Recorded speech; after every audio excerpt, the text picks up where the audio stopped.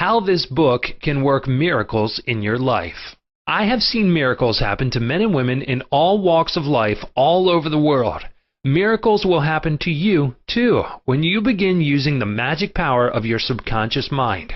This book is designed to teach you that your habitual thinking and imagery mold, fashion, and create your destiny. For as a man thinketh in his subconscious mind, so is he. Do you know the answers? Why is one man sad and another man happy? Why is one man joyous and prosperous and another man poor and miserable? Why is one man fearful and anxious and another full of faith and confidence? Why does one man have a beautiful, luxurious home while another man lives out a meager existence in a slum? Why is one man a great success and another an abject failure? Why is one speaker outstanding and immensely popular and another mediocre and unpopular? Why is one man a genius in his work or profession while the other man toils and moils all his life without doing or accomplishing anything worthwhile? Why is one man healed of a so-called incurable disease and another isn't? Why is it so many good, kind, religious people suffer the tortures of the damned in their mind and body? Why is it many immoral and irreligious people succeed and prosper and enjoy radiant health? Why is one woman happily married and her sister very unhappy and frustrated? Is there an answer to these questions in the workings of your conscious and subconscious minds? There most certainly is. Reason for writing this book. It is for the express purpose of answering and clarifying the above questions and many others of a similar nature that motivated me to write this book. I have endeavored to explain the great fundamental truths of your mind in the simplest language possible.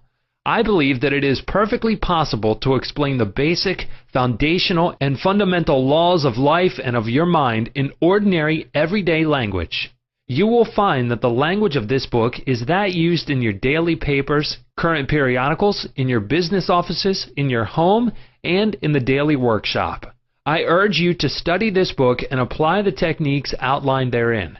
And as you do, I feel absolutely convinced that you will lay hold of a miracle working power that will lift you up from confusion, misery, melancholy, and failure, and guide you to your true place, solve your difficulties, sever you from emotional and physical bondage, and place you on the royal road to freedom, happiness, and peace of mind. This miracle working power of your subconscious mind can heal you of your sickness, make you vital and strong again. In learning how to use your inner powers, you will open the prison door of fear and enter into a life described by Paul as the glorious liberty of the sons of God. Releasing the miracle working power. A personal healing will ever be the most convincing evidence of our subconscious powers. Over 42 years ago, I resolved a malignancy. In medical terminology, it was called sarcoma, by using the healing power of my subconscious mind, which created me and still maintains and governs all my vital functions. The technique I applied is elaborated on in this book, and I feel sure that it will help others to trust the same infinite healing presence lodged in the subconscious depths of all men. Through the kindly offices of my doctor friend, I suddenly realized that it was natural to assume that the creative intelligence which made all my organs, fashioned my body, and started my heart could heal its own handiwork. The ancient proverb says, "The doctor dresses the wound and God heals it." Wonders happen when you pray effectively. Scientific prayer is the harmonious interaction of the conscious and subconscious levels of mind scientifically directed for a specific purpose. This book will teach you the scientific way to tap the realm of infinite power within you, enabling you to get what you really want in life. You desire a happier, fuller, and richer life. Begin to use this miracle-working power and smooth your way in daily affairs, solve business problems, and bring harmony in family relationships. Be sure that you read this book several times. The many chapters will show you how this wonderful power works, and how you can draw out the hidden inspiration and wisdom that is within you. Learn the simple techniques of impressing the subconscious mind. Follow the new scientific way in tapping the infinite storehouse. Read this book carefully, earnestly, and lovingly. Prove to yourself the amazing way it can help you. It could be, and I believe it will be, the turning point of your life. Everybody prays. Do you know how to pray effectively? How long is it since you prayed as part of your everyday activities? In an emergency, in time of danger or trouble, in illness, and when death lurks, prayers pour forth, your own and friends. Just read any daily newspaper. It is reported that prayers are being offered up all over the nation for a child stricken with a so-called incurable ailment, for peace among nations, for a group of miners trapped in a flooded mine. Later, it is reported that when rescued, the miners said that they prayed while waiting for rescue. An airplane pilot says that he prayed as he made a successful emergency landing. Certainly, prayer is an ever-present help in time of trouble. But you do not have to wait for trouble to make prayer an integral and constructive part of your life. The dramatic answers to prayer make headlines and are the subject of testimonies to the effectiveness of prayer. What of the many humble prayers of children, the simple thanksgiving of grace at the table daily, the faithful devotions wherein the individual seeks only communion with God? My work with people has made it necessary for me to study the various approaches to prayer. I have experienced the power of prayer in my own life, and I have talked and worked with many people who also have enjoyed the help of prayer. The problem usually is how to tell others how to pray. People who are in trouble have difficulty in thinking and acting reasonably. They need an easy formula to follow, an obvious working pattern that is simple and specific. Often they must be led to approach the emergency. Unique feature of this book. The unique feature of this book is its down-to-earth practicality. Here you are presented with simple, usable techniques and formulas which you can easily apply in your workaday world. I have taught these simple processes to men and women all over the world, and recently over 1,000 men and women of all religious affiliations attended a special class in Los Angeles where I presented the highlights of what is offered in the pages of this book. Many came from distances of 200 miles for each class lesson. The special features of this book will appeal to you because they show you why oftentimes you get the opposite of what you prayed for and reveal to you the reasons why. People have asked me in all parts of the world and thousands of times, why is it I have prayed and got no answer? In this book you will find the reasons for this common complaint. The many ways of impressing the subconscious mind and getting the right answers make this an extraordinarily valuable book and an ever-present help in time of trouble. What do you believe? It is not the thing believed in that which brings an answer to man's prayer. The answer to prayer results when the individual's subconscious mind responds to the mental picture or thought in his mind. This law of belief is operating in all religions of the world and is the reason why they are psychologically true. The Buddhist, the Christian, the Muslim, and the Hebrew all may get answers to their prayers, not because of the particular creed, religion, affiliation, ritual, ceremony, formula, liturgy, incantation, sacrifices, or offerings, but solely because of belief or mental acceptance and receptivity about that for which they pray. The law of life is the law of belief, and belief could be summed up briefly as a thought in your mind. As a man thinks, feels, and believes, so is the condition of his mind, body, and circumstances. A technique, a methodology based on an understanding of what you are doing and why you are doing it will help you bring about a subconscious embodiment of all the good things of life. Essentially, answered prayer is the realization of your heart's desire. Desire is prayer.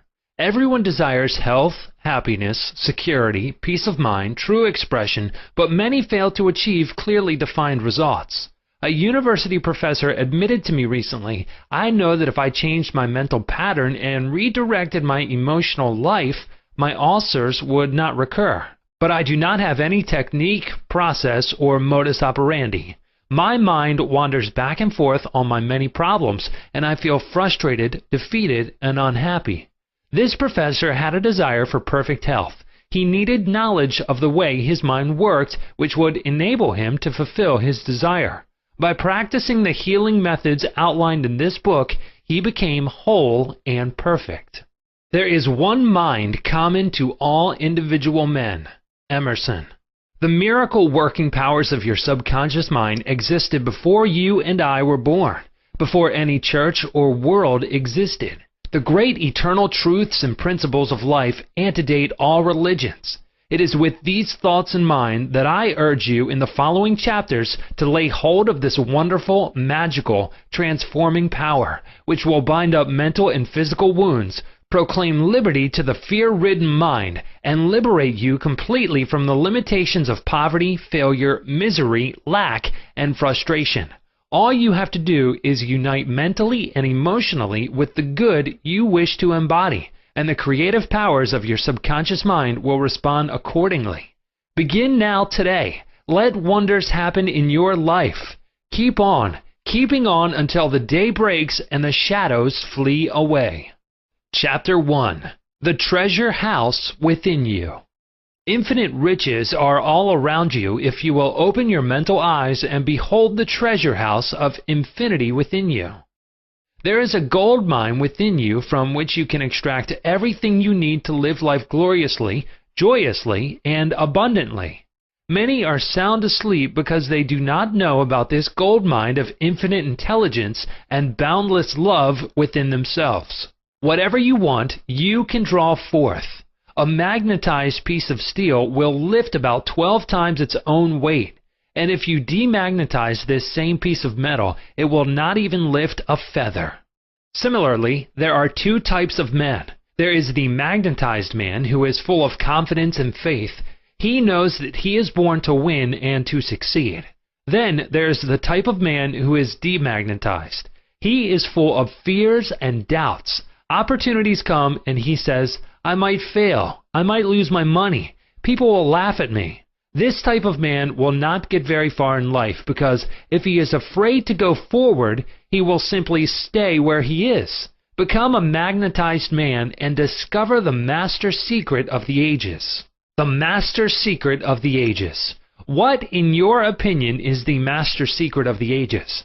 The secret of atomic energy, thermonuclear energy, the neutron bomb, interplanetary travel? No, not any of these. Then what is the master secret? Where can one find it and how can it be contacted and brought into action? The answer is extraordinarily simple. This secret is the marvelous, miracle-working power found in your own subconscious mind, the last place that most people would seek it. The marvelous power of your subconscious. You can bring into your life more power, more wealth, more health, more happiness, and more joy by learning to contact and release the hidden power of your subconscious mind. You need not acquire this power, you already possess it. But you want to learn how to use it. You want to understand it so that you can apply it in all departments of your life. As you follow the simple techniques and processes set forth in this book, you can gain the necessary knowledge and understanding. A new light can inspire you, and you can generate a new force enabling you to realize your hopes and make all your dreams come true. Decide now to make your life grander, greater, richer, and nobler than ever before. Within your subconscious depths lie infinite wisdom, infinite power, and infinite supply of all that is necessary, which is waiting for development and expression. Begin now to recognize these potentialities of your deeper mind, and they will take form in the world without. The infinite intelligence within your subconscious mind can reveal to you everything you need to know at every moment of time and point of space, provided you are open-minded and receptive. You can receive new thoughts and ideas, enabling you to bring forth new inventions, make new discoveries, or write books and plays. Moreover, the infinite intelligence in your subconscious can impart to you wonderful kinds of knowledge of an ordinary nature. It can reveal to you and open the way for perfect expression and true place in your life. Through the wisdom of your subconscious mind, you can attract the ideal companion as well as the right business associate or partner. It can find the right buyer for your home and provide you with all the money you need and the financial freedom to be, do, and go as your heart desires. It is your right to discover this inner world of thought, feeling, and power, of light, love, and beauty. Though invisible, its forces are mighty. Within your subconscious mind, you will find the solution for every problem and the cause for every effect. Because you can draw out the hidden powers, you come into actual possession of the power and wisdom necessary to move forward in abundance, security, joy, and dominion. I have seen the power of the subconscious lift people up out of crippled states, making them whole, vital, and strong once more, and free to go out into the world to experience happiness, health, and joyous expression. There is a miraculous healing power in your subconscious that can heal the troubled mind and the broken heart. It can open the prison door of the mind and liberate you. It can free you from all kinds of material and physical bondage. Necessity of a working basis. Substantial progress in any field of endeavor is impossible in the absence of a working basis, which is universal in its application. You can become skilled in the operation of your subconscious mind. You can practice its powers with a certainty of results in exact proportion to your knowledge of its principles and to your application of them for definite specific purposes and goals you wish to achieve. Being a former chemist, I would like to point out that if you combine hydrogen and oxygen in the proportions of 2 atoms of the former to 1 of the latter, water would be the result. You are very familiar with the fact that 1 atom of oxygen and 1 atom of carbon will produce carbon monoxide, a poisonous gas. But if you add another atom of oxygen, you will get carbon dioxide, a harmless gas, and so on throughout the vast realm of chemical compounds. You must not think that the principles of chemistry, physics, and mathematics differ from the principles of your subconscious mind. Let us consider a generally accepted principle. Water seeks its own level. This is a universal principle which is applicable to water everywhere. Consider another principle. Matter expands when heated. This is true anywhere at any time and under all circumstances. You can heat a piece of steel and it will expand regardless whether the steel is found in China, England, or India. It is a universal truth that matter expands when heated. It is also a universal truth that whatever you impress on your subconscious mind is expressed on the screen of space as condition, experience, and event. Your prayer is answered because your subconscious mind is principle, and by principle I mean the way a thing works. For example, the principle of electricity is that it works from a higher to a lower potential. If you do not change the principle of electricity when you use it, but by cooperating with nature, you can bring forth marvelous inventions and discoveries which bless humanity in countless ways. Your subconscious mind is principle and works according to the law of belief. You must know what belief is, why it works, and how it works. The law of your mind is the law of belief. This means to believe in the way your mind works, to believe in belief itself. The belief of your mind is the thought of your mind. That is simple, just that and nothing else. All your experiences, events, conditions, and acts are the reactions of your subconscious mind to your thoughts. Remember, it is not the thing believed in, but the belief in your own mind which brings about the result. Cease believing in the false beliefs, opinions, superstitions, and fears of mankind. Begin to believe in the eternal verities and truths of life, which never change. Then you will move onward, upward, and Godward. Whoever reads this book and applies the principles of the subconscious mind herein set forth will be able to pray scientifically and effectively for himself and for others. Your prayer is answered according to the universal law of action and reaction. Thought is incipient action. The reaction is the response from your subconscious mind which corresponds with the nature of your thought.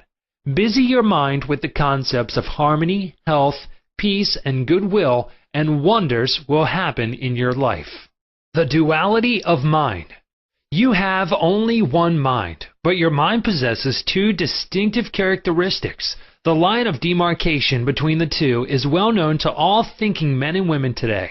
The 2 functions of your mind are essentially unlike. Each is endowed with separate and distinct attributes and powers. The nomenclature generally used to distinguish the 2 functions of your mind is as follows: the objective and subjective mind, the conscious and subconscious mind, the waking and sleeping mind, the surface self and the deep self, the voluntary mind and the involuntary mind, the male and the female, and many other terms.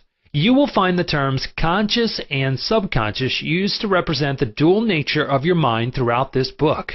The conscious and subconscious minds. An excellent way to get acquainted with the two functions of your mind is to look upon your own mind as a garden. You are a gardener and you are planting seeds, thoughts in your subconscious mind all day long, based on your habitual thinking. As you sow in your subconscious mind, so shall you reap in your body and environment. Begin now to sow thoughts of peace, happiness, right action, goodwill, and prosperity. Think quietly and with interest on these qualities and accept them fully in your conscious, reasoning mind. Continue to plant these wonderful seeds, thoughts, in your garden of your mind, and you will reap a glorious harvest. Your subconscious mind may be likened to the soil, which will grow all kinds of seeds, good or bad. Do men gather grapes of thorns or figs of thistles? Every thought is, therefore, a cause, and every condition is an effect. For this reason, it is essential that you take charge of your thoughts so as to bring forth only desirable conditions. When your mind thinks correctly, when you understand the truth, when the thoughts deposited in your subconscious mind are constructive, harmonious, and peaceful, the magic working power of your subconscious will respond and bring about harmonious conditions, agreeable surroundings, and the best of everything. When you begin to control your thought processes, you can apply the powers of your subconscious to any problem or difficulty. In other words, you will actually be consciously cooperating with the infinite power and omnipotent law which governs all things. Look around you wherever you live, and you will notice that the vast majority of mankind lives in the world without. The more enlightened men are intensely interested in the world within. Remember, it is the world within, namely your thoughts, feelings, and imagery, that makes your world without. It is, therefore, the only creative power, and everything which you find in your world of expression has been created by you in the inner world of your mind, consciously or unconsciously. Knowledge of the interaction of your conscious and subconscious minds will enable you to transform your whole life. In order to change external conditions, you must change the cause. Most men try to change conditions and circumstances by working with conditions and circumstances. To remove discord, confusion, lack, and limitation, you must remove the cause. And the cause is the way you are using your conscious mind. In other words, the way you are thinking and picturing in your mind. You are living in a fathomless sea of infinite riches. Your subconscious is very sensitive to your thoughts. Your thoughts form the mold or matrix through which the infinite intelligence, wisdom, vital forces, and energies of your subconscious flow. The practical application of the laws of your mind as illustrated in each chapter of this book will cause you to experience abundance for poverty, wisdom for superstition and ignorance, peace for pain, joy for sadness, light for darkness, harmony for discord, faith and confidence for fear, success for failure, and freedom from the law of averages. Certainly there can be no more wonderful blessing than these from a mental, emotional, and material standpoint. Most of the great scientists, artists, poets, singers, writers, and inventors have a deep understanding of the workings of the conscious and subconscious minds. One time Caruso, the great operatic tenor, was struck with stage fright. He said his throat was paralyzed due to spasms caused by intense fear, which constricted the muscles of his throat. Perspiration poured copiously down his face. He was ashamed, because in a few minutes he had to go out on the stage, yet he was shaking with fear and trepidation. He said, "They will laugh at me. I can't sing." Then he shouted in the presence of those behind the stage, "The little me wants to strangle the big me within." He said to the little me, "Get out of here. The big me wants to sing through me." By the big me, he meant the limitless power and wisdom of his subconscious mind, and he began to shout, "Get out, get out. The big me is going to sing." His subconscious mind responded, releasing the vital forces within him. When the call came, he walked out on the stage and sang gloriously and majestically, enthralling the audience. It is obvious to you now that Caruso must have understood the two levels of the mind, the conscious or rational and the subconscious or irrational level. Your subconscious mind is reactive and responds to the nature of your thoughts. When your conscious mind, the little me, is full of fear, worry, and anxiety, the negative emotions engendered in your subconscious mind, the big me, are released and flood the conscious mind with a sense of panic, foreboding, and despair. When this happens, you can, like Caruso, speak affirmatively and with a deep sense of authority to the irrational emotions generated in your deeper mind as follows. Be still. Be quiet. I am in control. You must obey me. You are subject to my command. You cannot intrude where you do not belong. It is fascinating and intensely interesting to observe how you can speak authoritatively and with conviction to the irrational movement of your deeper self, bringing silence, harmony, and peace to your mind. The subconscious is subject to the conscious mind, and that is why it is called subconscious or subjective. Outstanding differences and modes of operation. You will perceive the main differences by the following illustrations. The conscious mind is like the navigator or a captain at the bridge of a ship.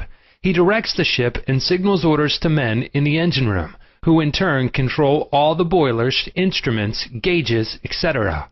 The men in the engine room do not know where they are going. They follow orders. They would go on the rocks if the man on the bridge issued faulty or wrong instructions based on his findings with the compass, sextant, or other instruments. The men in the engine room obey him because he is in charge and issues orders, which are automatically obeyed.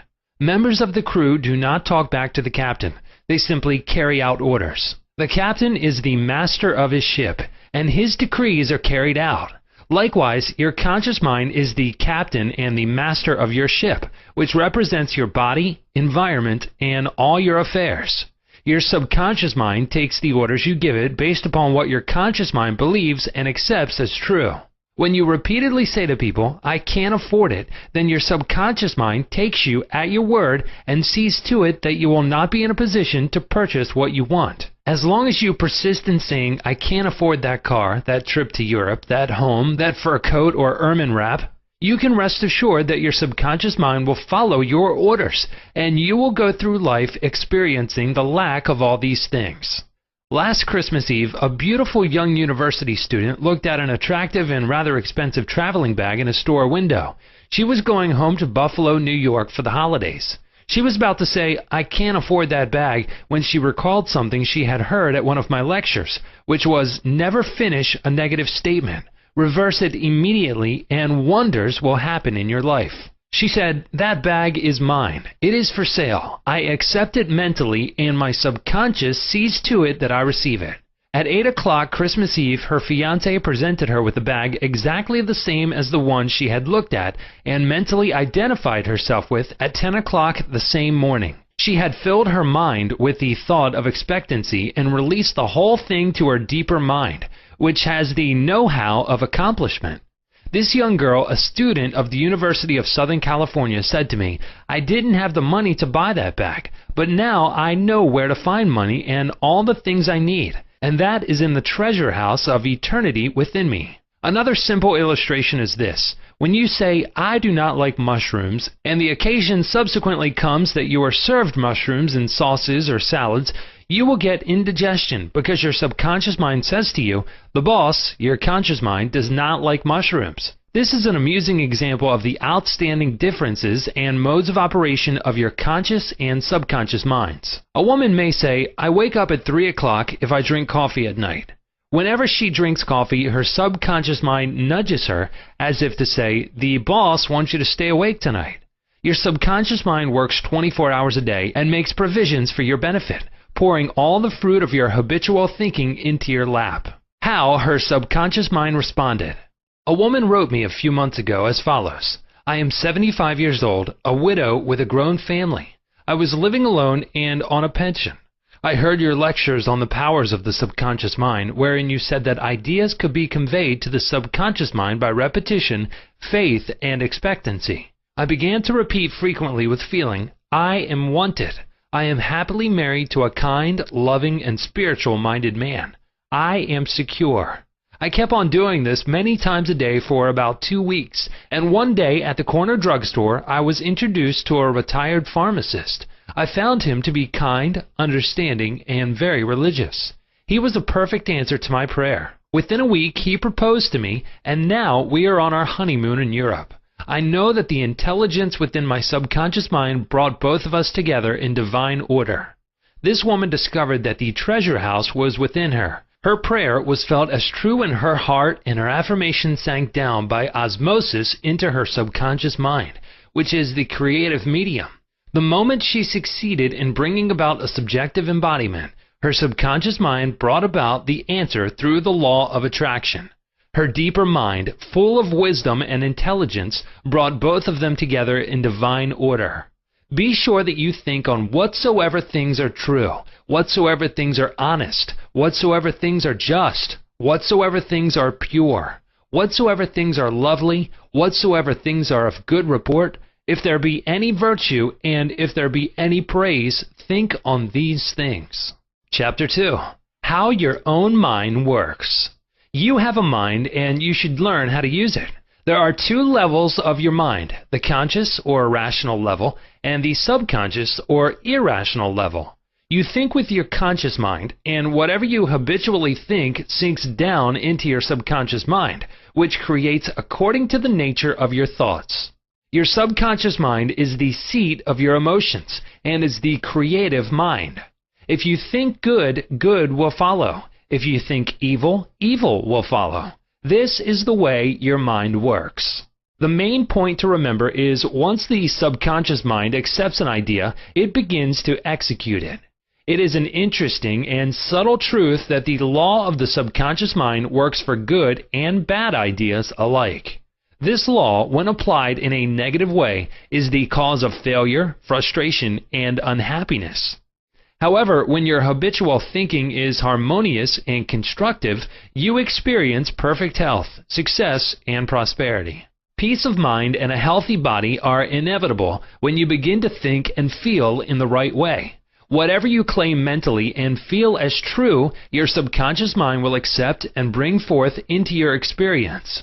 The only thing necessary for you to do is to get your subconscious mind to accept your idea, and the law of your own subconscious mind will bring forth the health, peace, or the position you desire. You give the command or decree, and your subconscious will faithfully reproduce the idea impressed upon it. The law of your mind is this.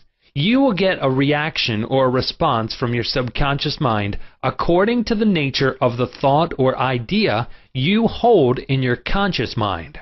Psychologists and psychiatrists point out that when thoughts are conveyed to your subconscious mind, impressions are made in the brain cells. As soon as your subconscious accepts any idea, it proceeds to put it into effect immediately. It works by association of ideas and uses every bit of knowledge that you have gathered in your lifetime to bring about its purpose. It draws on the infinite power, energy, and wisdom within you. It lines up all the laws of nature to get its way. Sometimes it seems to bring about an immediate solution to your difficulties, but at other times it takes days, weeks, or longer. Its ways are past finding out. Conscious and subconscious terms differentiated. You must remember that these are not two minds. They are merely two spheres of activity within one mind.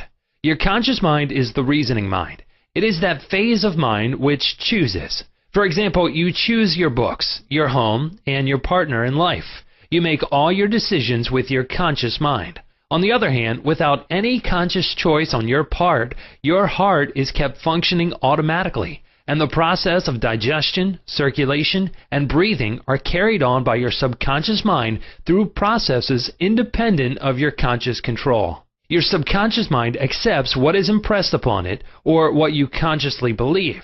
It does not reason things out like your conscious mind, and it does not argue with you controversially. Your subconscious mind is like the soil, which accepts any kind of seed, good or bad. Your thoughts are active and might be likened unto seeds. Negative, destructive thoughts continue to work negatively in your subconscious mind, and in due time will come forth into outer experience which corresponds with them.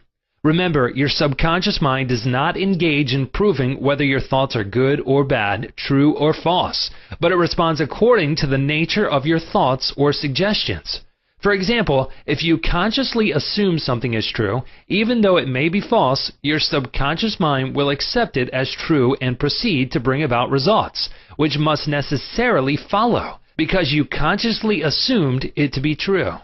Experiments by psychologists. Innumerable experiments by psychologists and others on persons in the hypnotic state have shown that the subconscious mind is incapable of making selections and comparisons which are necessary for a reasoning process. They have shown repeatedly that your subconscious mind will accept any suggestions, however false. Having once accepted any suggestion, it responds according to the nature of the suggestion given. To illustrate the amenability of your subconscious mind to suggestion, if a practiced hypnotist suggests to one of his subjects that he is Napoleon Bonaparte, or even a cat or a dog, he will act out the part with imitable accuracy. His personality becomes changed for the time being. He believes himself to be whatever the operator tells him he is. A skilled hypnotist may suggest to one of his students in the hypnotic state that his back itches, to another that his nose is bleeding, to another that he is a marble statue, to another that he is freezing and the temperature is below zero. Each one will follow out the line of his particular suggestion, totally obvious to all his surroundings, which do not pertain to his idea. These simple illustrations portray clearly the difference between your conscious reasoning mind and your subconscious mind, which is impersonal, non-selective, and accepts as true whatever your conscious mind believes to be true.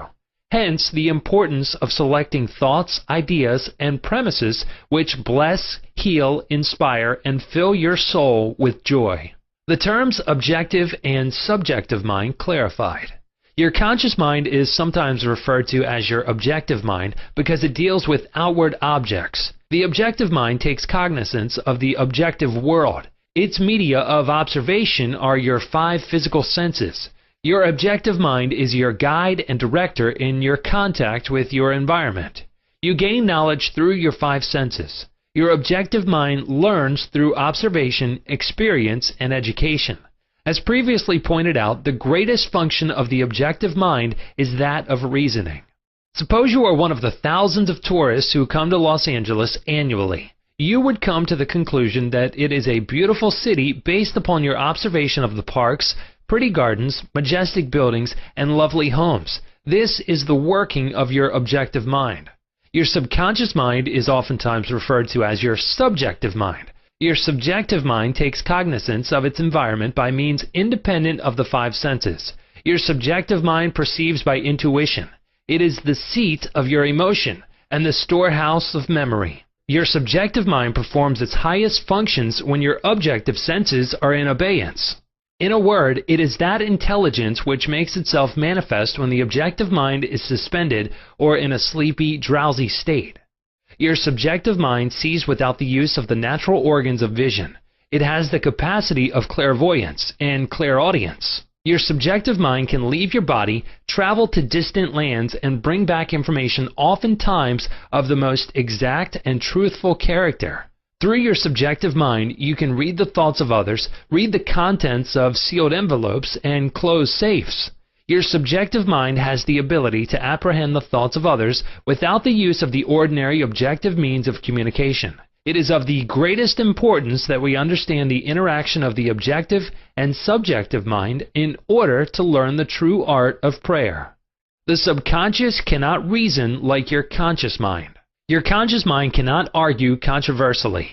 Hence, if you give it wrong suggestions, it will accept them as true and will proceed to bring them to pass as conditions, experiences, and events. All things that have happened to you are based on thoughts impressed on your subconscious mind through belief.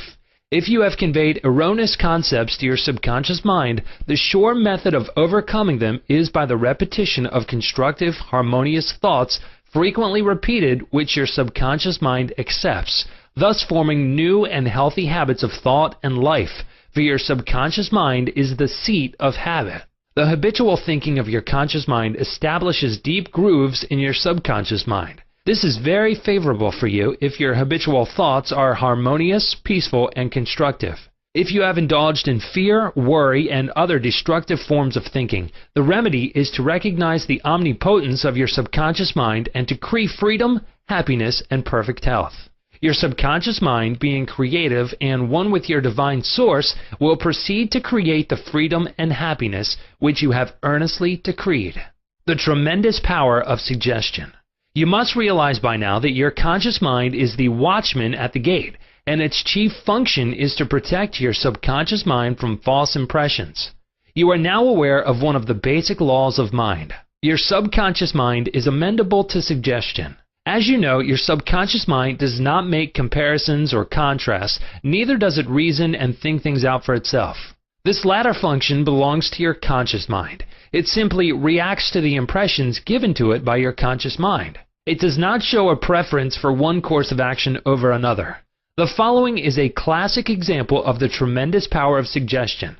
Suppose you approach a timid-looking passenger on board ship and say to him something like this: "You look very ill. How pale you are. I feel certain you are going to be seasick. Let me help you to your cabin." This passenger turns pale. Your suggestion of seasickness associates itself with his own fears and forebodings. He accepts your aid down to the berth, and there your negative suggestion, which was accepted by him, is realized. Different reactions to the same suggestion. It is true that different people will react in different ways to the same suggestion, because of their subconscious conditioning or belief. For example, if you go to a sailor on the ship and say to him sympathetically, "My dear fellow, you are looking very ill. Aren't you feeling sick? You look to me as if you were going to be seasick." According to his temperament, he either laughs at your joke or expresses a mild irritation. Your suggestion fell on deaf ears in this instance, because your suggestion of seasickness was associated in his mind with his own immunity from it. Therefore, it called up not fear or worry, but self-confidence. The dictionary says that a suggestion is the act or instance of putting something into one's mind, the mental process by which the thought or idea suggested is entertained, accepted, or put into effect. You must remember that a suggestion cannot impress something on the subconscious mind against the will of the conscious mind. In other words, your conscious mind has the power to reject the suggestion given. In the case of the sailor, he had no fear of seasickness. He had convinced himself of his immunity, and the negative suggestion had absolutely no power to evoke fear. The suggestion of seasickness to the other passenger called forth his indwelling fear of seasickness. Each of us has his own inner fears, beliefs, opinions, and these inner assumptions rule and govern our lives. A suggestion has no power in and of itself except if you accept it mentally. This causes your subconscious powers to flow in a limited and restricted way according to the nature of the suggestion. How he lost his arm. Every 2 or 3 years I give a series of lectures at the London Truth Forum in Caxton Hall. This is a forum I founded a number of years ago. Dr. Evelyn Fleet, the director, told me about an article which appeared in the English newspapers dealing with the power of suggestion. This is the suggestion a man gave to his subconscious mind over a period of about 2 years. I would give my right arm to see my daughter cured.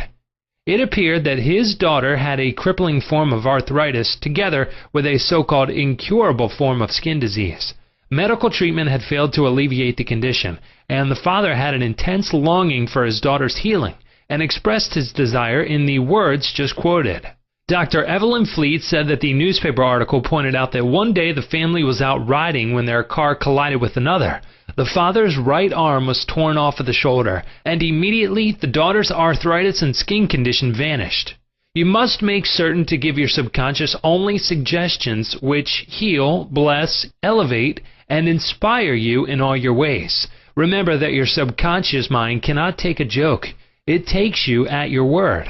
How autosuggestion banishes fear. Illustrations of autosuggestion. Autosuggestion means suggesting something definite and specific to oneself. Herbert Parkin, in his excellent manual of autosuggestion, records the following incident. It has its amusing side so that one remembers it. A New York visitor in Chicago looks at his watch, which is set an hour ahead of Chicago time, and tells a Chicago friend that it is 12 o'clock. The Chicago friend, not considering the difference in time between Chicago and New York, tells the New Yorker that he is hungry and that he must go to lunch. Autosuggestion may be used to banish various fears and other negative conditions. A young singer was invited to give an audition. She had been looking forward to the interview, but on 3 previous occasions she had failed miserably due to fear of failure. This young lady had a very good voice, but she had been saying to herself, when the time comes for me to sing, maybe they won't like me. I will try, but I'm full of fear and anxiety. Her subconscious mind accepted these negative autosuggestions as a request and proceeded to manifest them and bring them into her experience. The cause was an involuntary autosuggestion. Example, silent fear thoughts emotionalized and subjectified. She overcame it by the following technique. 3 times a day, she isolated herself in a room. She sat down comfortably in an armchair, relaxed her body, and closed her eyes. She stilled her mind and body as best she could. Physical inertia favors mental passivity and renders the mind more receptive to suggestion. She counteracted the fear suggestion by saying to herself, I sing beautifully. I am poised, serene, confident, and calm. She repeated this statement slowly, quietly, and with feeling from 5 to 10 times at each sitting. She had 3 such sittings every day and 1 immediately prior to sleep. At the end of a week, she was completely poised and confident. When the invitation to audition came, she gave a remarkable, wonderful audition. How she restored her memory. A woman aged 75 was in the habit of saying to herself, I am losing my memory. She reversed the procedure and practiced inducing autosuggestion several times a day as follows. My memory from today on is improving in every department. I shall always remember whatever I need to know at every moment of time and point of space. The impressions received will be clearer and more definite. I shall retain them automatically and with ease. Whatever I wish to recall will immediately present itself in the correct form in my mind. I am improving rapidly every day, and very soon my memory will be better than it has ever been before. At the end of 3 weeks, her memory was back to normal, and she was delighted. How he overcame a nasty temper. Many men who complained of irritability and bad temper proved to be very susceptible to autosuggestion and obtained marvelous results by using the following statements 3 or 4 times a day, morning, noon, and at night prior to sleep for about a month. Henceforth I shall grow more good-humored. Joy, happiness, and cheerfulness are now becoming my normal states of mind. Every day I am becoming more and more lovable and understanding. I am now becoming the center of cheer and goodwill to all those about me, infecting them with good humor. This happy, joyous, and cheerful mood is now becoming my normal, natural state of mind. I am grateful. The constructive and destructive power of suggestion. Some illustrations and comments on hereto suggestion. Heterosuggestion means suggestions from another person. In all ages, the power of suggestion has played a part in the life and thought of man in every period of time and in each country of the earth. In many parts of the world, it is the controlling power in religion. Suggestion may be used to discipline and control ourselves, but it can also be used to take control and command over others who do not know the laws of mind. In its constructive form, it is wonderful and magnificent. In its negative aspects, it is one of the most destructive of all the response patterns of the mind, resulting in patterns of misery, failure, suffering, sickness, and disaster. Have you accepted any of these? From infancy on, the majority of us have been given many negative suggestions.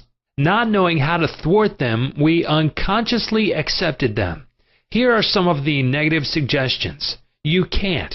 You'll never amount to anything. You mustn't. You'll fail. You haven't got a chance. You're all wrong. It's no use. It's not what you know, but who you know. The world is going to the dogs. What's the use? Nobody cares. It's no use trying so hard. You're too old now. Things are getting worse and worse. Life is an endless grind. Love is for the birds. You just can't win. Pretty soon you'll be bankrupt. Watch out, you'll get the virus. You can't trust the soul, etc. Unless, as an adult, you use constructive autosuggestion, which is a reconditioning therapy, the impressions made on you in the past can cause behavior patterns that cause failure in your personal and social life. Autosuggestion is a means releasing you from the mass of negative verbal conditioning that might otherwise distort your life pattern. making the development of good habits difficult. You can counteract negative suggestions. Pick up the paper any day and you can read dozens of items that could sow the seeds of fertility, fear, worry, anxiety, and impending doom. If accepted by you, these thoughts of fear could cause you to lose the will for life. Knowing that you can reject all these negative suggestions by giving your subconscious mind constructive auto-suggestions, you counteract all these destructive ideas. Check regularly on the negative suggestions that people make to you. You do not have to be influenced by destructive heterosuggestion.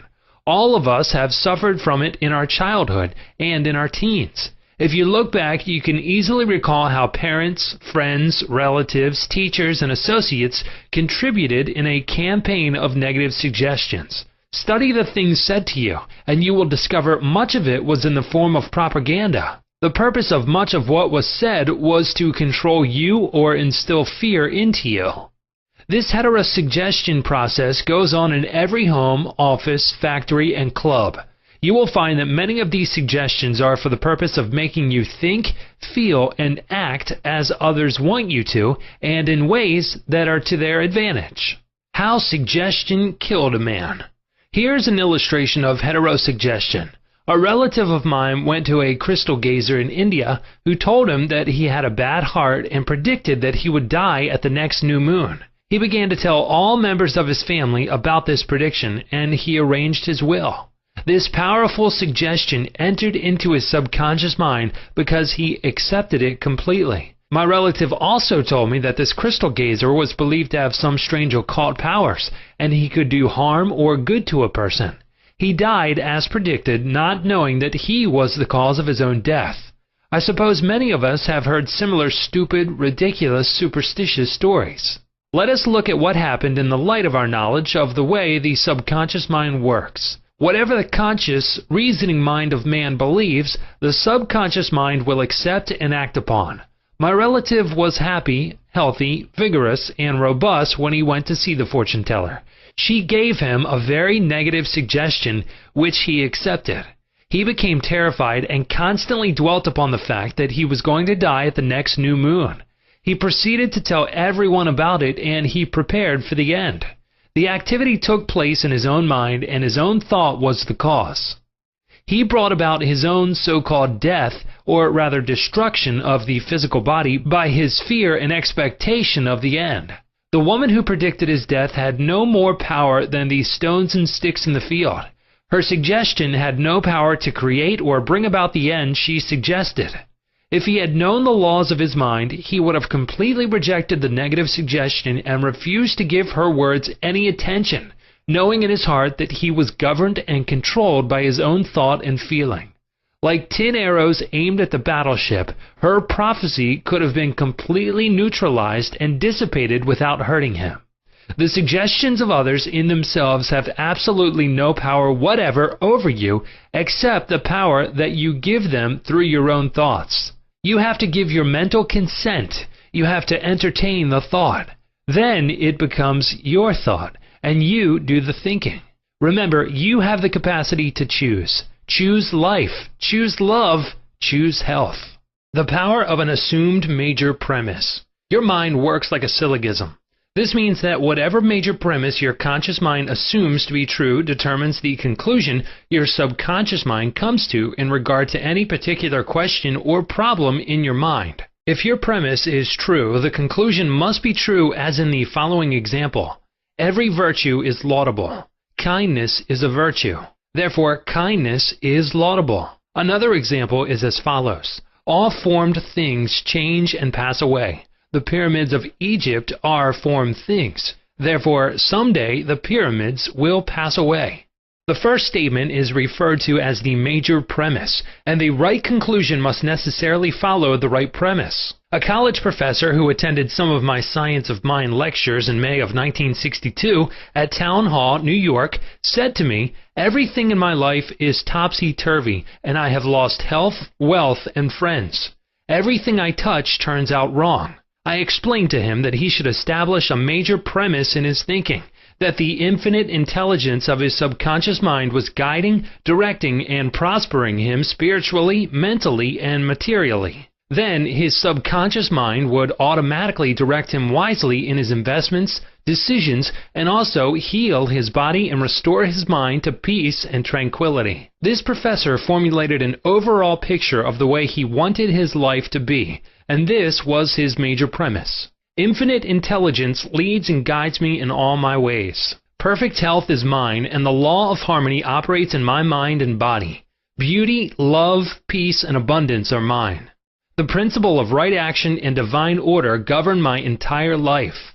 I know my major premise is based on the eternal truths of life, and I know, feel, and believe that my subconscious mind responds according to the nature of my conscious mind thinking. He wrote me as follows. I repeated the above statements slowly, quietly, and lovingly several times a day, knowing that they were sinking deep down into my subconscious mind and that results must follow.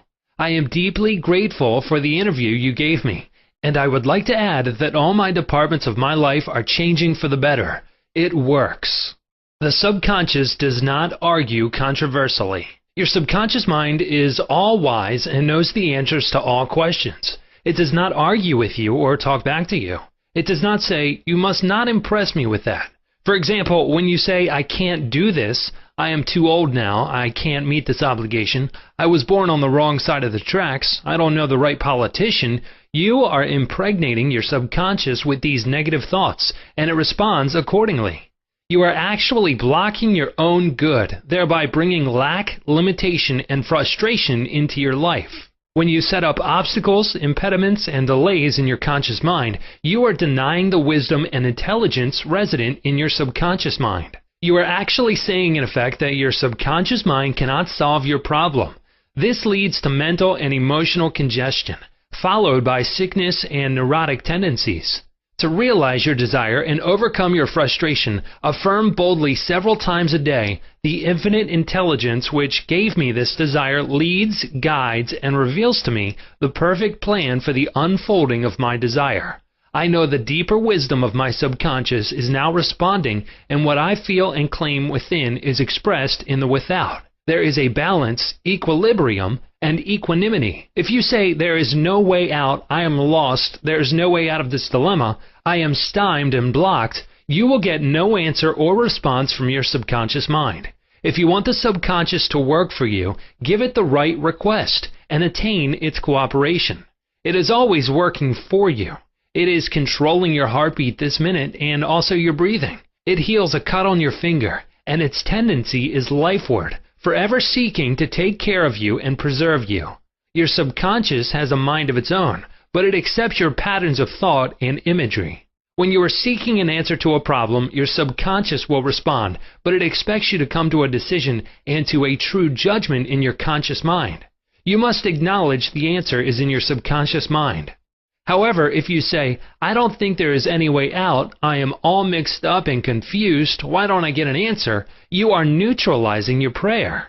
Like the soldier marking time, you do not get anywhere. Still the wheels of your mind. Relax, let go, and quietly affirm, "My subconscious knows the answer.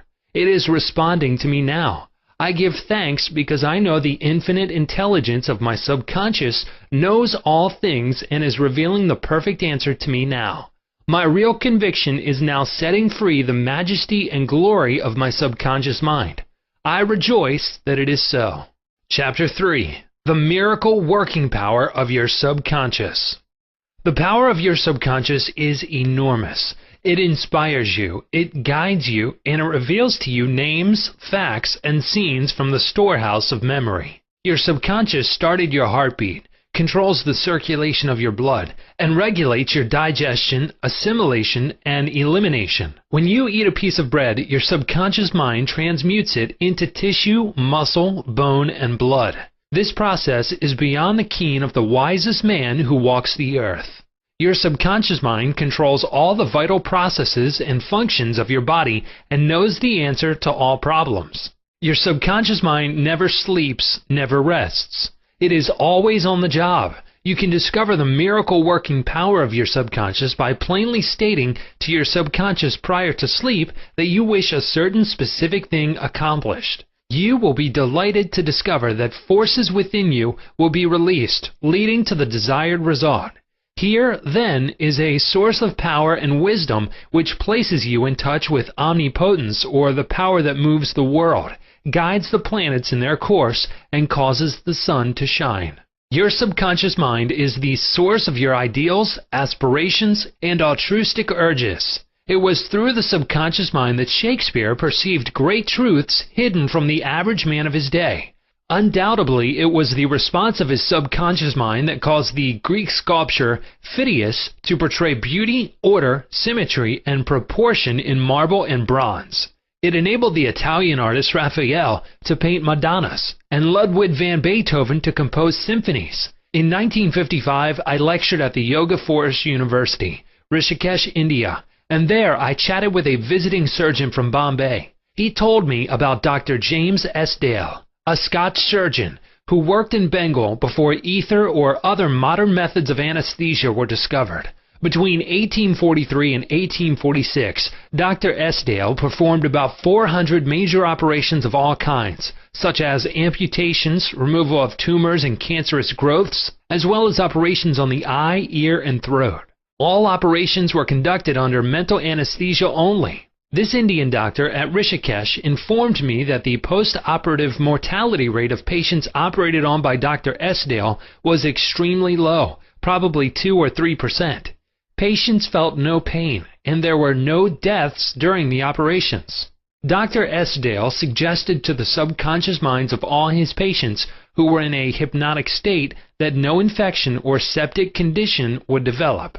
You must remember that this was before Louis Pasteur, Joseph Lister, and others who pointed out the bacterial origin of disease and causes of infection due to unsterilized instruments and virulent organisms.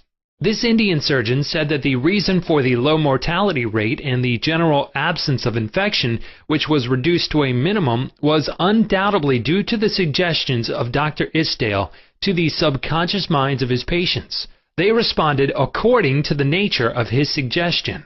It is simply wonderful when you conceive how a surgeon over 120 years ago discovered the miraculous wonder-working powers of the subconscious mind.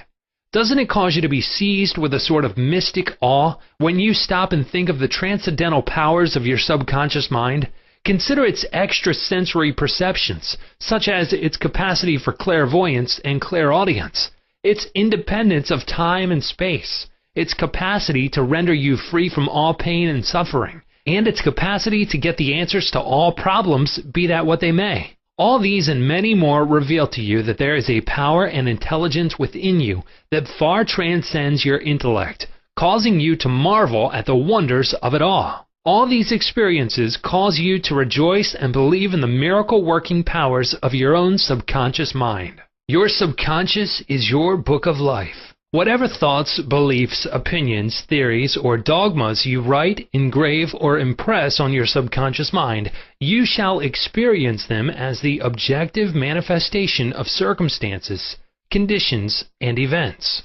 What you write on the inside, you will experience on the outside. You have two sides to your life, objective and subjective, visible and invisible, thought and its manifestation. Your brain receives your thought, which is the organ of your conscious reasoning mind. When your conscious or objective mind accepts the thought completely, it is sent to the solar plex, called the brain of your mind, where it becomes flesh and is made manifest in your experience. As previously outlined, your subconscious cannot argue. It acts only from what you write on it. It accepts your verdict or the conclusions of your conscious mind as final. This is why you are always writing on the book of life, because your thoughts become your experiences. The American essayist Ralph Waldo Emerson said, "Man is what he thinks all day long." What is impressed in the subconscious is expressed. William James, the father of American psychology, said that the power to move the world is in your subconscious mind. Your subconscious mind is one with infinite intelligence and boundless wisdom. It is fed by hidden springs and is called the law of life. Whatever you impress upon your subconscious mind, the latter will move heaven and earth to bring it to pass. You must, therefore, impress it with right ideas and constructive thoughts. The reason there is so much chaos and misery in the world is because people do not understand the interaction of their conscious and subconscious minds. When these two principles work in accord, in concord, in peace, and synchronously together, you will have health, happiness, peace, and joy. There is no sickness or discord when the conscious and subconscious work together harmoniously and peacefully. The tomb of Hermes was opened with great expectancy and a sense of wonder because people believed that the greatest secret of the ages was contained therein. The secret was as within, so without, as above, so below. In other words, whatever is impressed in your subconscious mind is expressed on the screen of space. This same truth was proclaimed by Moses, Isaiah, and all the illumined seers of the ages. Whatever you feel as true subjectively is expressed as conditions, experiences, and events. Motion and emotion must balance. As in heaven, your own mind, so on earth, in your body and environment. This is the great law of life. You will find throughout all nature the law of action and reaction, of rest and motion. These two must balance. Then there will be harmony and equilibrium. You are here to let the life principle flow through you rhythmically and harmoniously. The intake and the outgo must be equal. The impression and the expression must be equal. All your frustration is due to unfilled desire. If you think negatively, destructively, and viciously, these thoughts generate destructive emotions which must be expressed and find an outlet.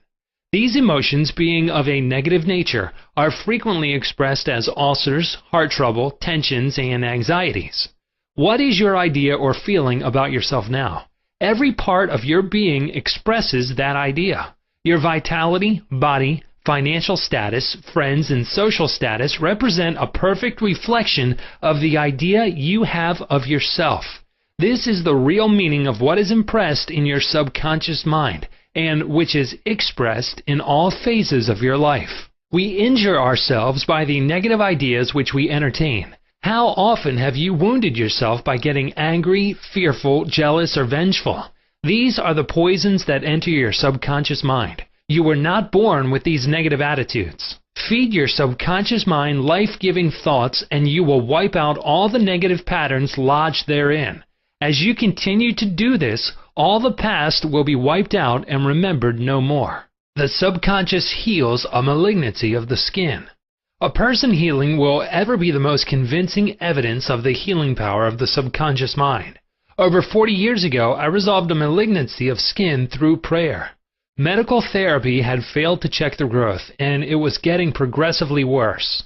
A clergyman with a deep psychological knowledge explained to me the inner meaning of the 139th Psalm, wherein it says, "In thy book all my members were written, which in continuance were fashioned, when as yet there was none of them." He explained that the term book meant my subconscious mind, which fashioned and molded all my organs from an invisible cell.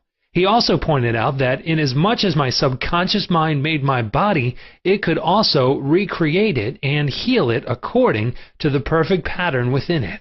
This clergyman showed me his watch and said, "This had a maker, and the watchmaker had to have the idea first in mind before the watch became an objective reality.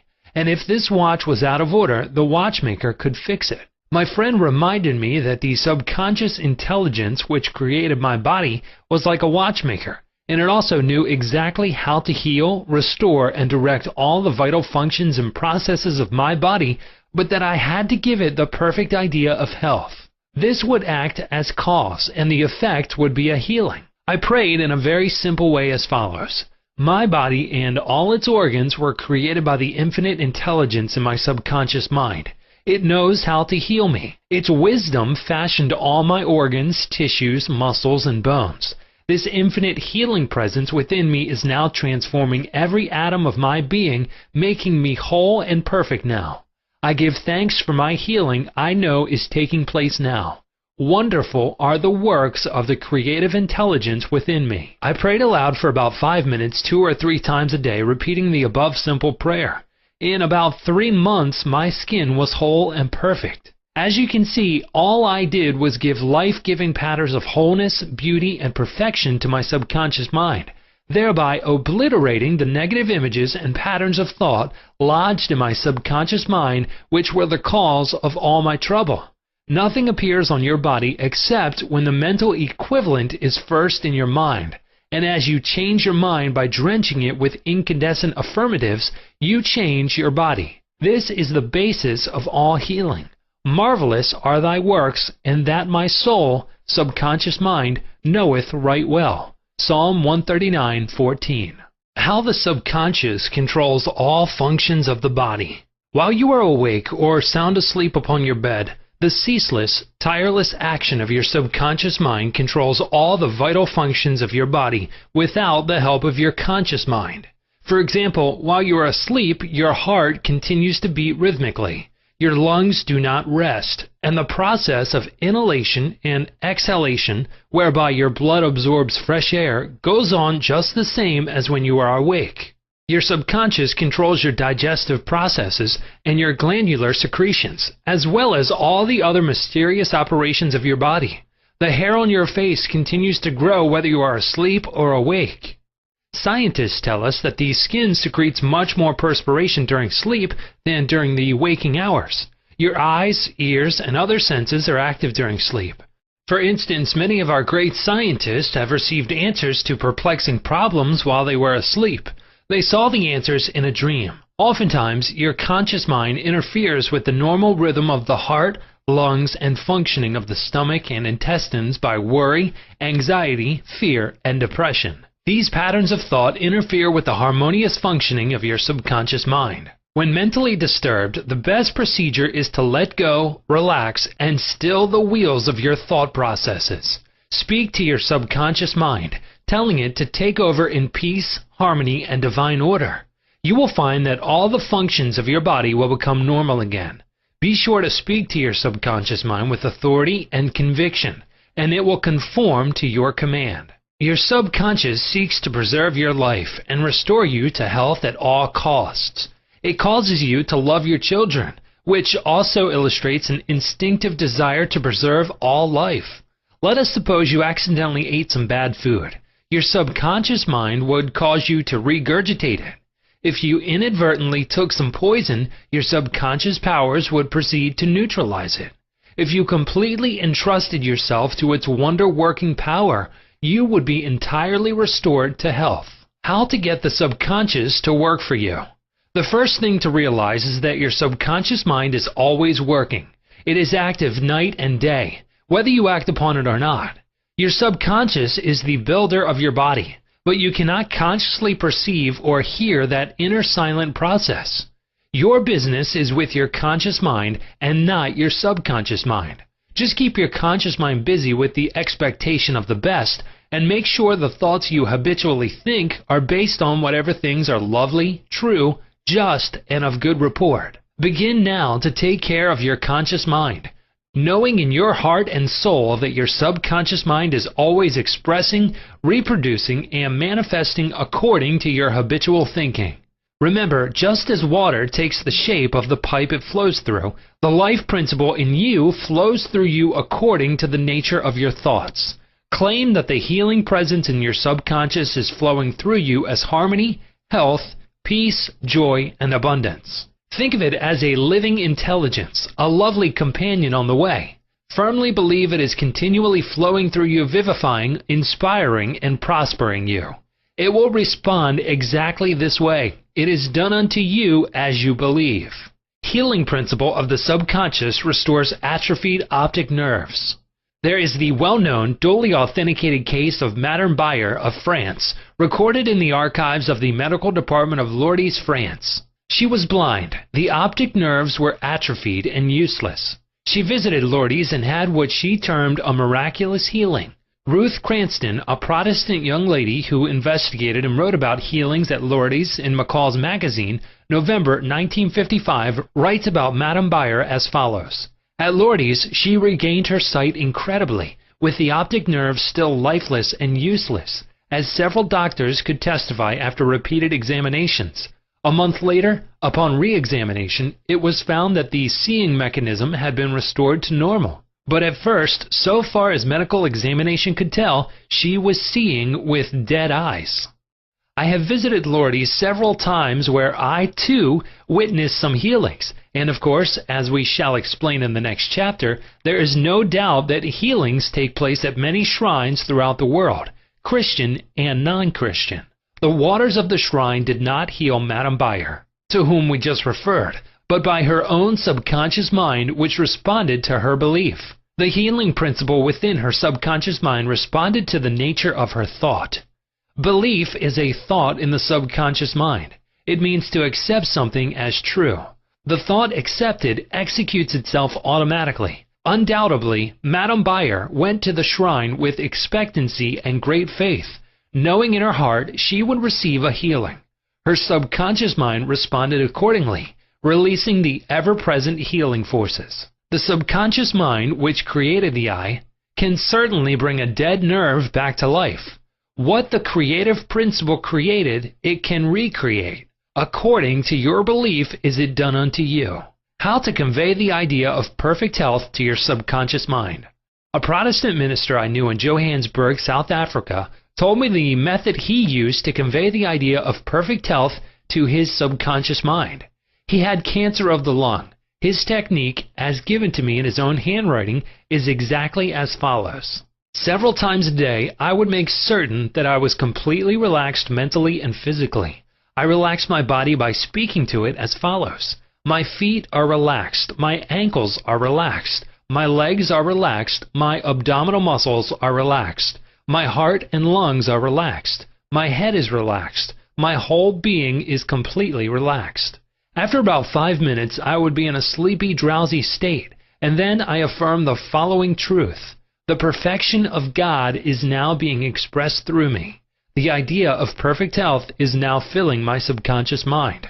The image God has of me is a perfect image, and my subconscious mind recreates my body in perfect accordance with the perfect image held in the mind of God.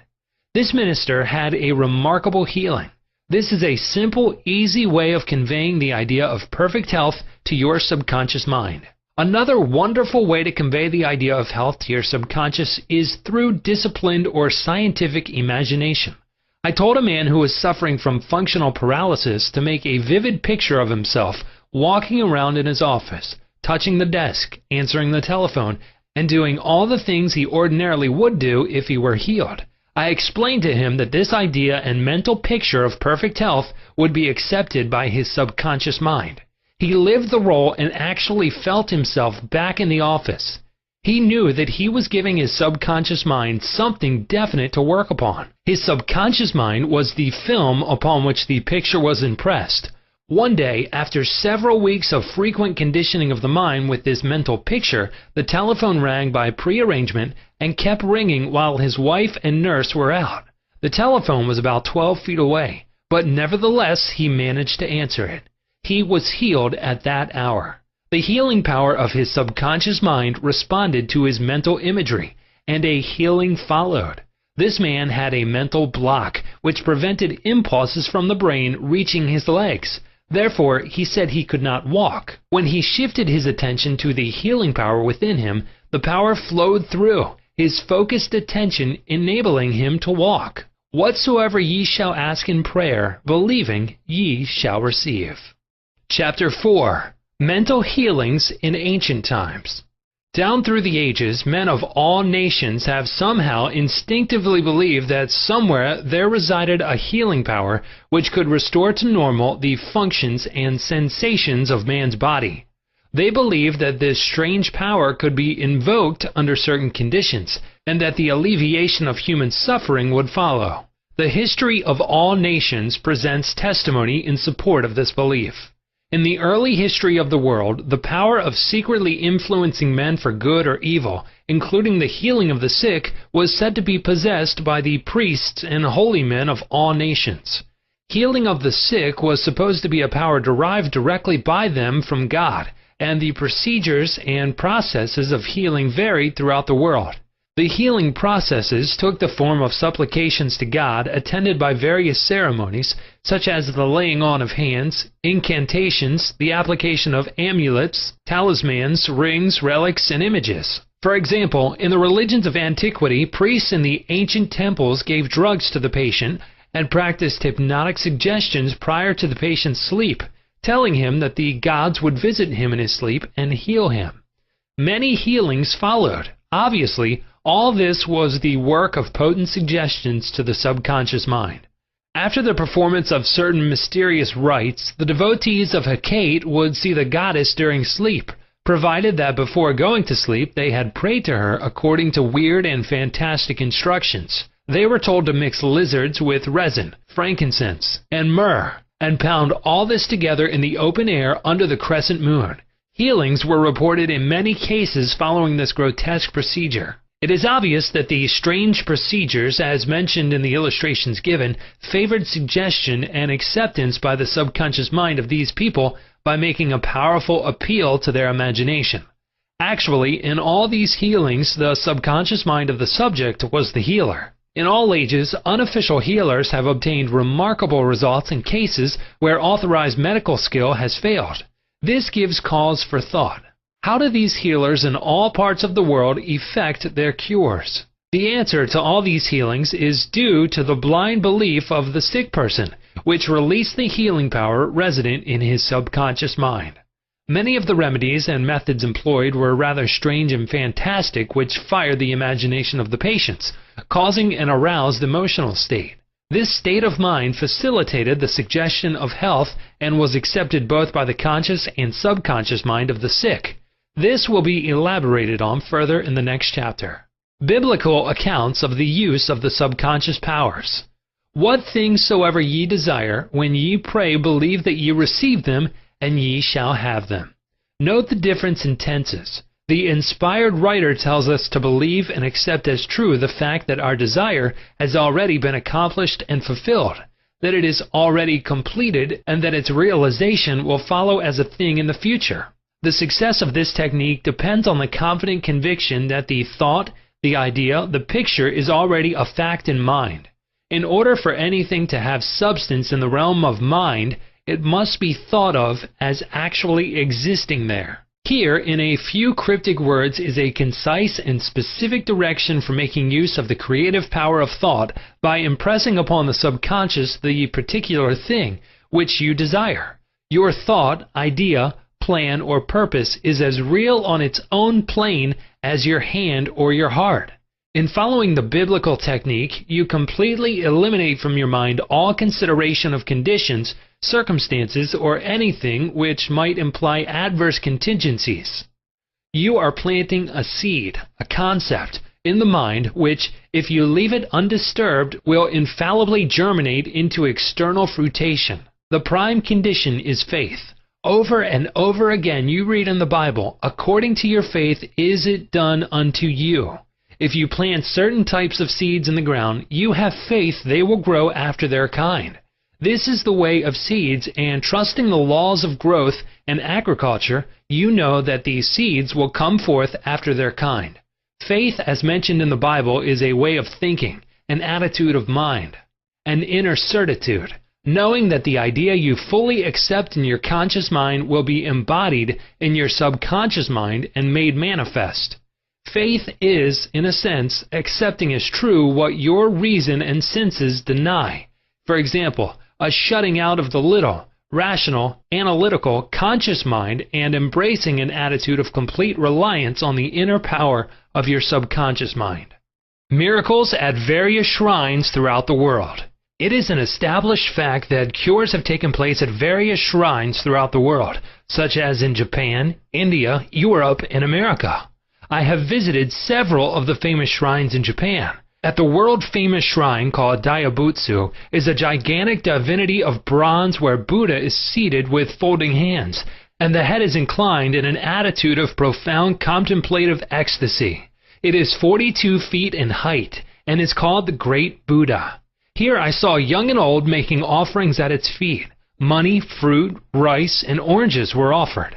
Candles were lit, incense was burned, and prayers of petition recited. The guide explained the chant of a young girl as she murmured a prayer, bowed low, and placed 2 oranges as an offering. She also lit a candle. He said she had lost her voice and it was restored at the shrine. She was thanking Buddha for restoring her voice. She had the simple faith that Buddha would give her back her singing voice if she followed a certain ritual, fasted, and made certain offerings. All this helped to kindle faith and expectancy, resulting in a conditioning of her mind to the point of belief. Her subconscious mind responded to her belief. To illustrate further the power of imagination and blind belief, I will relate the case of a relative of mine who had tuberculosis. His lungs were badly diseased. His son decided to heal his father. He came home to Perth, Western Australia, where his father lived, and said to him that he had met a monk who had returned from one of the healing shrines in Europe. This monk sold him a piece of the true cross. He said that he gave the monk the equivalent of $500 for it. This young man had actually picked up a splinter of wood from the sidewalk, went to the jeweler's, and had it set in a ring so that it looked real. He told his father that just touching the ring or the cross healed many. He inflamed and fired his father's imagination to the point that the old gentleman snatched the ring from him, placed it over his chest, prayed silently, and went to sleep. In the morning he was healed. All the clinic's tests proved negative. You know, of course, it was not the splinter of wood from the sidewalk that healed him. It was his imagination aroused to an intense degree, plus the confident expectancy of a perfect healing. Imagination was joined to faith or subjective feeling, and the union of the two brought about a healing. The father never learned of the trick that had played upon him. If he had, he probably would have had a relapse. He remained completely cured and passed away 15 years later at the age of 89. One universal healing principle. It is a well-known fact that all of the various schools of healing effect cures of the most wonderful character. The most obvious conclusion, which strikes your mind, is that there must be some underlying principle which is common to them all, namely the subconscious mind, and the one process of healing is faith. It will now be in order to recall to your mind once more the following fundamental truths. First, that you must possess mental functions which have been distinguished by designating one of the conscious mind and the other the subconscious mind. Secondly, your subconscious mind is constantly amenable to the power of suggestion. Furthermore, your subconscious mind has complete control of the functions, conditions, and sensations of your body. I venture to believe that all the readers of this book are familiar with the fact that symptoms of almost any disease can be induced in hypnotic subjects by suggestion. For example, a subject in the hypnotic state can develop a high temperature, flushed face, or chills according to the nature of the suggestion given. By experiment, you can suggest to the person that he is paralyzed and cannot walk. It will be so. By illustration, you can hold a cup of cold water under the nose of the hypnotic subject and tell him, "This is full of pepper, smell it." He will proceed to sneeze. What do you think caused him to sneeze? The water or the suggestion? If a man says he is allergic to Timothy grass, you can place a synthetic flower or an empty glass in front of his nose when he is in a hypnotic state and tell him it is Timothy grass. He will portray the usual allergic symptoms. This indicates that the cause of the disease is in the mind. The healing of the disease can also take place mentally. You realize that remarkable healings take place through osteopathy, chiropractic medicine, and naturopathy, as well as through all the various religious bodies throughout the world. But it is obvious that all of these healings are brought about through the subconscious mind, the only healer there is. Notice how it heals a cut on your face caused by shaving. It knows exactly how to do it. The doctor dresses the wound and says, "Nature heals it." Nature refers to natural law, the law of the subconscious mind, or self-preservation, which is the function of the subconscious mind. The instinct of self-preservation is the first law of nature. Your strongest instinct is the most potent of all autosuggestions. Widely different theories. It would be tedious and unprofitable to discuss to any great extent the numerous theories advanced by different religious sects and prayer therapy groups. There are a great number who claim that because their theory produces results, it is, therefore, the correct one. This, as explained in this chapter, cannot be true. You are aware that there are all types of healings. Franz Anton Mesmer, an Australian physician from 1734 to 1815, who practiced in Paris, discovered that by applying magnets to the diseased body, he could cure that disease miraculously. He also performed cures with various other pieces of glass and metals. He discontinued this form of healing and claimed that his cures were due to animal magnetism, theorizing that his substance was projected from the healer to the patient. His method of treating disease from then on was by hypnotism, which was called mesmerism in his day. Other physicians said that all his healings were due to suggestion and nothing else. All of these groups, such as psychiatrists, psychologists, osteopaths, chiropractors, physicians, and all the churches are using the one universal power resident in the subconscious mind. Each may proclaim the healings are due to their theory. The process of all healing is a definite, positive mental attitude, an inner attitude, or a way of thinking called faith. Healing is due to a confident expectancy, which acts as a powerful suggestion to the subconscious mind, releasing its healing potency. One man does not heal by a different power than another. It is true he may have his own theory or method. There is only one process of healing, and that is faith. There is only one healing power, namely your subconscious mind. Select the theory and method you prefer. You can rest assured if you have faith, you shall get results. Views of Paracelsus. Philippus Paracelsus, a famous Swiss alchemist and physician who lived from 1493 to 1541, was a great healer in his day. He stated what is now an obvious scientific fact when he uttered these words: "Whether the object of your faith be real or false, you will nevertheless obtain the same effects." Thus, if I believed in St. Peter's statue as I should have believed in St. Peter himself, I shall obtain the same effects that I should have obtained from St. Peter. But that is superstition. Faith, however, produces miracles, and whether it is true or false faith, it will always produce the same wonders. The views of Paracelsus were also entertained in the 16th century by Pietro Pomponazzi, an Italian philosopher and contemporary of Paracelsus, who said, "We can easily conceive the marvelous effects which confidence and imagination can produce, particularly when both qualities are reciprocated between the subjects and the person who influences them. The cures attributed to the influence of certain relics are the effect of their imagination and confidence. Quacks and philosophers know that if the bones of any skeleton were put in place of the saint's bones, the sick would nonetheless experience beneficial effects if they believed that they were veritable relics. Then, if you believe in the bones of saints to heal, or if you believe in the healing power of certain waters, you will get results because of the powerful suggestion given to your subconscious mind. It is the latter that does the healing."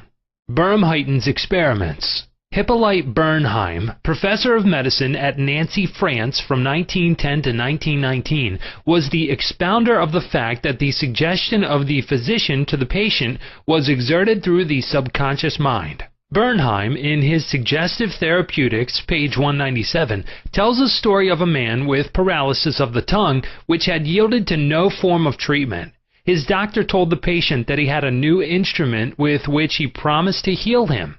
He introduced a pocket thermometer into the patient's mouth. The patient imagined it to be the instrument which was to save him. In a few moments he cried out joyfully that he could once more move his tongue freely. "Among our cases," continues Bernheim, "facts of the same sort will be found. A young girl came into my office having suffered from complete loss of speech for nearly 4 weeks. After making sure of the diagnosis, I told my students that loss of speech sometimes yielded instantly to electricity, which might act simply by its suggestive influence. I sent for the induction apparatus. I applied my hand over the larynx and moved a little and said, 'Now you can speak aloud.' In an instant I made her saw A, then B, then Maria. She continued to speak distinctively. The loss of voice had disappeared." Here, Bernheim is showing the power of faith and expectancy on the part of the patient, which acts as a powerful suggestion to the subconscious mind. Producing a blister by suggestion. Bernheim states that he produced a blister on the back of a patient's neck by applying a postage stamp and suggesting to the patient that it was a fly plaster. This has been confirmed by the experiments and experiences of many doctors in many parts of the world, which leave no doubt that structural change are a possible result of oral suggestion to patients. The cause of bloody stigmata. In Hudson's Law of Psychic Phenomena, page 153, he states, hemorrhages and bloody stigmata are induced in certain subjects by means of suggestion. Dr. M. Baru put a subject into the somnambulistic condition and gave him the following suggestion. At 4 o'clock this afternoon, after the hypnosis, you will come into my office, sit down in the armchair, cross your arms upon your breast, and your nose will begin to bleed.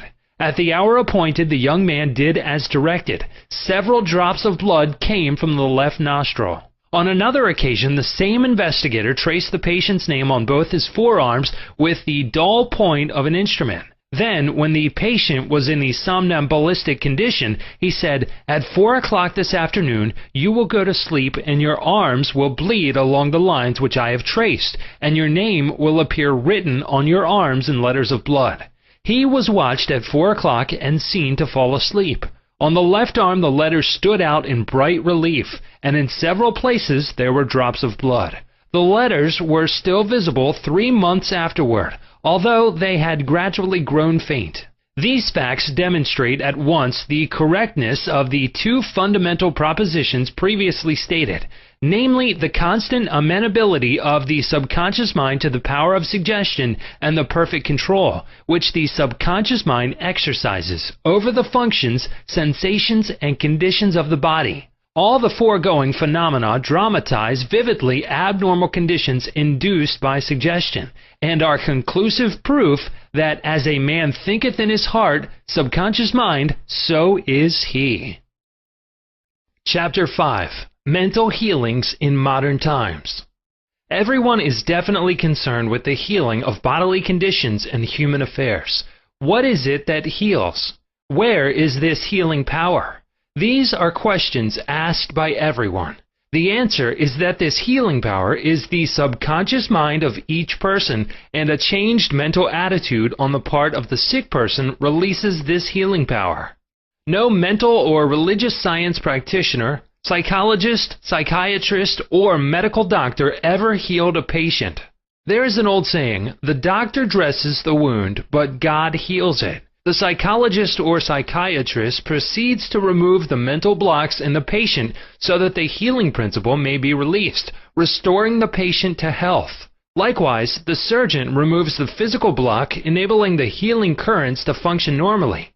No physician, surgeon, or mental science practitioner claims he healed the patient. The one healing power is called by many names: nature, life, God, creative intelligence, and subconscious power. As previously outlined, there are many different methods used to remove the mental, emotional, and physical blocks which inhibit the flow of the healing life principle animating all of us. The healing principle resident in your subconscious mind can and will, if properly directed by you or some other person, heal your mind and body of all disease. This healing principle is operative in all men regardless of creed, color, or race. You do not have to belong to some particular church in order to use and participate in this healing process. Your subconscious will heal the burn or cut on your hand, even though you profess to be an atheist or agnostic. The modern mental therapeutic procedure is based on the truth that the infinite intelligence and power of your subconscious mind responds according to your faith. The mental science practitioner or minister follows the injunction of the Bible. For example, he goes into his closet and shuts the door, which means he stills his mind, relaxes, lets go, and thinks of the infinite healing presence within him. He closes the door of his mind to all outside distractions as well as appearances, and then he quietly and knowingly turns over his request or desire to his subconscious mind, realizing that the intelligence of his mind will answer him according to his specific needs. The most wonderful thing to know is this: imagine the end desired and feel its reality. Then the infinite life principle will respond to your conscious choice and your conscious request. This is the meaning of believe you have received and you shall receive. This is what the modern mental scientist does when he practices prayer therapy. One process of healing. There is only one universal healing principle operating through everything. The cat, the dog, the tree, the grass, the wind, the earth. For everything is alive. This life principle operates through the animal, vegetable, or mineral kingdoms as instinct and the law of growth.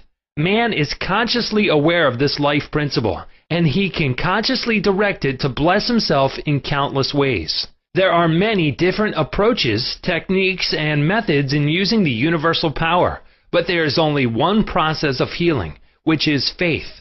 For according to your faith is it done unto you. The law of belief. All religions of the world represent forms of belief, and these beliefs are explained in many ways. The law of life is belief. What do you believe about yourself, life, and the universe? It is done unto you as you believe. Belief is a thought in your mind which causes the power of your subconscious to be distributed into all phases of your life according to your thinking habits. You must realize the Bible is not talking about your belief in some ritual, ceremony, form, institution, man, or formula. It is talking about belief itself. The belief of your mind is simply the thought of your mind. If thou canst believe, all things are possible to him that believeth. It is foolish to believe in something to hurt or harm you. Remember, it is not the thing believed in that hurts or harms you, but the belief or thought in your mind, which creates the result. All your experiences, all your actions, and all the events and circumstances of your life are but the reflections and reactions to your own thought. Prayer therapy is the combined function of the conscious and subconscious mind scientifically directed. Prayer therapy is the synchronized, harmonious, and intelligent function of the conscious and subconscious levels of mind specifically directed for a definite purpose. In scientific prayer or prayer therapy, you must know what you are doing and why you are doing it. You trust the law of healing. Prayer therapy is sometimes referred to as mental treatment, and another term is scientific prayer. In prayer therapy, you consciously choose a certain idea, mental picture, or plan which you desire to experience. You realize your capacity to convey this idea or mental image to your subconscious by feeling the reality of the state assumed. As you remain faithful in your mental attitude, your prayer will be answered. Prayer therapy is a definite mental action for a definite specific purpose. Let us suppose that you decide to heal a certain difficulty by prayer therapy. You are aware that your problem or sickness, whatever it may be, must be caused by negative thoughts charged with fear and lodged in your subconscious mind, and that if you can succeed in cleansing your mind of these thoughts, you will get a healing. You therefore turn to the healing power within your own subconscious mind and remind yourself of its infinite power and intelligence and its capacity to heal all conditions. As you dwell on these truths, your fear will begin to dissolve, and your recollection of these truths also corrects the erroneous beliefs. You give thanks for the healing that you know will come, and then you keep your mind off the difficulty until you feel guided, after an interval, to pray again. While you are praying, you absolutely refuse to give any power to the negative conditions or to admit for a second that the healing will not come. This attitude of mind brings about the harmonious union of the conscious and subconscious mind, which releases the healing power. Faith healing. What it means and how blind faith works. What is popularly termed faith healing is not the faith mentioned in the Bible, which means knowledge of the interaction of the conscious and subconscious mind. A faith healer is one who heals without any real scientific understanding of the powers and forces involved. He may claim that he has a special gift of healing, and the sick person's blind belief in him or his powers may bring results. The voodoo doctor in South Africa and other parts of the world may heal by incantations, or touching the so-called bones of saints, or anything else may heal a person, which causes the patients to honestly believe in the method or process. Any method which causes you to move from fear and worry to faith and expectancy will heal. There are many persons, each of whom claims that because his personal theory produces results, it is, therefore, the correct one.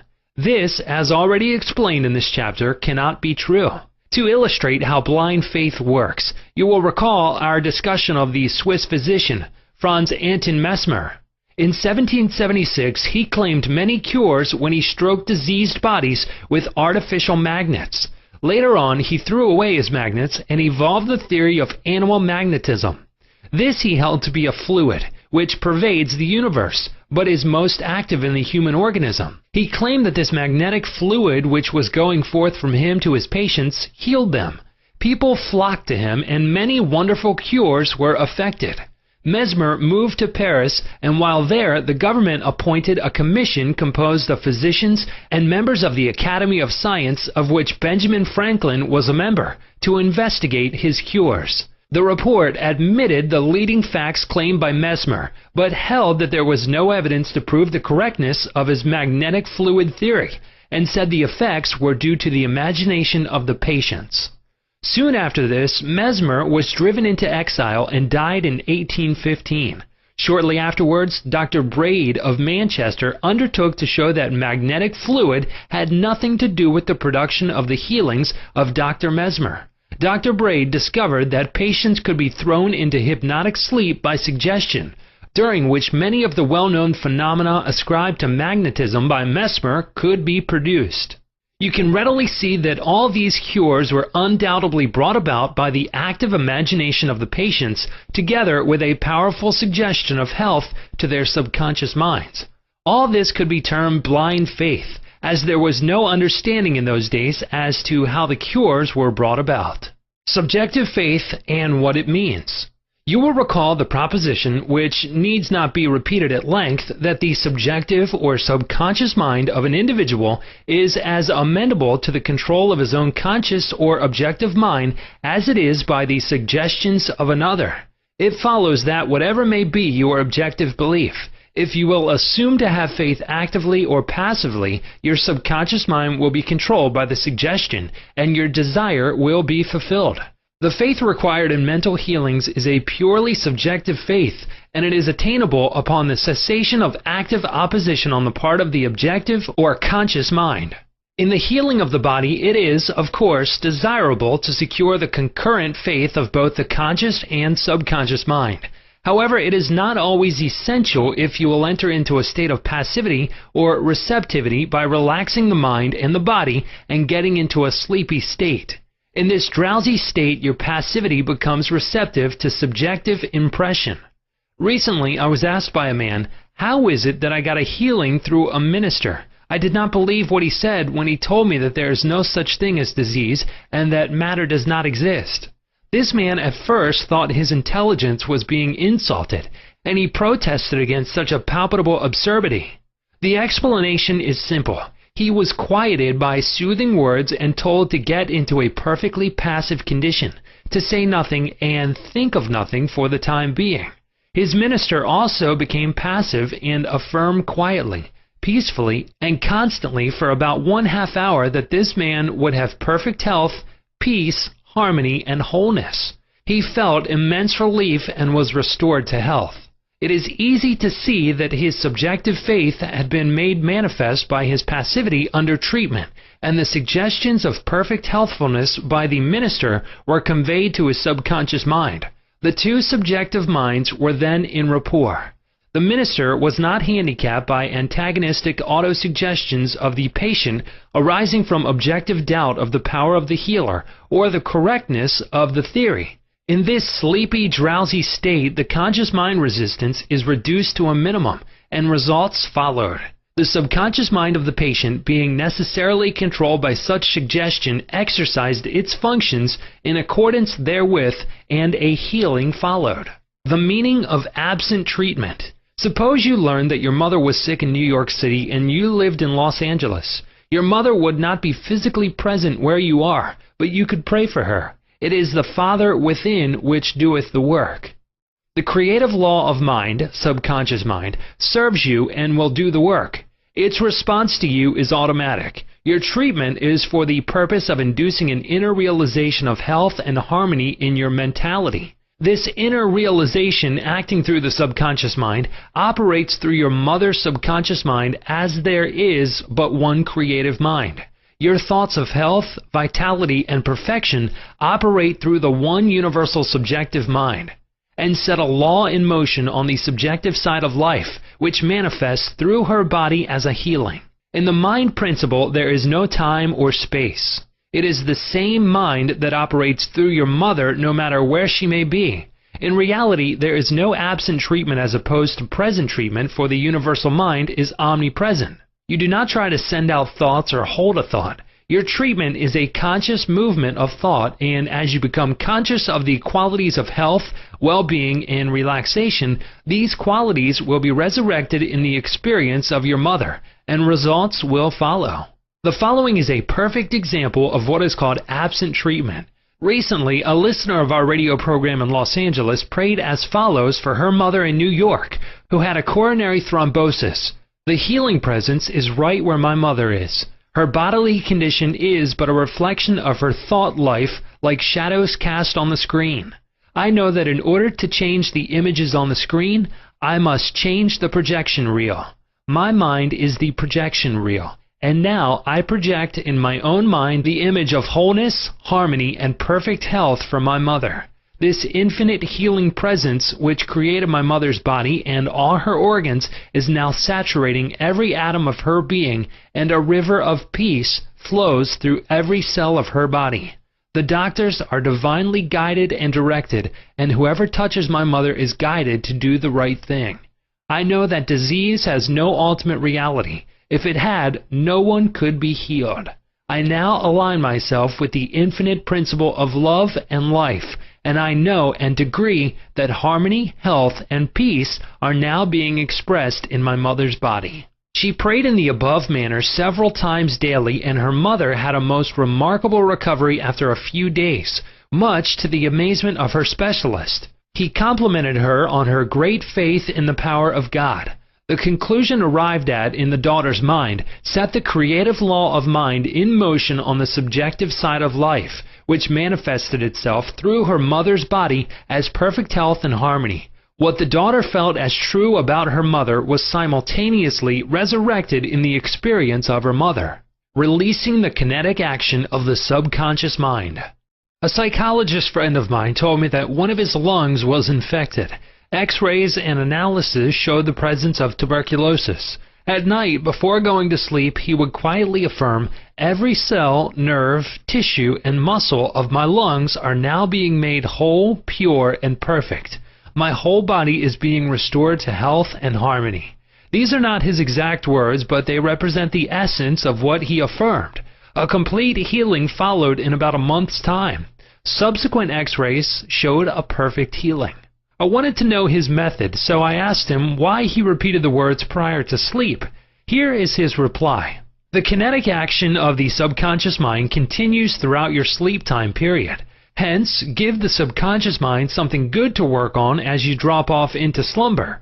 This was a very wise answer. In thinking of harmony and perfect health, he never mentioned his trouble by name.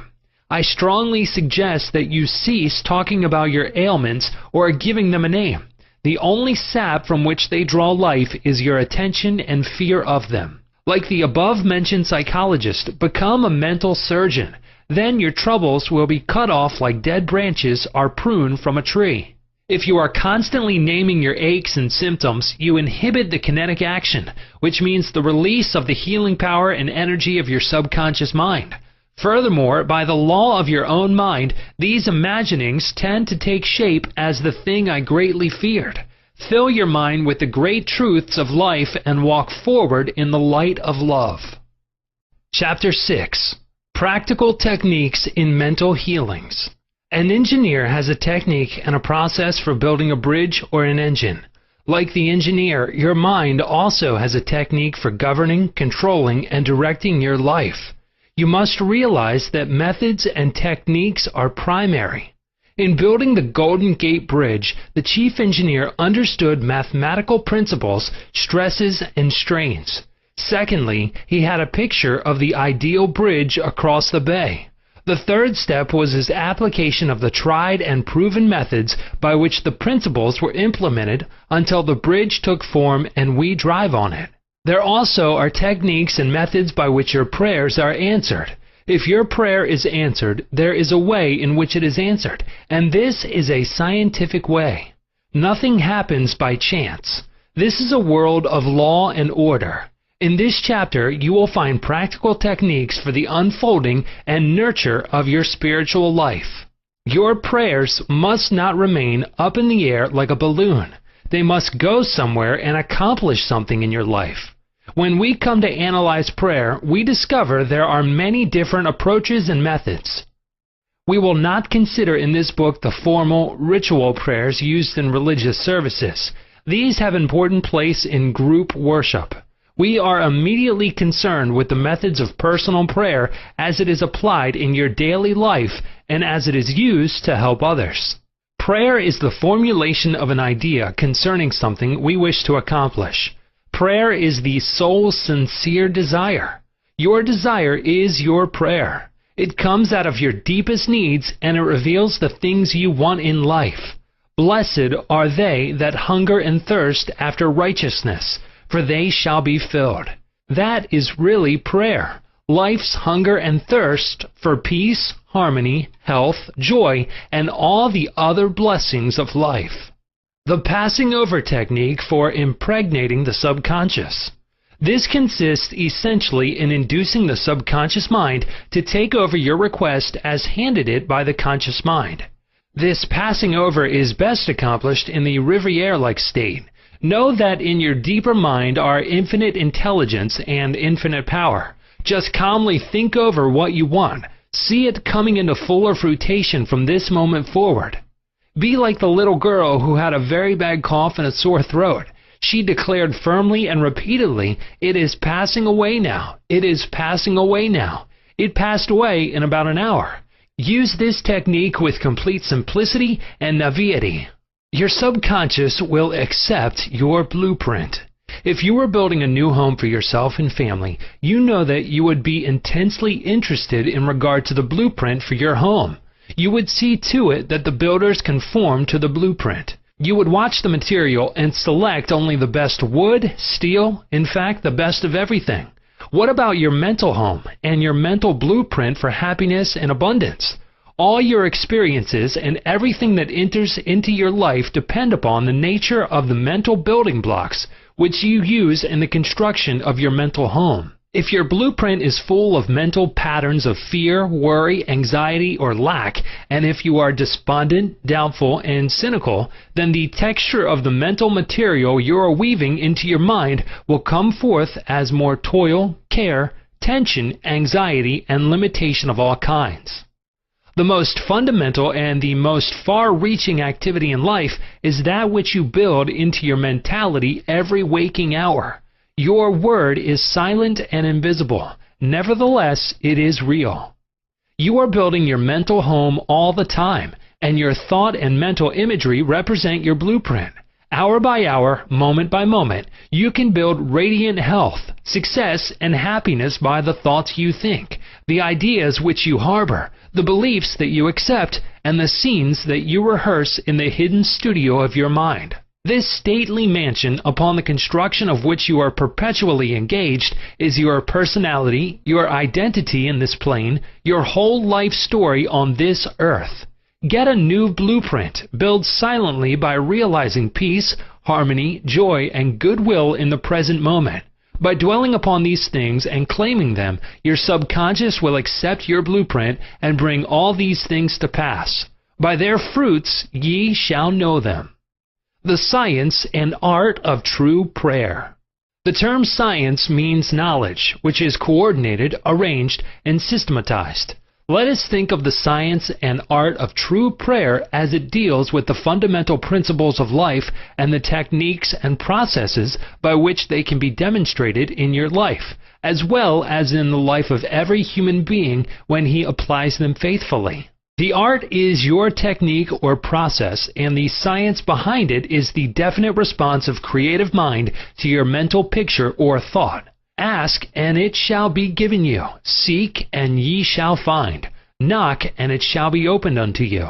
Here you are told you shall receive that for which you ask. It shall be opened to you when you knock, and you shall find that for which you are searching. This teaching implies the definiteness of mental and spiritual laws. There is always a direct response from the infinite intelligence of your subconscious mind to your conscious thinking. If you ask for bread, you will not receive a stone. You must ask believing, if you are to receive. Your mind moves from the thought to the thing. Unless there is first an image in the mind, it cannot move, for there would be nothing for it to move toward. Your prayer, which is your mental act, must be accepted as an image in your mind before the power from your subconscious will play upon it and make it productive. You must reach a point of acceptance in your mind, an unqualified and undisputed state of agreement. This contemplation should be accompanied by a feeling of joy and restfulness in foreseeing the certain accomplishment of your desire. The sound basis for the art and science of true prayer is your knowledge and complete confidence that the movement of your conscious mind will gain a definite response from your subconscious mind, which is one with boundless wisdom and infinite power. By following this procedure, your prayers will be answered. The visualization technique. The easiest and most obvious way to formulate an idea is to visualize it, to see it in your mind's eye as vividly as if it were alive. You can see with the naked eye only what already exists in the external world. In a similar way, that which you can visualize in your mind's eye already exists in the invisible realms of your mind. Any picture which you have in your mind is the substance of things hoped for and the evidence of things not seen. What you form in your imagination is as real as any part of your body. The idea and the thought are real and will one day appear in your objective world if you are faithful to your mental image. This process of thinking forms impressions in your mind. These impressions in turn become manifested as facts and experiences in your life. The builder visualizes the type of building he wants. He sees it as he desires it to be completed. His imagery and thought processes become a plastic mold from which the building will emerge, a beautiful or an ugly one, a skyscraper or a very low one. His mental imagery is projected as it is drawn on paper. Eventually, the contractor and his workers gather the essential materials, and the building progresses until it stands finished, conforming perfectly to the mental patterns of the architect. I use the visualization technique prior to speaking from the platform. I quiet the wheels of my mind in order that I may present to the subconscious mind my images of thought. Then I picture the entire auditorium and the seats filled with men and women, and each one of them illumined and inspired by the infinite healing presence within each one. I see them as radiant, happy, and free. Having first built up the idea in my imagination, I quietly sustain it there as a mental picture which I imagine I hear men and women saying, "I am healed. I feel wonderful. I've had an instantaneous healing. I'm transformed." I keep this up for about 10 minutes or more, knowing and feeling that each person's mind and body are saturated with love, wholeness, beauty, and perfection. My awareness grows to the point where in my mind I can actually hear the voices of the multitude proclaiming their health and happiness. Then I release the whole picture and go on to the platform. Almost every Sunday some people stop and say that their prayers were answered. Mental movie method. The Chinese say a picture is worth 1,000 words. William James, the father of American psychology, stressed the fact that the subconscious mind will bring to pass any picture held in the mind and backed by faith. Act as though I am and I will be. A number of years ago, I was in the Middle West lecturing in several states, and I desired to have a permanent location in the general area from which I could serve those who desired help. I traveled far, but the desire did not leave my mind. One evening, while in a hotel in Spokane, Washington, I relaxed completely on a couch, immobilized my attention, and in a quiet, passive manner imagined that I was talking to a large audience, saying in effect, "I am glad to be here. I have prayed for the ideal opportunity." I saw in my mind's eye the imaginary audience, and I felt the reality of it all. I played the role of the actor, dramatized this mental movie, and felt satisfied that this picture was being conveyed to my subconscious mind, which would bring it to pass in its own way.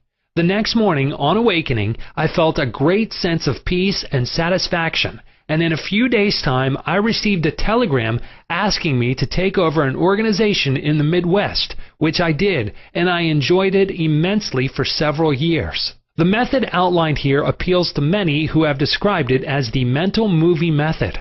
I have received numerous letters from people who listen to my radio talks and weekly public lectures telling me of the wonderful results they get using this technique in the sale of their property. I suggest to those who have homes or property for sale that they satisfy themselves in their own mind that their price is right. Then I claim that the infinite intelligence is attracting to them the buyer who really wants to have the property and who will love it and prosper in it. After having done this, I suggest that they quiet their mind, relax, let go, and get into a drowsy, sleepy state, which reduces all mental effort to a minimum.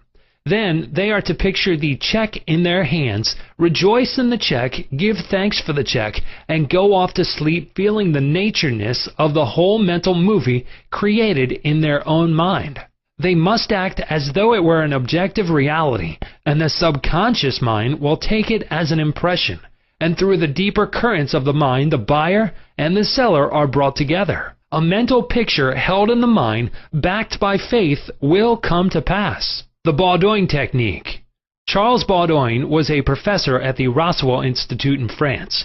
He was a brilliant psychotherapist and a research director of the New Nancy School of Healing, who in 1910 taught that the best way to impress the subconscious mind was to enter into a drowsy, sleepy state, or a state akin to sleep in which all effort was reduced to a minimum. Then, in a quiet, passive, receptive way, by reflection, he would convey the idea to the subconscious. The following is his formula. A very simple way of securing this impregnation of the subconscious mind is to condense the idea which is to be the object of suggestion, to sum it up in a brief phrase which can be readily graven on the memory, and to repeat it over and over again as a lullaby. Some years ago, a young lady in Los Angeles was engaged in a prolonged, bitter family lawsuit over a will. Her husband had bequeathed his entire estate to her, and his sons and daughters by a previous marriage were bitterly fighting to break the will. The Baudouin technique was outlined to her, and this is what she said. She relaxed her body in an armchair, entered into the sleepy state, and, as suggested, condensed the idea of her need into a phrase consisting of 6 words easily graven on the memory. It is finished in divine order. The significance to her of these words meant that infinite intelligence, operating through the laws of her subconscious mind, would bring about a harmonious adjustment through the principle of harmony. She continued this procedure every night for about 10 nights. After she got into a sleepy state, she would affirm slowly, quietly, and feelingly the statement, "It is finished in divine order," over and over again, feeling a sense of inner peace and an all-pervading tranquility. Then she went off into her deep, normal sleep. On the morning of the 11th day following the use of the above technique, she awakened with a sense of well-being, a conviction that it was finished. Her attorney called her the same day, saying that the opposing attorney and his clients were willing to settle. A harmonious agreement was reached and litigation was discontinued. The sleeping technique. By entering into a sleepy, drowsy state, effort is reduced to a minimum. The conscious mind is submerged to a great extent when in a sleepy state. The reason for this is that the highest degree of outcropping of the subconscious occurs prior to sleep and just after we awaken. In this state, the negative thoughts, which tend to neutralize your desire and so prevent acceptance by your subconscious mind, are no longer present. Suppose you want to get rid of a destructive habit. Assume a comfortable posture, relax your body, and be still. Get into a sleepy state, and in that sleepy state, say quietly, over and over again as a lullaby, "I am completely free from this habit. Harmony and peace of mind reign supreme." Repeat the above slowly, quietly, and lovingly for 5 or 10 minutes night and morning. Each time you repeat the words, the emotional value becomes greater. When the urge comes to repeat the negative habit, repeat the above formula out loud by yourself. By this means you induce the subconscious to accept the idea, and a healing follows. The thank you technique. In the Bible, Paul recommends that we make known our request with praise and thanksgiving. Some extraordinary results follow this simple method of prayer. The thankful heart is always close to the creative forces of the universe, causing countless blessings to flow toward it by the law of reciprocal relationship based on a cosmic law of action and reaction. For instance, a father promises his son a car for graduation. The boy has not yet received the car, but he is very thankful and happy, and is as joyous as though he had actually received the car. He knows his father will fulfill his promise, and he is full of gratitude and joy even though he has not received the car, objectively speaking. He has, however, received it with joy and thankfulness in his mind. I shall illustrate how Mr. Broke applied this technique with excellent results. He said, "Bills are piling up. I am out of work. I have 3 children and no money. What shall I do?" Regularly, every night and morning for a period of about 3 weeks, he repeated the words, "Thank you, Father, for my wealth," in a relaxed, peaceful manner until the feeling or mood of thankfulness dominated his mind. He imagined he was addressing the infinite power and intelligence within him, knowing, of course, that he could not see the creative intelligence or infinite mind. He was seeing with the inner eye of spiritual perception, realizing that his thought image of wealth was the first cause relative to the money, position, and food he needed.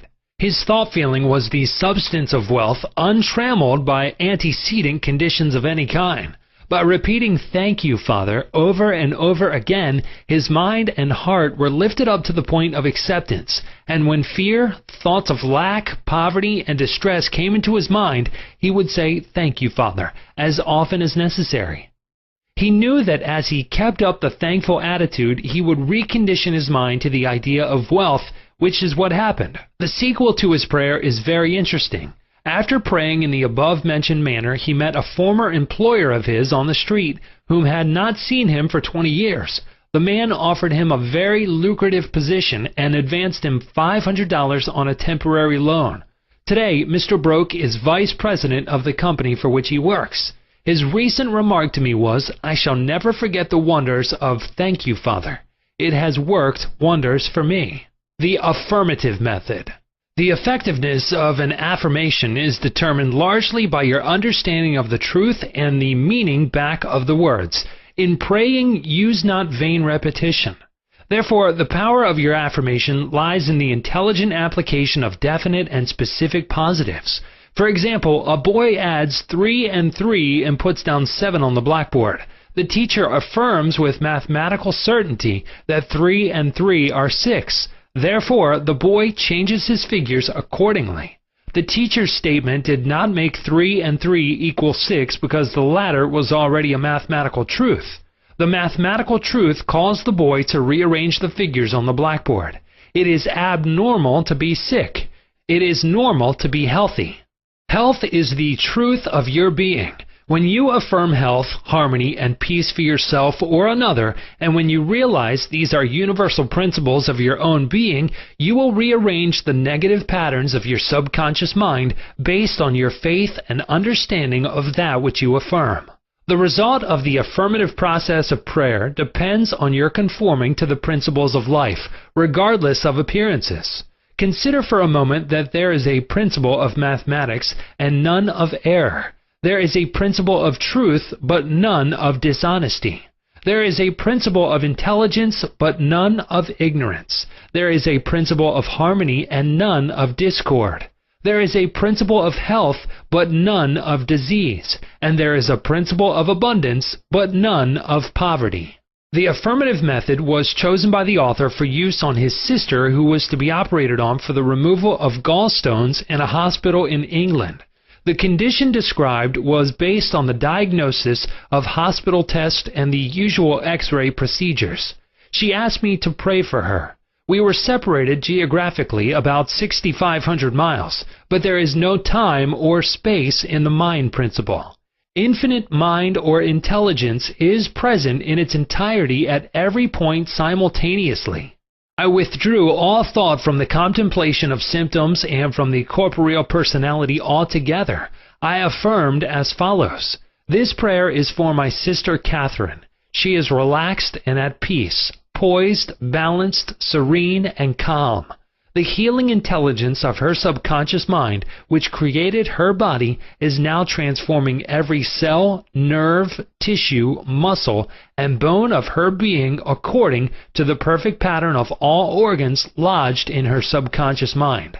Silently, quietly, all distorted thought patterns in her subconscious mind are removed and dissolved, and the vitality, wholeness, and beauty of the life principle are made manifest in every atom of her being. She is now open and receptive to the healing currents which are flowing through her like a river, restoring her to perfect health, harmony, and peace. All distortions and ugly images are now washed away by the infinite ocean of love and peace flowing through her, and it is so. I affirm the above several times a day, and at the end of 2 weeks my sister had an examination, which showed a remarkable healing, and the X-ray proved negative. To affirm is to state that it is so, and as you maintain this attitude of mind as true, regardless of all evidence to the contrary, you will receive an answer to your prayer.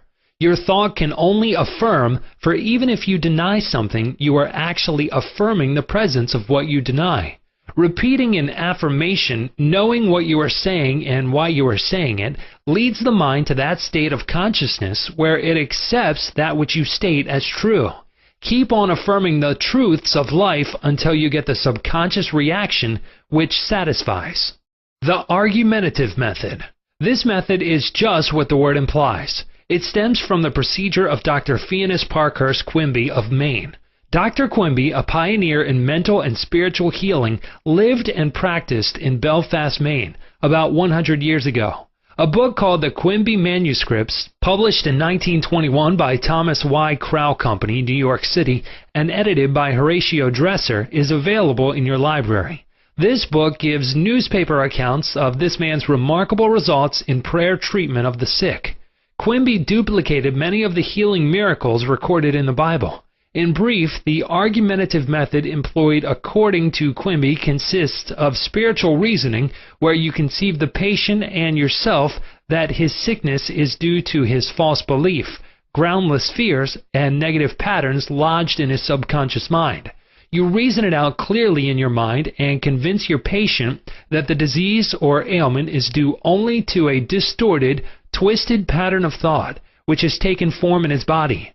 This wrong belief in some external power and external causes has now externalized itself as sickness and can be changed by changing the thought patterns. You explain to the sick person that the basis of all healing is a change of belief. You also point out that the subconscious mind created the body and all its organs.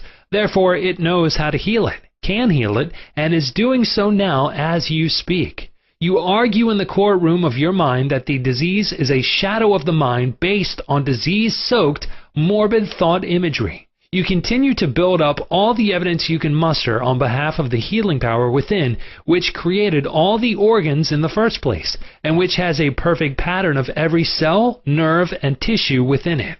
Then you render a verdict in the courthouse of your mind in favor of yourself or your patient. You liberate the sick one by faith and spiritual understanding. Your mental and spiritual evidence is overwhelming. There being but one mind, what you feel as true will be resurrected in the experience of the patient. This procedure is essentially the argumentative method used by Dr. Quimby of Maine from 1849 to 1869.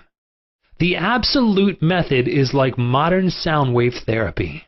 Many people throughout the world practice this form of prayer treatment with wonderful results. The person using the absolute method mentions the name of the patient, such as John Jones, then quietly and silently thinks of God and his qualities and attributes, such as God is all bliss, boundless love, infinite intelligence, all-powerful, boundless wisdom, absolute harmony, indescribable beauty, and perfection. As he quietly thinks along these lines, he is lifted up in consciousness into a new spiritual wavelength, at which time he feels the infinite ocean of God's love is now dissolving everything unlike itself in the mind and body of John Jones, for whom he is praying. He feels all the power and love of God are now focused on John Jones, and whatever is bothering or vexing him is now completely neutralized in the presence of the infinite ocean of life and love. The absolute method of prayer might be likened to the sound wave or sonic therapy recently shown me by a distinguished physician in Los Angeles. He has an ultrasound wave machine which oscillates at a tremendous speed and sends sound waves to any area of the body to which it is directed. These sound waves can be controlled, and he told me of achieving remarkable results in dissolving arthritic calcareous deposits, as well as the healing and removal of other disturbing conditions. To the degree that we rise in consciousness by contemplating qualities and attributes of God, do we generate spiritual electronic waves of harmony, health, and peace. Many remarkable healings follow this technique of prayer. A cripple walks. Dr. Phineas Parkhurst Quimby, of whom we spoke previously in this chapter, used the absolute method in the latter years of his healing career. He was really the father of the psychosomatic medicine and the first psychoanalyst. He had the capacity to diagnose clairvoyantly the cause of the patient's troubles, pains, and aches. The following is a condensed account of the healing of a cripple as recorded in Quimby's manuscripts. Quimby was called on to visit a woman who was lame, aged, and bedridden. He states that her ailment was due to the fact that she was imprisoned by a creed so small and contracted that she would not stand upright and move about. She was living in the tomb of fear and ignorance. Furthermore, she was taking the Bible literally, and it frightened her. In this tomb, Quimby said, was the presence and power of God trying to burst the bands, break through the bonds, and rise from the dead. When she would ask others for an explanation of some passage of the Bible, the answer would be a stone. Then she would hunger for the bread of life. Dr. Quimby diagnosed her case as a mind cloudy and stagnated, due to the excitation and fear caused by the inability to see clearly the meaning of the passage of the Bible, which she had been reading. This showed itself in the body by her heavy and sluggish feeling, which would terminate as paralysis. Quimby traveled in his mind and contemplated the divine ideal. For example, the vitality, intelligence, harmony, and the power of God functioning in the sick person. This is why he said to the woman, "Therefore, where I go you cannot come, for you are in your narrow, restricted belief, and I am in health." This prayer and explanation produced an instantaneous sensation, and a change came over her mind. She walked without her crutches. Quimby said it was one of the most singular of all his healings. She was, as it were, dead to error, and to bring her to life or truth was to raise her from the dead. He also explained to her that the truth which she accepted was the angel or idea which rolled away the stone of fear, ignorance, and superstition, thereby releasing the healing power of God which made her whole. The decree method. Power goes into our word according to the feeling and faith behind it. When we realize the power that moves the world is moving on our behalf and is backing up our word, our confidence and assurance grow. You do not try and add power to power. Therefore, there must be no mental striving, coercion, force, or mental wrestling. A young girl used the decree method on a young man who was constantly phoning her, pressing her for dates, and meeting her at her place of business. She found it very difficult to get rid of him. She decreed as follows, "I release unto God. He is in his true place at all times. I am free and he is free. I now decree that my words go forth into infinite mind, and it brings it to pass. It is so." She said he vanished, and she never saw him since, adding, "It was as though the ground swallowed him up. Thou shalt decree a thing, and it shall be established unto thee, and the light shall shine upon thy ways." Job 22:28. Chapter 7. The tendency of our subconscious is life word. Over 90% of your mental life is subconscious. So men and women who fail to make use of this marvelous power live within very narrow limits. Your subconscious processes are always lifeward and constructive. Your subconscious is the builder of your body and maintains all its vital functions. It is on the job 24 hours a day and never sleeps. It is always trying to help and preserve you from harm. Your subconscious mind is in touch with infinite life and boundless wisdom, and its impulses and ideas are always lifeward. The great aspirations, inspirations, and visions from a grander and nobler life spring from the subconscious.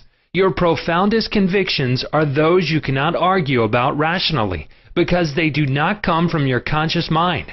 They come from your subconscious mind. Your subconscious speaks to you in intuitions, impulses, hunches, intimations, urges, and ideas, and it is always telling you to rise, transcend, grow, advance, adventure, and move forward to greater heights. The urge to love, to save the lives of others, comes from the depths of your subconscious.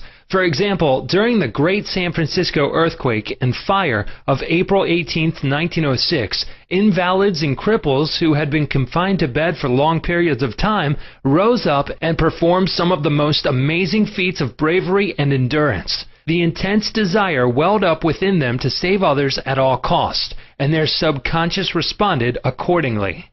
Great artists, musicians, poets, speakers, and writers tune in with their subconscious powers and become animated and inspired.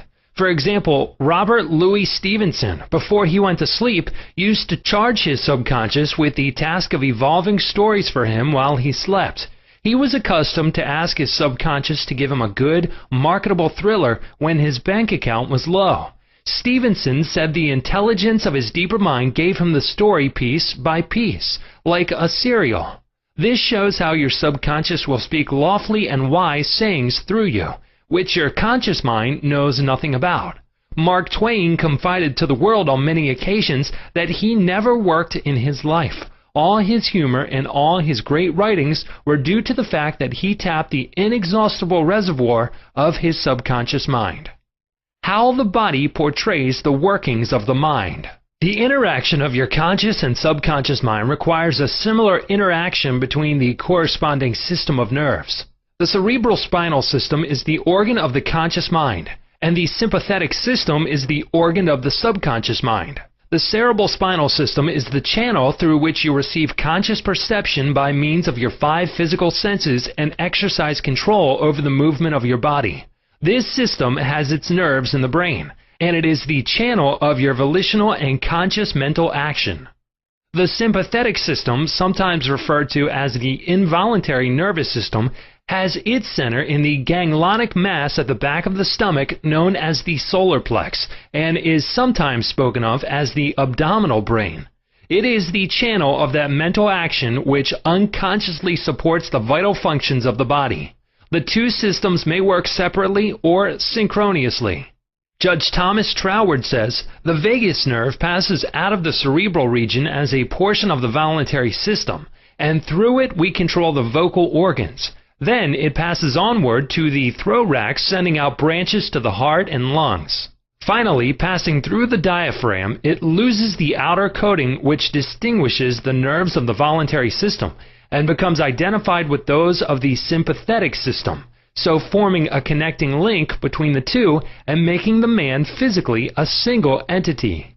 Similarly, different areas of the brain indicate their connection with the objective and subjective activities of the mind respectively, and speaking in a general way, we may assign the frontal portion of the brain to the former and the posterior portion to the latter, while the intermediate portion partakes of the character of both. A rather simple way of looking at the mental and physical interaction is to realize that your conscious mind grasps an idea, which induces a corresponding vibration in your voluntary system of nerves. This, in turn, causes a similar current to be generated in your involuntary system of nerves, thus handing the idea over to your subconscious mind, which is the creative medium. This is how your thoughts become things. Every thought entertained by your conscious mind and accepted as true is sent by your brain to your solar plex, the brain of your subconscious mind, to be made into your flesh and to be brought forth into your world as a reality. There is an intelligence which takes care of the body. When you study the cellular system and the structure of the organs, such as the eyes, ears, heart, liver, bladder, etc., you learn they consist of groups of cells which form a group intelligence whereby they function together and are able to take orders and carry them out in deductive function at the suggestion of the mastermind, conscious mind. A careful study of the single-celled organism shows you what goes on in your complex body. Though the monocellular organism has no organs, it still gives evidence of mind action and reaction performing the basic functions of movement, alimentation, assimilation, and elimination. Many say there is an intelligence which will take care of your body if you will let it alone. That is true, but the difficulty is that the conscious mind always interferes with its five-sense evidence based on outer appearances, leading to the sway of false beliefs, fears, and mere opinion. When fear, false beliefs, and negative patterns are made to register in your subconscious mind through psychological, emotional conditioning, there is no other course open to the subconscious mind except to act on the blueprint specifications offered it. The subconscious mind works continually for the common good. The subjective self within you works continuously for the general good, reflecting an innate principle of harmony behind all things. Your subconscious mind has its own will, and it is a very real something in itself. It acts night and day whether you act upon it or not. It is the builder of your body, but you cannot see, hear, or feel it building, as all this is a silent process. Your subconscious has a life of its own, which is always moving toward harmony, health, and peace. This is the divine norm within it seeking expression through you at all times. How man interferes with the innate principle of harmony. To think correctly, scientifically, we must know the truth. To know the truth is to be in harmony with the infinite intelligence and power of your subconscious mind, which is always moving lifeward. Every thought or action which is not harmonious, whether through ignorance or design, will result in discord and limitation of all kinds.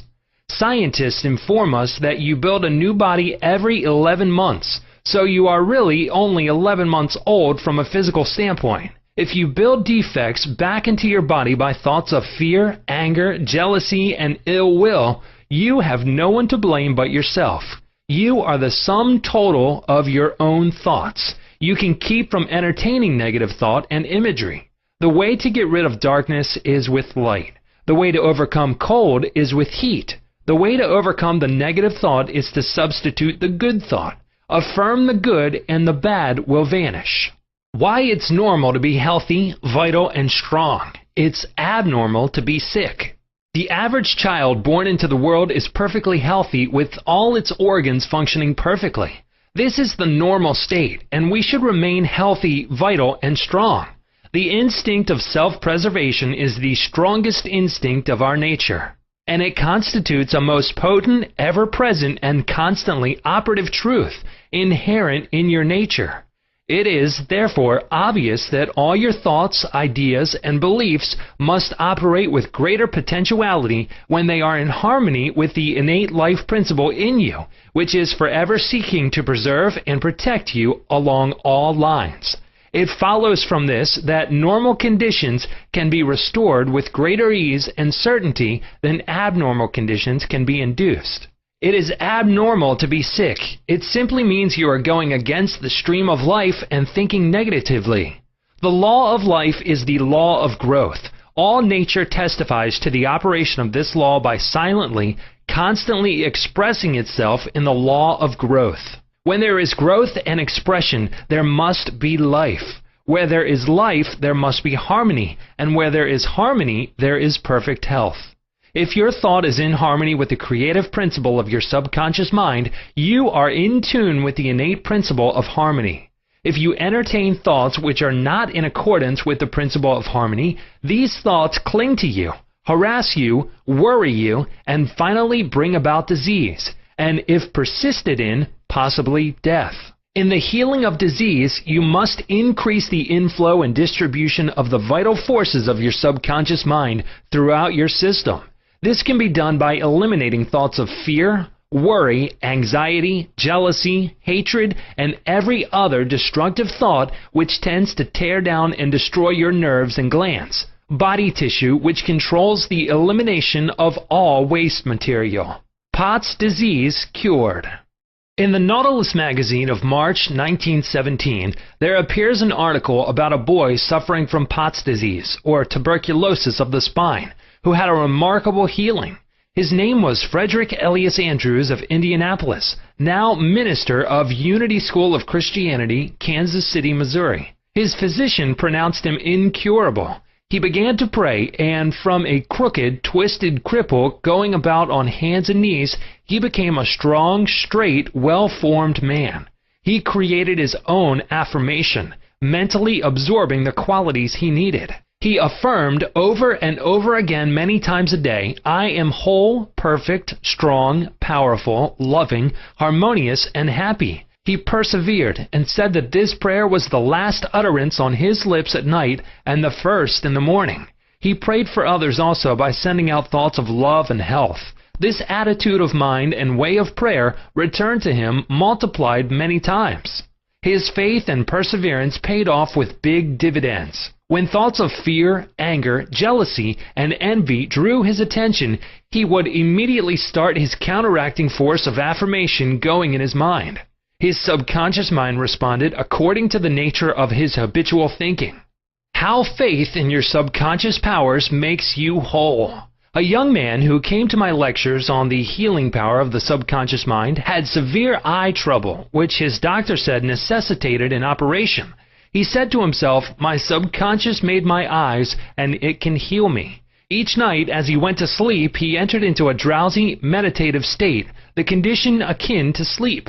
His attention was immobilized and focused on the eye doctor. He imagined the doctor was in front of him, and he plainly heard, or imagined he heard, the doctor saying to him, "A miracle has happened."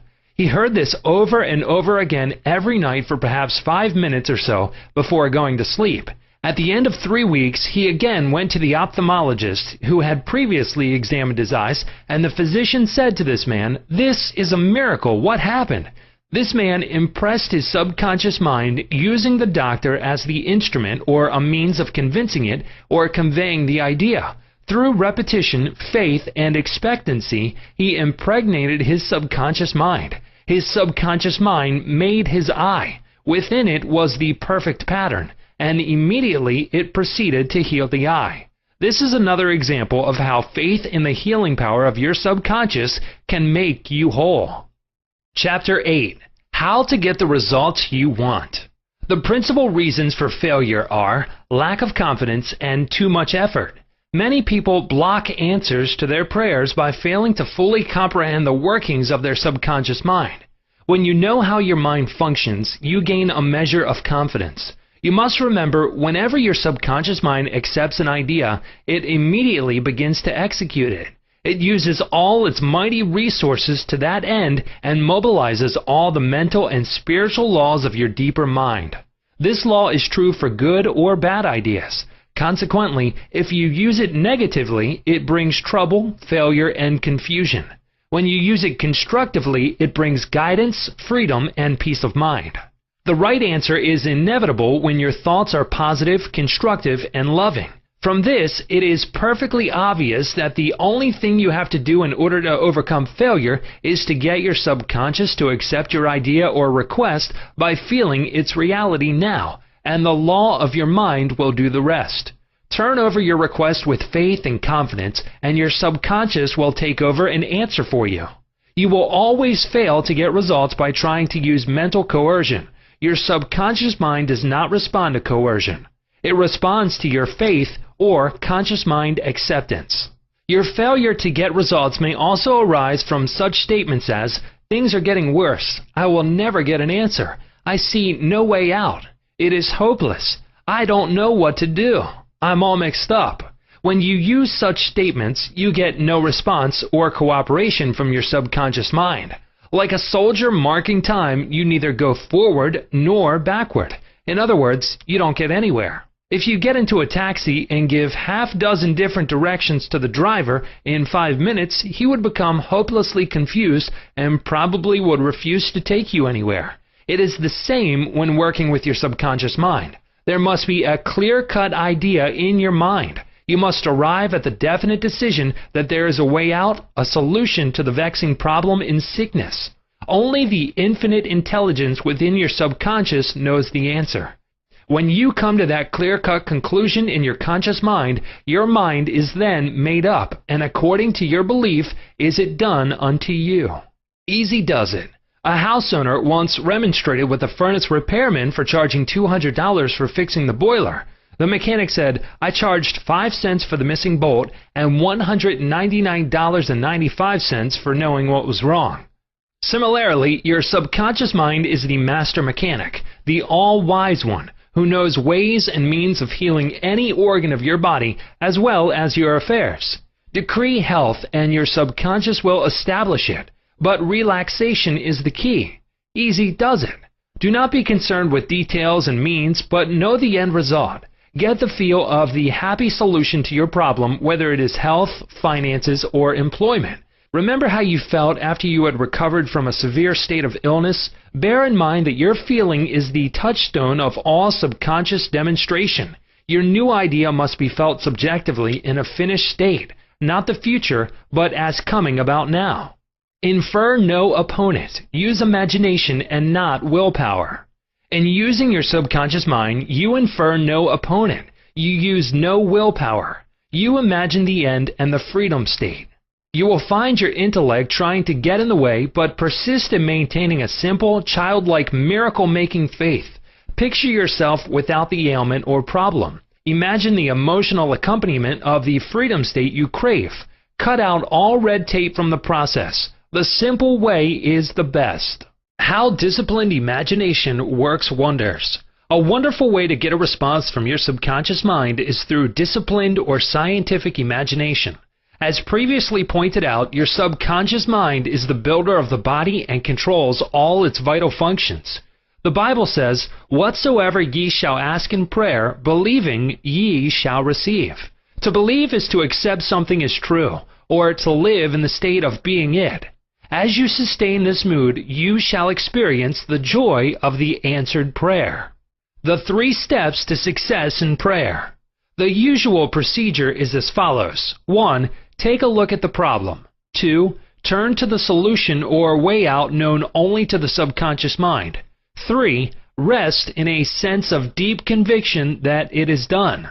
Do not weaken your prayer by saying, "I wish I might be healed.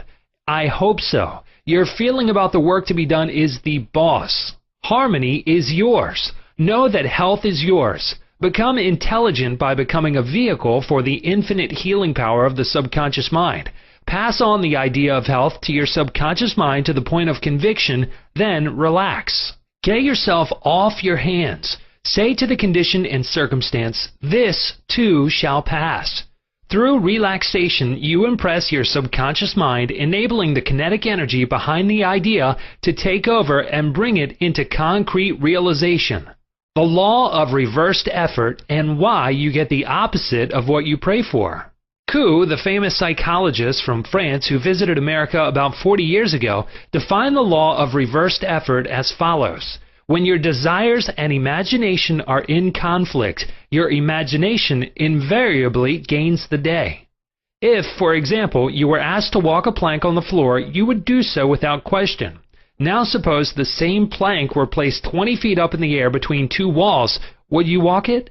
Your desire to walk it would be counteracted by your imagination or fear of falling. Your dominant idea, which would be the picture of falling, would conquer. Your desire, will, or effort to walk on the plank would be reversed, and the dominant idea of failure would be reinforced. Mental effort is invariably self-defeated, eventuating always in the opposite of what is desired. The suggestions of powerlessness to overcome the condition dominate the mind. Your subconscious is always controlled by the dominant idea. Your subconscious will accept the stronger of 2 contradictory propositions. The effortless way is the better. If you say, "I want a healing, but I can't get it," I try so hard. I force myself to pray. I use all the willpower I have. You must realize that your error lies in your effort. Never try to compel the subconscious mind to accept your idea by exercising willpower. Such attempts are doomed to failure, and you get the opposite of what you prayed for. The following is a rather common experience. Students, when taking examinations and reading through their papers, find that all their knowledge has suddenly deserted them. Their minds become appalling blanks, and they are unable to recall one relevant thought. The more they grit their teeth and summon the powers of the will, the further the answers seem to flee. But when they have left the examination room and the mental pressure relaxes, the answers they were seeking float tantalizingly back into their minds. Trying to force themselves to remember was the cause of their failure. This is an example of the law of reversed effort, whereby you get the opposite of what you asked or prayed for. The conflict of desire and imagination must be reconciled. To use mental force is to presuppose that there is opposition. When your mind is concentrated on the means to overcome a problem, it is no longer concerned with the obstacle. The harmonious union or agreement between your conscious and subconscious on any idea, desire, or mental image. When there is no longer any quarrel in either part of your mind, your prayer will be answered. The two agreeing may also be represented as you and your desire, your thought and feeling, your idea and emotion, your desire and imagination. You avoid all conflict between your desires and imagination by entering into a drowsy, sleepy state which brings all effort to a minimum. The conscious mind is submerged to a great extent when in a sleepy state. The best time to impregnate your subconscious is prior to sleep. The reason for this is that the highest degree of outcropping of the subconscious occurs prior to sleep and just after we awaken. In this state, the negative thoughts and imagery which tend to neutralize your desire and so prevent acceptance by your subconscious mind no longer present themselves. When you imagine the reality of the fulfilled desire and feel the thrill of accomplishment, your subconscious brings about the realization of your desire. A great many people solve all their dilemmas and problems by the play of their controlled, directed, and disciplined imagination, knowing that whatever they imagine and feel as true will and must come to pass. The following will clearly illustrate how a young girl overcame the conflict between her desire and her imagination. She desired a harmonious solution to her legal problem, yet her mental imagery was constantly on failure, loss, bankruptcy, and poverty. It was a complicated lawsuit, and there was one postponement after another with no solution in sight. At my suggestion, she got into a sleepy, drowsy state each night prior to sleep, and she began to imagine the happy ending, feeling it to the best of her ability. She knew that the image in her mind had to agree with her heart's desire. Prior to sleep, she began to dramatize as vividly as possible, her lawyer having an animated discussion with her regarding the outcome. She would ask him questions, and he would answer her appropriately. He would say to her over and over again, "There has been a perfect, harmonious solution. The case has been settled out of court." During the day when fear thoughts came into her mind, she would run her mental movie with gestures, voice, and sound equipment. She could easily imagine the sound of his voice, smile, and mannerism. She ran this mental picture so often it became a subjective pattern, a regular train track. At the end of a few weeks, her attorney called her and confirmed objectively what she had been imagining and feeling as true subjectively. This is really what the psalmist meant when he wrote, "Let the words of my mouth, your thoughts, mental images, good, and the meditations of my heart, your feeling, nature, emotion, be acceptable in thy sight. O Lord, the law of your subconscious mind, my strength and my Redeemer, the power and wisdom of your subconscious mind can redeem you from sickness, bondage, and misery." Psalm 19:14. Chapter 9. How to use the power of your subconscious for wealth. If you're having financial difficulties, if you're trying to make ends meet, it means you have not convinced your subconscious mind that you will always have plenty and some to spare. You know men and women who work a few hours a week and make fabulous sums of money. They do not strive or slave hard. Do not believe the story that the only way you can become wealthy is by the sweat of your brow and hard labor. It is not so. The effortless way of life is the best. Do the thing you love to do, and do it for the joy and thrill of it. I know an executive in Los Angeles who receives a salary of $75,000 yearly. Last year, he went out on a 9-month cruise seeing the world and its beauty spots. He said to me that he had succeeded in convincing his subconscious mind that he is worth that much money. He told me that many men in his organization, getting about $100 a week, knew more about the business than he did and could manage it better. But they had no ambition, no creative ideas, and were not interested in the wonders of their subconscious mind. Wealth is of the mind. Wealth is simply a subconscious conviction on the part of the individual. You will not become a millionaire by saying, "I am a millionaire, I am a millionaire." You will grow into a wealth consciousness by building into your mentality the idea of wealth and abundance.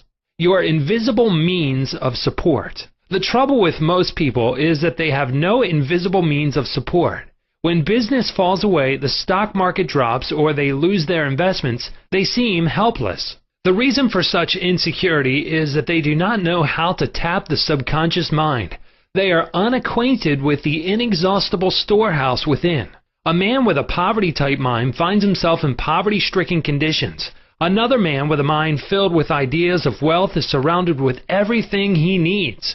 It is never intended that man should lead a life of indigence. You can have wealth, everything you need, and plenty to spare. Your words have power to cleanse your mind of wrong ideas and to instill right ideas in their place. The ideal method for building a wealth consciousness. Perhaps you are saying as you read this chapter, "I need wealth and success." This is what you do. Repeat for about 5 minutes to yourself 3 or 4 times a day, wealth, success. These words have tremendous power. They represent the inner power of the subconscious mind. Anchor your mind on this substantial power within you. Then conditions and circumstances corresponding to their nature and quality will be manifested in your life. You are not saying, "I am wealthy." You are dwelling on real powers within you. There is no conflict in the mind when you say wealth. Furthermore, the feeling of wealth will well up within you as you dwell on the idea of wealth. The feeling of wealth produces wealth. Keep this in mind at all times. Your subconscious mind is like a bank, a sort of universal financial institution. It magnifies whatever you deposit or impress upon it, whether it is the idea of wealth or of poverty. Choose wealth. Why your affirmations for wealth fail. I have talked to many people during the past 35 years whose usual complaint is, "I have said for weeks and months, I am wealthy, I am prosperous, and nothing has happened." I discovered that when they said, "I am prosperous, I am wealthy," they felt within that they were lying to themselves. One man told me, "I have affirmed that I am prosperous until I am tired. Things are now worse." I knew when I made the statement that it was obviously not true. His statements were rejected by the conscious mind, and the very opposite of what he outwardly affirmed and claimed was made manifest. Your affirmation succeeds best when it is specific and when it does not produce a mental conflict or argument. Hence, the statements made by this man made matters worse because they suggested his lack. Your subconscious accepts what you really feel to be true, not just idle words or statements. The dominant idea or belief is always accepted by the subconscious mind. How to avoid mental conflict. The following is the ideal way to overcome this conflict for those who have this difficulty. Make this practical statement frequently, particularly prior to sleep. By day and by night, I am being prospered in all my interests. This affirmation will not arouse any argument because it does not contradict your subconscious mind's impression of financial lack. I suggested to one businessman whose sales and finances were very low and who was greatly worried that he sit down in his office, become quiet, and repeat this statement over and over again. "My sales are improving every day." This statement engaged the cooperation of the conscious and subconscious mind. Results followed. Don't sign blank checks. You sign blank checks when you make such statements as, "There is not enough to go around," "There is a shortage," "I will lose the house because of the mortgage," etc. If you are full of fear about the future, you are also writing a blank check and attracting negative conditions to you. Your subconscious mind takes your fear and negative statements as your request and proceeds in its own way to bring obstacles, delays, lack, and limitation into your life. Your subconscious gives you compound interest. To him that hath the feeling of wealth, more wealth shall be added. To him that hath the feeling of lack, more lack shall be added. Your subconscious multiplies and magnifies whatever you deposit in it. Every morning as you awaken, deposit thoughts of prosperity, success, wealth, and peace. Dwell upon these concepts. Busy your mind with them as often as possible. These constructive thoughts will find their way as deposits in your subconscious mind and bring forth abundance and prosperity. Why nothing happened? I can hear you saying, "Oh, I did that and nothing happened." You did not get results because you indulged in fear thoughts perhaps 10 minutes later and neutralized the good you had affirmed. When you place a seed in the ground, do not dig it up. You let it take root and grow. Suppose, for example, you are going to say, "I shall not be able to make that payment." Before you get further than "I shall," stop the sentence and dwell on a constructive statement such as, "By day and by night I am prospered in all my ways." True source of wealth. Your subconscious mind is never short of ideas. There are within it an infinite number of ideas ready to flow into your conscious mind and appear as cash in your pocketbook in countless ways. This process will continue to go on in your mind regardless of whether the stock market goes up or down, or whether the pound sterling or dollar drops in value. Your wealth is never truly dependent on bonds, stocks, or money in the bank. These are really only symbols, necessary and useful, of course, but only symbols. The point I wish to emphasize is that if you convince your subconscious mind that wealth is yours and that it is always circulating in your life, you will always and inevitably have it, regardless of the form it takes. Trying to make ends meet and the real cause. There are people who claim that they are always trying to make ends meet. They seem to have a great struggle to meet their obligations. Have you listened to their conversation? In many instances, their conversation runs along this vein. They are constantly condemning those who have succeeded in life and who have raised their heads above the crowd. Perhaps they are saying, "Oh, that fellow has a racket. He is ruthless. He is a crook." This is why they lack. They are condemning the thing they desire and want. The reason they speak critically of their more prosperous associates is because they are envious and covetous of the other's prosperity. The quickest way to cause wealth to take wings and fly away is to criticize and condemn others who have more wealth than you. A common stumbling block to wealth. There is one emotion which is the cause of the lack of wealth in the lives of many. Most people learn this the hard way. It is envy. For example, if you see a competitor depositing large sums of money in the bank and you have only a meager amount to deposit, does it make you envious? The way to overcome this emotion is to say to yourself, "Isn't it wonderful? I rejoice in that man's prosperity. I wish for him greater and greater wealth." To entertain envious thoughts is devastating because it places you in a very negative position. Therefore, wealth flows from you instead of to you. If you are ever annoyed or irritated by the prosperity or great wealth of another, claim immediately that you truly wish for him greater wealth in every possible way. This will neutralize the negative thoughts in your mind and cause an ever greater measure of wealth to flow to you by the law of your own subconscious mind. Rubbing out a great mental block to wealth. If you are worried and critical about someone who you claim is making money dishonestly, cease worrying about him. You know such a person is using the law of mind negatively. The law of mind takes care of him. Be careful not to criticize him for the reasons previously indicated. Remember, the block or obstacle to wealth is in your own mind. You can now destroy that mental block. This you may do by getting on mental good terms with everyone. Sleep and grow rich. As you go to sleep at night, practice the following technique. Repeat the word wealth quietly, easily, and feelingly. Do this over and over again, just like a lullaby. Lull yourself to sleep with the one word, wealth. You should be amazed at the result. Wealth should flow to you in avalanches of abundance. This is another example of the magic power of your subconscious mind. Chapter 10. Your right to be rich. It is your right to be rich. You are here to lead the abundant life and be happy, radiant, and free. You should, therefore, have all the money you need to lead a full, happy, and prosperous life. You are here to grow, expand, and unfold spiritually, mentally, and materially. You have the inalienable right to fully develop and express yourself along all lines. You should surround yourself with beauty and luxury. Why be satisfied with just enough to go around when you can enjoy the riches of your subconscious mind? In this chapter, you can learn to make friends with money, and you should always have a surplus.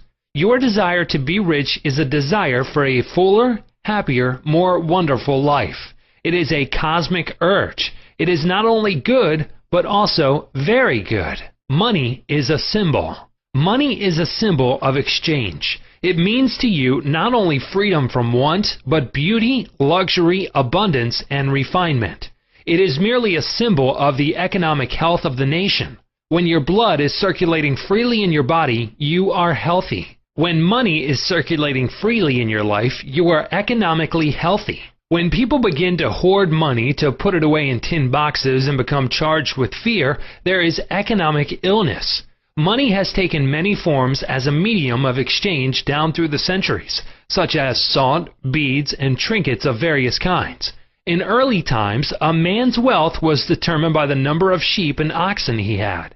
Now we use currency and other negotiable instruments, as it is much more convenient to write a check than carry some sheep around with you to pay bills. How to walk the royal road to riches. Knowledge of the powers of your subconscious mind is the means to the royal road to riches of all kinds, spiritual, mental, or financial. The student of the laws of mind believes and knows definitely that regardless of economic situations, stock market fluctuation, depression, strikes, war, other conditions or circumstances, he will always be amply supplied regardless of what form money takes. The reason for this is that he has conveyed the idea of wealth to his subconscious mind, and it keeps him supplied wherever he may be. He has convinced himself in his mind that money is forever, flowing freely in his life, and that there is always a wonderful surplus. Should there be a financial collapse of government tomorrow and all the man's present holdings become valueless, as the German marks did after the First World War, he would still attract wealth and be cared for, regardless of the form the new currency took.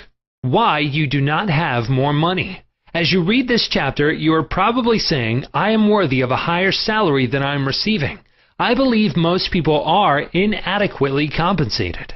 One of the causes many people do not have more money is that they are silently or openly condemning it. They refer to money as filthy lucre, or the love of money is the root of all evil. Another reason they do not prosper is that they have a sneaky subconscious feeling there is some virtue in poverty. This subconscious pattern may be due to early childhood training, superstition, or it could be based on a false interpretation of scriptures. Money and a balanced life. One time a man said to me, I am broke. I do not like money. It is the root of all evil. These statements represent a confused, neurotic mind. Love of money to the exclusion of everything else will cause you to become lopsided and unbalanced. You are here to use your power and authority wisely. Some men crave power, others crave money. If you set your heart on money exclusively and say, money is all I want, I am going to give all my attention to amassing money, nothing else matters, you can get money and attain a fortune, but you have forgotten that you are here to lead a balanced life. You must also satisfy the hunger for peace of mind, harmony, love, joy, and perfect health. By making money your sole aim, you simply made a wrong choice. You thought that was all you wanted, but you found after all your efforts that it was not only the money you needed. You also desired true expression of your hidden talents, true place in life, beauty, and the joy of contributing to the welfare and success of others. By learning the laws of your subconscious mind, you could have $1 million or many millions if you wanted them, and still have peace of mind, harmony, perfect health, and perfect expression. Poverty is a mental disease.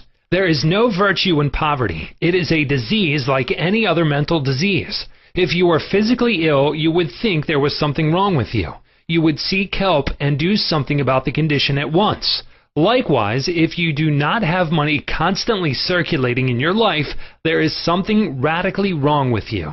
The urge of the life principle in you is toward growth, expansion, and the life more abundant.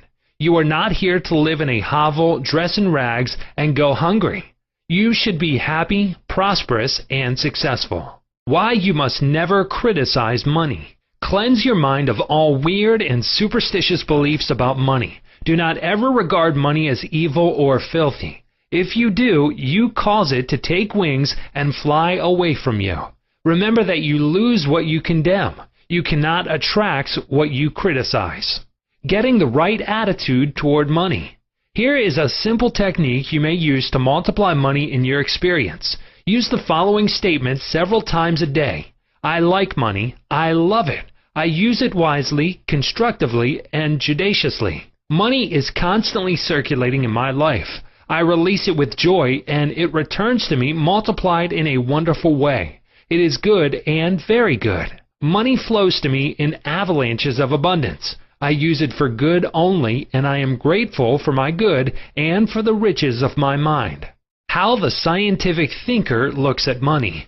Suppose, for example, you found gold, silver, lead, copper, or iron in the ground.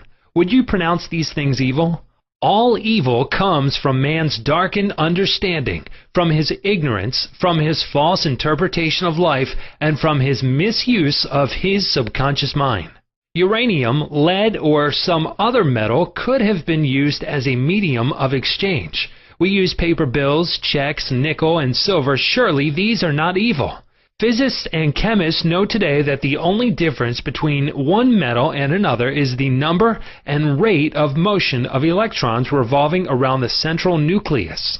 They can now change one metal into another through a bombardment of atoms in the powerful cyclotron. Gold, under certain conditions, becomes mercury. I believe that our modern scientists in the near future will be able to make gold, silver, and other metals synthetically in the chemical laboratory. The cost may be prohibitive now, but it can be done. I cannot imagine any intelligent person seeing anything evil in electrons, neutrons, protons, and isotopes. The piece of paper in your pocket is composed of atoms and molecules with their electrons and protons arranged differently. Their number and rates of motion are different. That is the only way the paper differs from the silver in your pocket.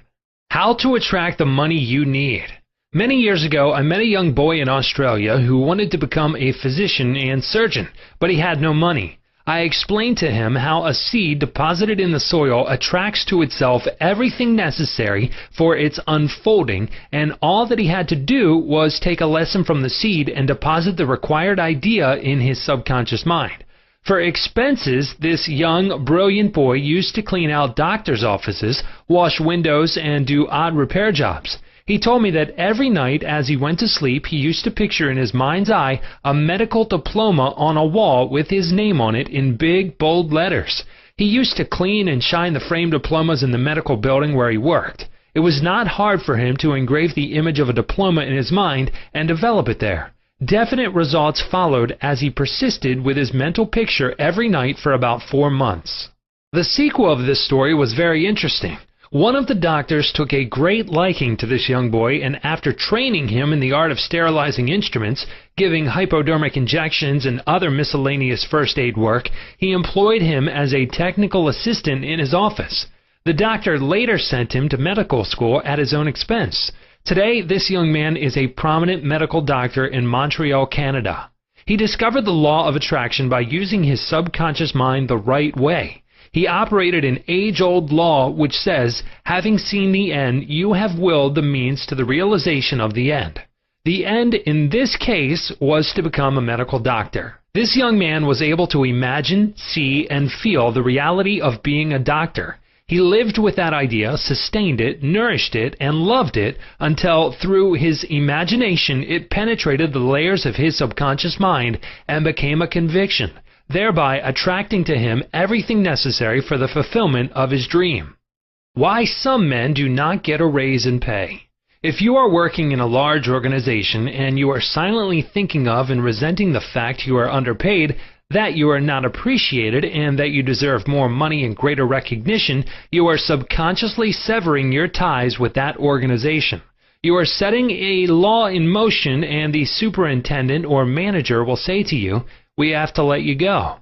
Actually, you dismissed yourself. The manager was simply the instrument through which your own negative mental state was confirmed.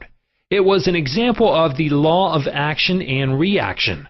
The action was your thought, and the reaction was the response of your subconscious mind. Obstacles and impediments on the pathway to riches. I am sure you have heard men say, "That fellow has a racket. He is a racketeer. He is getting money dishonestly. He is a faker. I knew him when he had nothing. He is a crook, a thief, and a swindler." If you analyze the man who talks like that, you discover he is usually in want or suffering from some financial or physical illness. Perhaps his former college friends went up the ladder of success and excelled him. Now he is bitter and envious of their progress. In many instances, this is the cause of his downfall. Thinking negatively of these classmates and condemning their wealth causes the wealth and prosperity he is praying for to vanish and flee away. He is condemning the thing he is praying for. He is praying two ways. On the one hand, he is saying, "Wealth is flowing to me now." And in the next breath, silently and audibly, he is saying, "I resent that fellow's wealth." Always make it a special point to rejoice in the wealth of the other person. Protect your investments. If you are seeking wisdom regarding investments, or if you are worried about your stocks or bonds, quietly claim, "Infinite intelligence governs and watches over all my financial transactions, and whatsoever I do shall prosper." Do this frequently, and you will find that your investments will be wise. Moreover, you will be protected from loss, as you will be prompted to sell your securities or holdings before any loss accrues to you. You cannot get something for nothing. In large stores, the management employs store detectives to prevent people from stealing. They catch a number of people every day trying to get something for nothing. All such people are living in the mental atmosphere of lack and limitation, and are stealing from themselves peace, harmony, faith, honesty, integrity, goodwill, and confidence. Furthermore, they are attracting to themselves all manner of loss, such as loss of character, prestige, social status, and peace of mind. These people lack faith in the source of supply and the understanding of how their minds work. If they would mentally call on the powers of their subconscious mind and claim that they are guided to their true expression, they would find work and constant supply. Then, by honesty, integrity, and perseverance, they would become a credit to themselves and to society at large. Your constant supply of money. Recognizing the powers of your subconscious mind and the creative power of your thought or mental image is the way to opulence, freedom, and constant supply. Accept the abundant life in your own mind. Your mental acceptance and expectancy of wealth has its own mathematics and mechanics of expression. As you enter into the mood of opulence, all things necessary for the abundant life will come to pass. Let this be your daily affirmation. Write it in your heart. I am one with the infinite riches of my subconscious mind. It is my right to be rich, happy, and successful. Money flows to me freely, copiously, and endlessly. I am forever conscious of my true worth. I give of my talents freely, and I am wonderfully blessed financially. It is wonderful.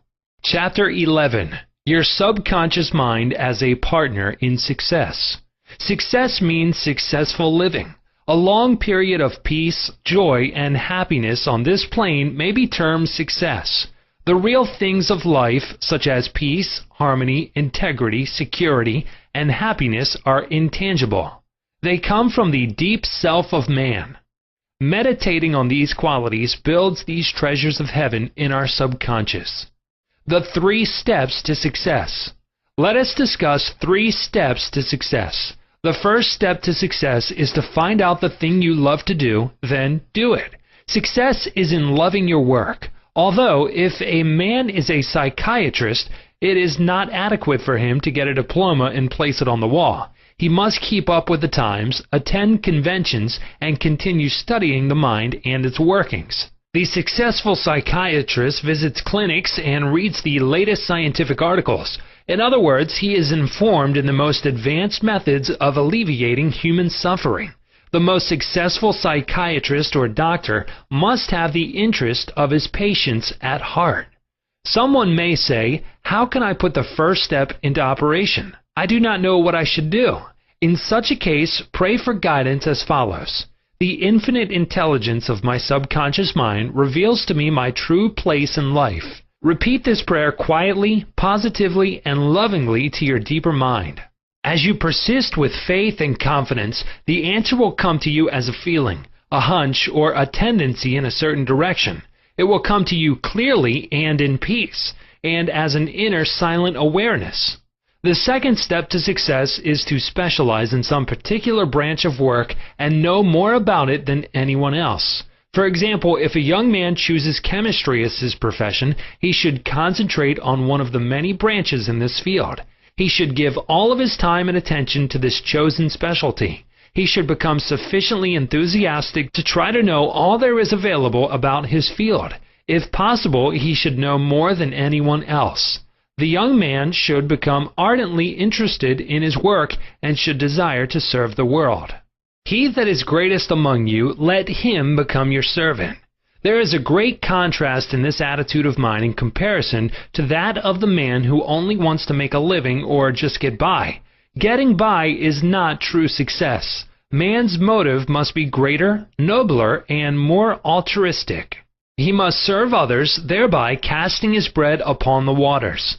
The third step is the most important one. You must be sure that the thing you want to do does not redound to your success only. Your desire must not be selfish. It must benefit humanity. The path of a complete circuit must be formed. In other words, your idea must go forth with the purpose of blessing or serving the world. It will then come back to you pressed down, shaken together, and running over. If it is to benefit yourself exclusively, the circle or complete circuit is not formed, and you may experience a short circuit in your life, which may consist of limitation or sickness. The measure of true success. Some people may say, "But Mr. James made a fortune in selling fraudulent oil stock."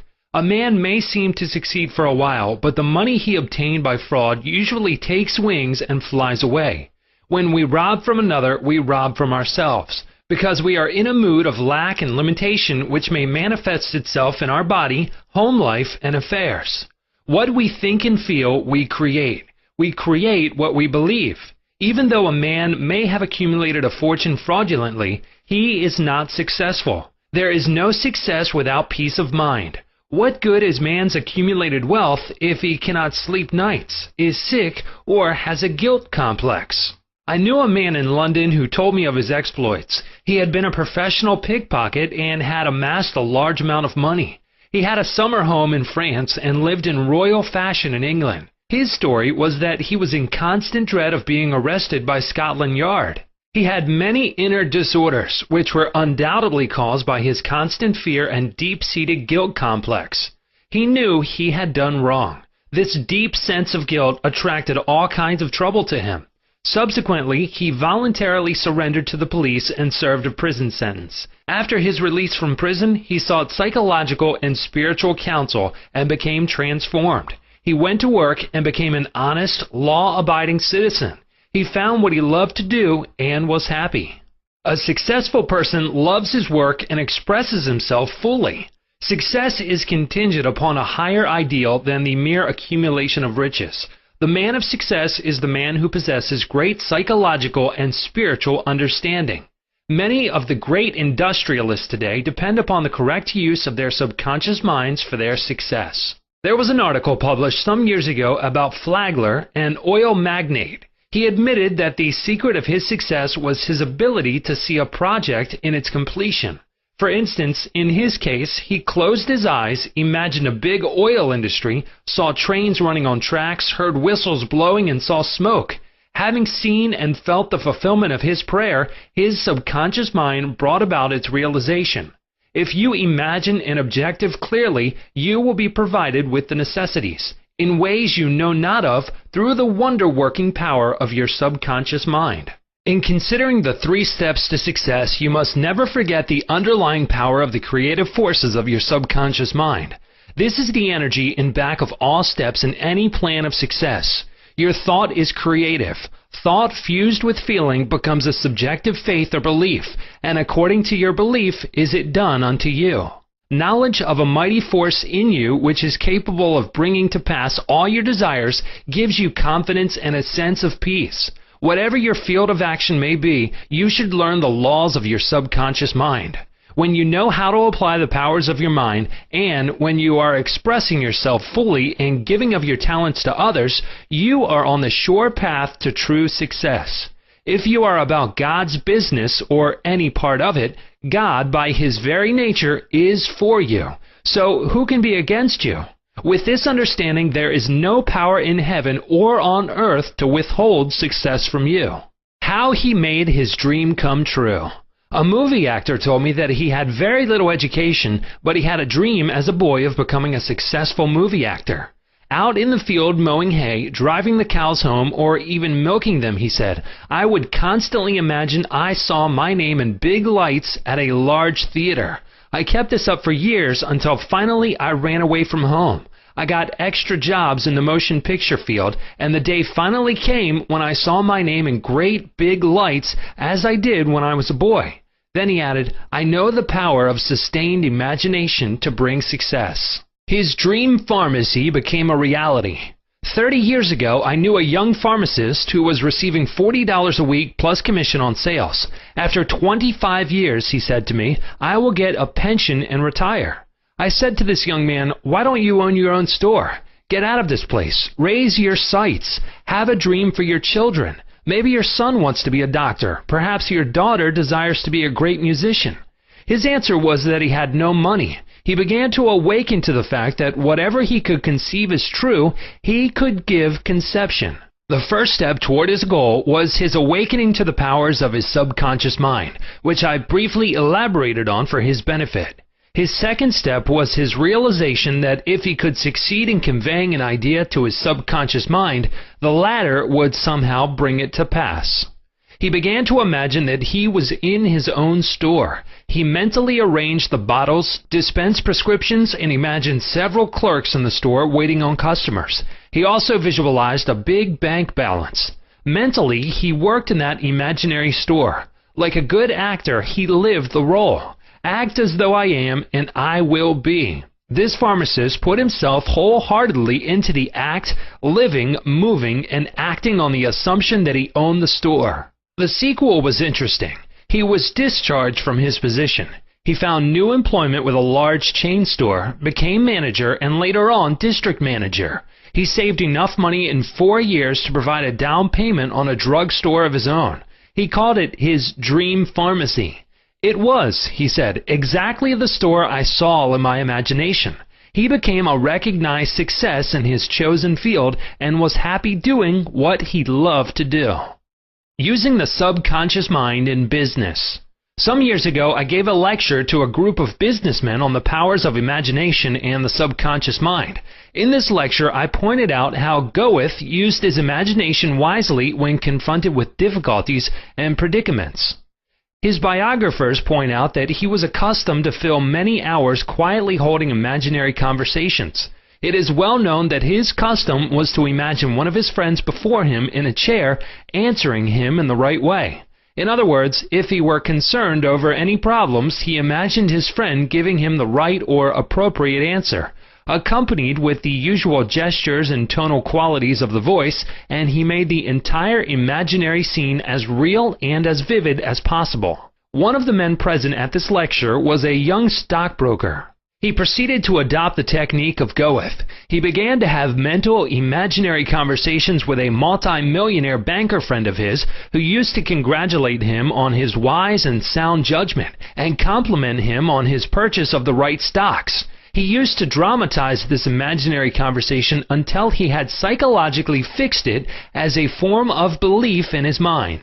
This broker's inner talking and controlled imagination certainly agreed with his aim, which was to make sound investments for his clients. His main purpose in life was to make money for his clients and to see them prosper financially by his wise counsel. He is still using his subconscious mind in his business, and he is a brilliant success in his field of endeavor. Boy of 16 years turns failure into success. A young boy who was attending high school said to me, "I am getting very poor grades. My memory is failing. I do not know what is the matter." I discovered that the only thing wrong with this boy was his attitude, which was one of indifference and resentment towards some of his teachers and fellow students. I taught him how to use his subconscious mind and how to succeed in his studies. He began to affirm certain truths several times a day, particularly at night prior to sleep, and also in the morning after awakening. These are the best times to impregnate the subconscious mind. He affirmed as follows: "I realize that my subconscious mind is a storehouse of memory. It retains everything I read and hear from my teachers. I have a perfect memory, and the infinite intelligence in my subconscious mind constantly reveals to me everything I need to know at all my examinations, whether written or oral. I radiate love and goodwill to all my teachers and fellow students. I sincerely wish for them success in all good things." This young man is now enjoying a greater freedom than he has ever known. He is now receiving all A's. He constantly imagines the teachers and his mother congratulating him on his success in his studies.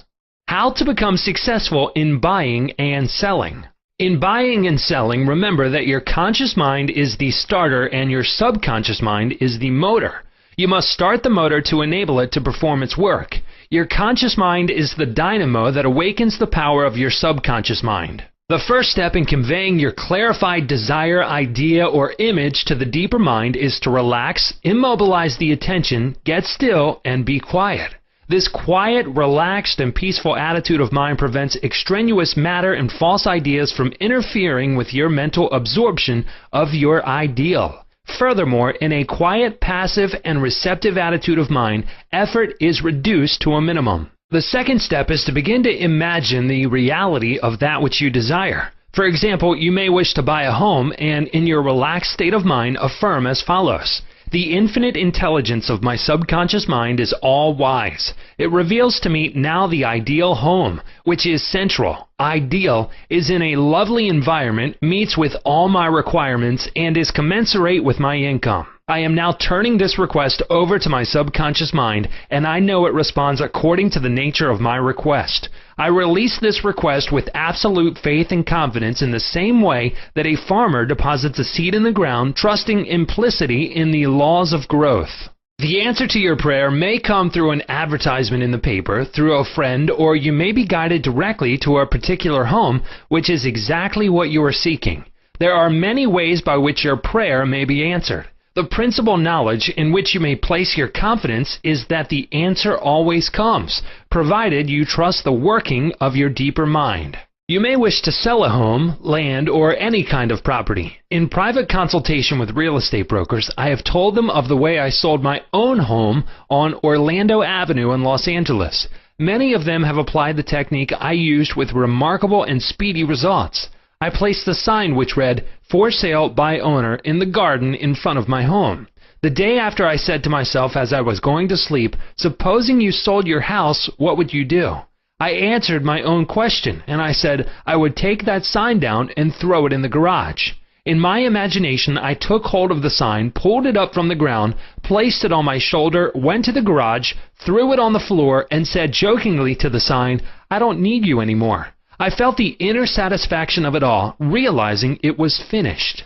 The next day, a man gave me a deposit of $1,000 and said to me, "Take your sign down. We will go into escrow now." Immediately, I pulled the sign up and took it to the garage. The outer action conformed to the inner. There is nothing new about this. As within, so without, meaning according to the image impressed on your subconscious mind, so it is on the objective screen of your life. The outside mirrors the inside. External action follows internal action. Here's another very popular method used in selling homes, land, or any kind of property. Affirm slowly, quietly, and feelingly as follows. Infinite intelligence attracts to me the buyer for this home who wants it and who prospers in it. This buyer is being sent to me by the creative intelligence of my subconscious mind, which makes no mistakes. This buyer may look at many other homes, but mine is the only one he wants and will buy, because he is guided by the infinite intelligence within him. I know the buyer is right, the time is right, and the price is right. Everything about it is right. The deeper currents of my subconscious mind are now in operation, bringing both of us together in divine order. I know that it is so. Remember always that what you are seeking is also seeking you. And whenever you want to sell a home or property of any kind, there is always someone who wants what you have to offer. By using the powers of your subconscious mind correctly, you free your mind of all sense of competition and anxiety in buying and selling. How she succeeded in getting what she wanted. There is a young lady who regularly comes to my lectures and classes. She had to change buses 3 times. It took her 1.5 hours each time to come to the lectures. In one lecture, I explained how a young man who needed a car in his work received one. She went home and experimented as outlined in my lecture. Here is her letter in part narrating her application of my method and published by her permission. Dear Mr. Murphy, this is how I received a Cadillac car. I wanted one to come to the lectures regularly. In my imagination, I went through the identical process I would go through if I were actually driving a car. I went to the showroom and the salesman took me for a ride in one. I also drove it several blocks. I claimed the Cadillac car as my own over and over again. I kept a mental picture of getting into the car, driving it, feeling the upholstery, etc. constantly for over 2 weeks. Last week, I drove to your lectures in a Cadillac. My uncle in Inglewood passed away and left me his Cadillac and his entire estate. A success technique employed by many outstanding executives and businessmen. There are many prominent businessmen who quietly use the abstract term success over and over many times a day until they reach a conviction that success is theirs. They know that the idea of success contains all the essential elements of success. Likewise, you can begin now to repeat the word success to yourself with faith and conviction. Your subconscious mind will accept it as true of you, and you will be under a subconscious compulsion to succeed. You are compelled to express your subjective beliefs, impressions, and convictions. What does success imply to you? You want, undoubtedly, to be successful in your home life and in your relationship with others. You wish to be outstanding in your chosen work or profession. You wish to possess a beautiful home and all the money you need to live comfortably and happily. You want to be successful in your prayer life and in your contact with the powers of your subconscious mind. You are a businessman also because you are in the business of living. Become a successful businessman by imagining yourself doing what you long to do and possessing the things you long to possess. Become imaginative. Mentally participate in the reality of the successful state. Make a habit of it. Go to sleep feeling successful every night and perfectly satisfied, and you will eventually succeed in implanting the idea of success in your subconscious mind. Believe you were born to succeed, and wonders will happen as you pray. Chapter 12. Scientists use the subconscious mind. Many scientists realize the true importance of the subconscious mind. Edison, Marconi, Kettering, Poincare, Einstein, and many others have used the subconscious mind. It has given them the insight and the know-how for all their great achievements in modern science and industry. Research has shown that the ability to bring into action the subconscious power has determined the success of all the great scientific and research workers. An instance of how a famous chemist, Friedrich von Stradonitz, used his subconscious mind to solve his problem is as follows. He had been working laboriously for a long time trying to rearrange the 6 carbon and the 6 hydrogen atoms of the benzene formula, and he was constantly perplexed and unable to solve the matter. Tired and exhausted, he turned the request over completely to his subconscious mind. Shortly afterward, as he was about to board a London bus, his subconscious presented his conscious mind with a sudden flash of a snake biting its own tail and turning around like a pinwheel. This answer from his subconscious mind gave him the long-sought answer of the circular rearrangement of the atoms that is known as the benzene ring. How a distinguished scientist brought forth his inventions. Nikola Tesla was a brilliant electrical scientist who brought forth the most amazing innovations. When an idea for a new invention came into his mind, he would build it up in his imagination, knowing that his subconscious mind would reconstruct and reveal to his conscious mind all the parts needed for its manufacture in concrete form. Through quietly contemplating every possible improvement, he spent no time in correcting defects, and was able to give the technicians the perfect product of his mind. He said, "Invariably, my device works as I imagined it should. In 20 years, there has not been a single exception." How a famous naturalist solved his problem. Professor Agassiz, a distinguished American naturalist, discovered the indefatigable activities of his subconscious mind while he slept. His widow, in her biography of her famous husband, has reported the following. He had been for 2 weeks striving to decipher the somewhat obscure impression of a fossil fish on the stone slab in which it was preserved. Weary and perplexed, he put his work aside at last and tried to dismiss it from his mind. Shortly after, he waked one night persuaded that while asleep he had seen his fish with all the missing features perfectly restored. But when he tried to hold and make fast the image, it escaped him. Nevertheless, he went early to the Jardin des Plantes, thinking that on looking anew at the impression, he should see something which would put him back on the track of his vision. In vain, the blurred record was as black as ever. The next night he saw the fish again, but with no more satisfactory result. When he awoke, it disappeared from his memory as before. Hoping that the same experience might be repeated on the 3rd night, he placed a pencil and paper beside his bed before going to sleep. Accordingly, toward morning the fish reappeared in his dream.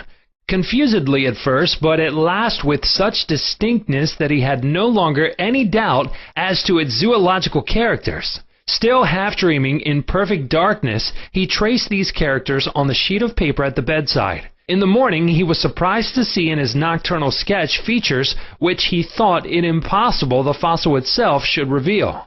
He hastened to the Jardin des Plantes and, with his drawing as a guide, succeeded in chiseling away the surface of the stone under which portions of the fish proved to be hidden. When wholly expressed, it corresponded with his dream and his drawing, and he succeeded in classifying it with ease. And outstanding physicians solved the problem of diabetes. Some years ago, I received a clipping from a magazine describing the origin of the discovery of insulin. This is the essence of the article as I recall it.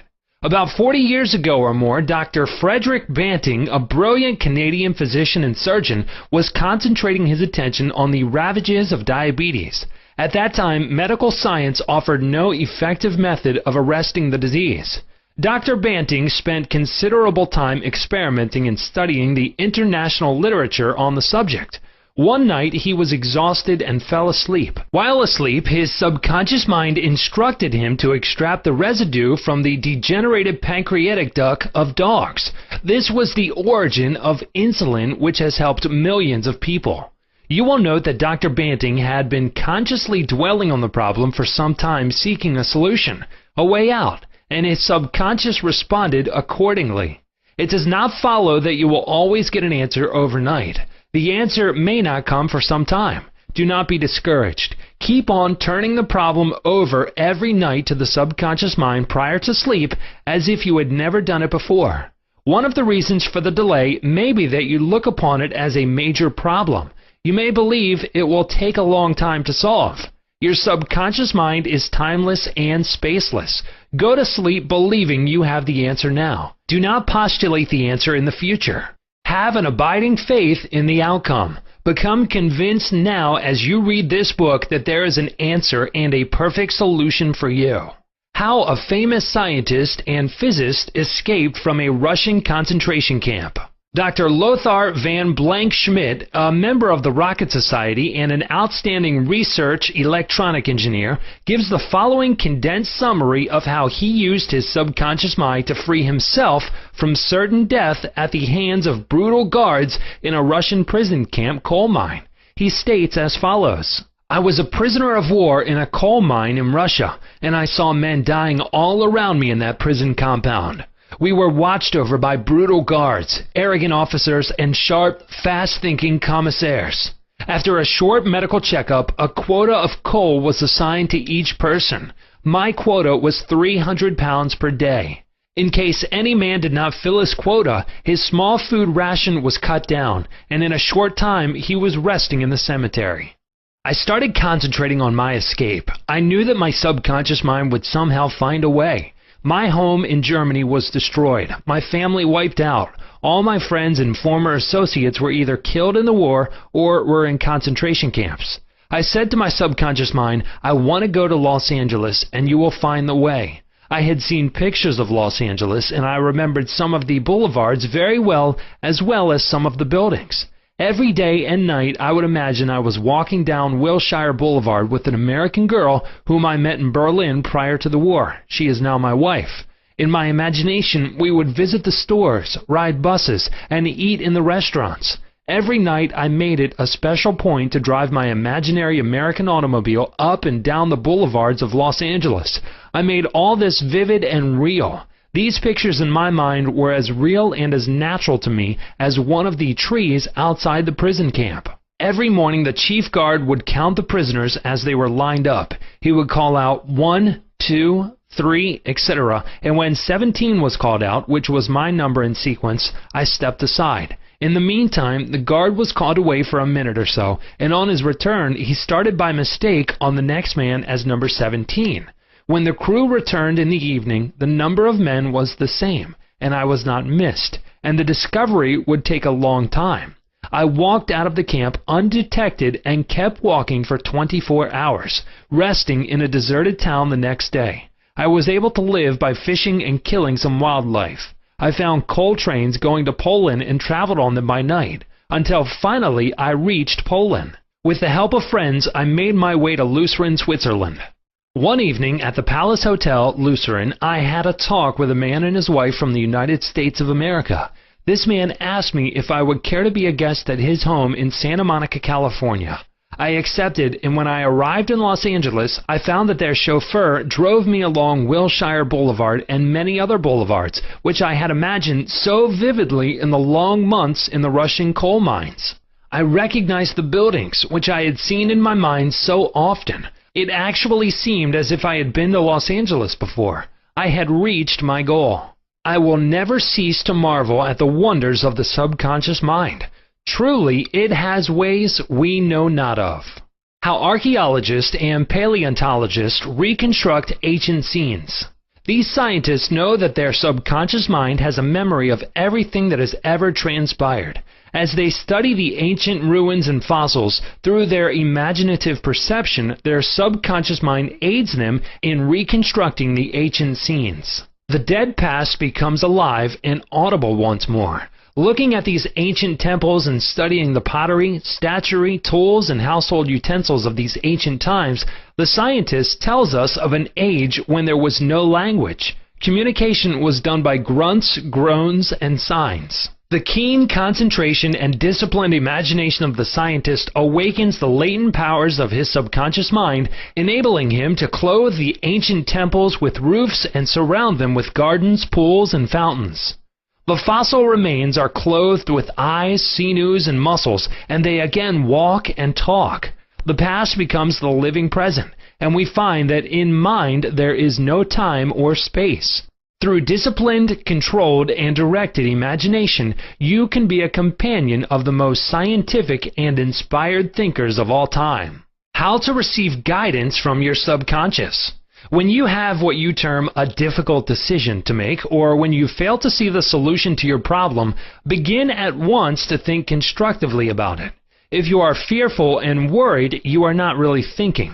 True thinking is free from fear. Here is a simple technique you can use to receive guidance on any subject. Quiet the mind and still the body. Tell the body to relax. It has to obey you. It has no volition, initiative, or self-conscious intelligence. Your body is an emotional disk which records your beliefs and impressions. Mobilize your attention. Focus your thought on the solution to your problem. Try to solve it with your conscious mind. Think how happy you would be about the perfect solution. Sense the feeling you would have if the perfect answer were yours now. Let your mind play with this mood in a relaxed way. Then drop off to sleep. When you awaken and you do not have the answer, get busy about something else. Probably when you are preoccupied with something else, the answer will come into your mind like toast pops out of the toaster. In receiving guidance from your subconscious mind, the simple way is the best. This is an illustration. I once lost a valuable ring which was an heirloom. I looked everywhere for it and could not locate it. At night, I talked to the subconscious in the same manner that I would talk to anyone. I said to it prior to dropping off to sleep, "You know all things. You know where that ring is, and you now reveal to me where it is." In the morning, I awoke suddenly with the words ringing in my ear, "Ask Robert." I thought it very strange that I should ask Robert, a young boy about 9 years of age. However, I followed the inner voice of intuition. Robert said, "Oh yes, I picked it up in the yard while I was playing with the boys. I placed it on the desk in my room. I did not think it worth anything, so I did not say anything about it." The subconscious mind will always answer you if you trust it. His subconscious revealed the location of his father's will. A young man who attends my lectures had this experience. His father died and apparently left no will. However, this man's sister told him that their father had confided to her that a will had been executed which was fair to all. Every attempt to locate the will failed. Prior to sleep, he talked to his deeper mind as follows. I now turn this request over to the subconscious mind. It knows just where that will is and reveals it to me.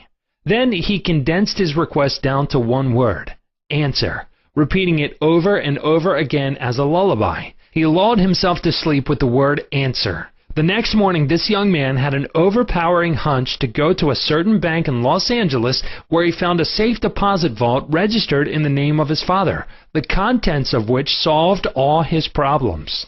Your thought as you go to sleep arouses the powerful latency which is within you. For example, let us suppose you are wondering whether to sell your home, buy a certain stock, sever partnership, move to New York, or stay in Los Angeles, dissolve the present contract, or take a new one. Do this. Sit quietly in your armchair or at the desk in your office. Remember that there is a universal law of action and reaction. The action is your thought. The reaction is the response from your subconscious mind. The subconscious mind is reactive and reflexive. This is its nature. It rebounds, rewards, and repays. It is the law of correspondence. It responds by corresponding.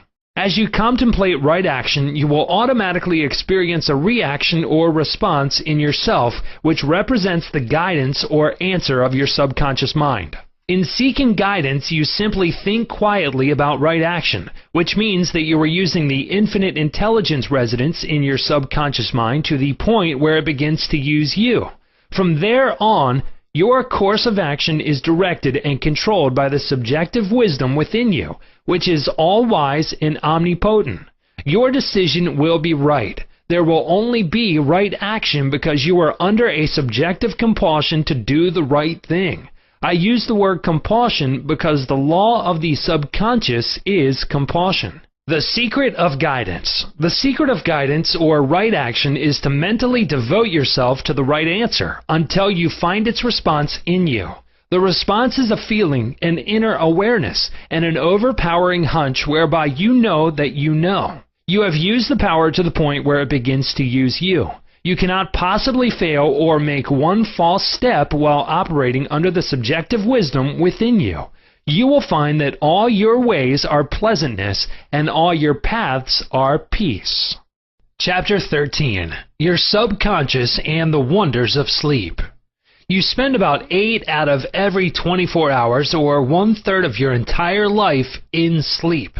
This is an inexorable law of life. This also applies to the animal and vegetable kingdoms. Sleep is a divine law, and many answers to our problems come to us when we are sound asleep upon the bed. Many people have advocated the theory that you get tired during the day, that you go to sleep to rest the body, and that a reparative process takes place while you sleep. Nothing rests in sleep. Your heart, your lungs, and all your vital organs function while you're asleep. If you eat prior to sleep, the food is digested and assimilated. Also, your skin secretes perspiration and your nails and hair continue to grow. Your subconscious mind never rests or sleeps. It is always active, controlling all your vital forces. The healing process takes place more rapidly while you are asleep, as there is no interference from your conscious mind. Remarkable answers are given to you while you are asleep. Why we sleep. Dr. John Bigelow, a famous research authority on sleep, demonstrated that at night while asleep you receive impressions showing that the nerves of the eyes, ears, nose, and taste buds are active during sleep, and also that the nerves of your brain are quite active. He says that the main reason we sleep is because the nobler part of the soul is united by abstraction to our higher nature and becomes a participant in the wisdom and foreknowledge of the gods. Dr. Bigelow states also, the results of my studies have not only strengthened my convictions that the supposed exemption from customary toils and activities was not the final purpose of sleep, but have also made clear to my mind the conviction that no part of a man's life deserves to be considered more indispensable to its symmetrical and perfect spiritual development than while he is separated from the phenomenal world in sleep. Prayer, a form of sleep. Your conscious mind gets involved with vexations, strife, and contentions of the day, and it is very necessary to withdraw periodically from sense evidence and the objective world and commune silently with the inner wisdom of your subconscious mind. By claiming guidance, strength, and greater intelligence in all phases of your life, you will be enabled to overcome all difficulties and solve your daily problems. This regular withdrawal from sense evidence and the noise and confusion of everyday living is also a form of sleep. For example, you become asleep to the world of the senses and alive to the wisdom and power of your subconscious mind. Startling effects of sleep deprivation. Lack of sleep can cause you to become irritable, moody, and depressed. Dr. George Stevenson of the National Association for Mental Health says, I believe it can be safely said that all human beings need a minimum of 6 hours sleep to be healthy. Most people need more. Those who think they can get along on less are fooling themselves. Medical research scholars investigating sleep processes and deprivation of sleep point out that severe insomnia has preceded psychologic breakdown in some instances. Remember, you are spiritually recharged during sleep, and adequate sleep is essential to produce joy and vitality in life. You need more sleep. Robert O'Brien, in an article, Maybe You Need More Sleep, in an issue of the Reader's Digest, reports the following experiment on sleep.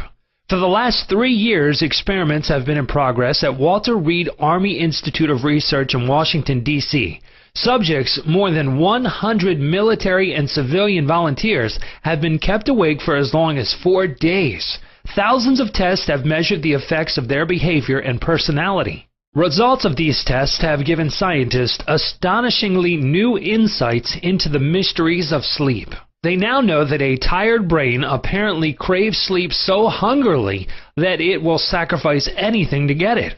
After only a few hours of sleep loss, fleeting stolen naps called lapses or microsleep occurred at the rate of 3 or 4 an hour. As in sleep, eyelids dropped, heartbeat slowed. Each lapse lasted just a fraction of a second. Sometimes the lapses were periods of blankness, sometimes they were filled with images, wisps of dreams. As hours of sleep loss mounted, the lapses took place more often and lasted longer, perhaps 2 or 3 seconds. Even if the subjects had been piloting an airliner in a thunderstorm, they still couldn't have resisted microsleeps for those few priceless seconds. And it can happen to you, as many who have fallen asleep at the wheel of a car can testify. Another startling effect of sleep deprivation was its attack on human memory and perception. Many sleep-deprived subjects were unable to retain information long enough to relate it to the tasks they were supposed to perform. They were totally befuddled in situations requiring them to hold several factors in mind and act on them as a pilot must when he skillfully integrates wind direction, airspeed, altitude, and glide path to make a safe landing. Sleep brings counsel. A young lady in Los Angeles who listens to my morning radio talks told me that she has been offered a lucrative position in New York City at twice her present salary. She was wondering whether to accept or not and prayed prior to sleep as follows. The creative intelligence of my subconscious mind knows what is best for me. Its tendency is always lifeward, and it reveals to me the right direction, which blesses all concerned. I give thanks for the answer which I know will come to me. She repeated this simple prayer over and over again as a lullaby prior to sleep, and in the morning she had a persistent feeling that she should not accept the offer. She rejected the offer, and subsequent events verified her inward sense of knowing, because the company went bankrupt in a few months following their offer of employment to her. The conscious mind may be correct on the facts objectively known, but the intuitive faculty of her subconscious mind saw the failure of the concern in question and prompted her accordingly. Saved from certain disaster. I will illustrate how the wisdom of your subconscious mind can instruct you and protect you relative to your request for right action as you go to sleep. Many years ago, before the Second World War, I was offered a very lucrative assignment in the Orient, and I prayed for guidance and the right decision as follows. Infinite intelligence within me knows all things, and the right decision is revealed to me in divine order. I will recognize the answer when it comes. I repeated this simple prayer over and over again as a lullaby prior to sleep, and in a dream came the vivid realization of things to come 3 years hence. An old friend appeared in the dream and said, "Read these headlines. Do not go." The headlines of the newspaper which appeared in the dream related to war and attack on Pearl Harbor. Occasionally, the writer dreams literally. The aforementioned dream was undoubtedly a dramatization of the subconscious mind which projected a person whom I trusted and respected. To some, a warning may come in the form of a mother who appears in a dream. She tells the person not to go here or there and the reason for the warning. Your subconscious mind is all-wise. It knows all things. Oftentimes, it will speak to you only in a voice that your conscious mind will immediately accept as true. Sometimes your subconscious will warn you in a voice which sounds like that of your mother or some loved one, which may cause you to stop on the street, and you find, if you had gone another foot, a falling object from a window might have struck you on the head. My subconscious mind is one with the universe subconscious, and it knew the Japanese were planning a war, and it also knew when the war would start.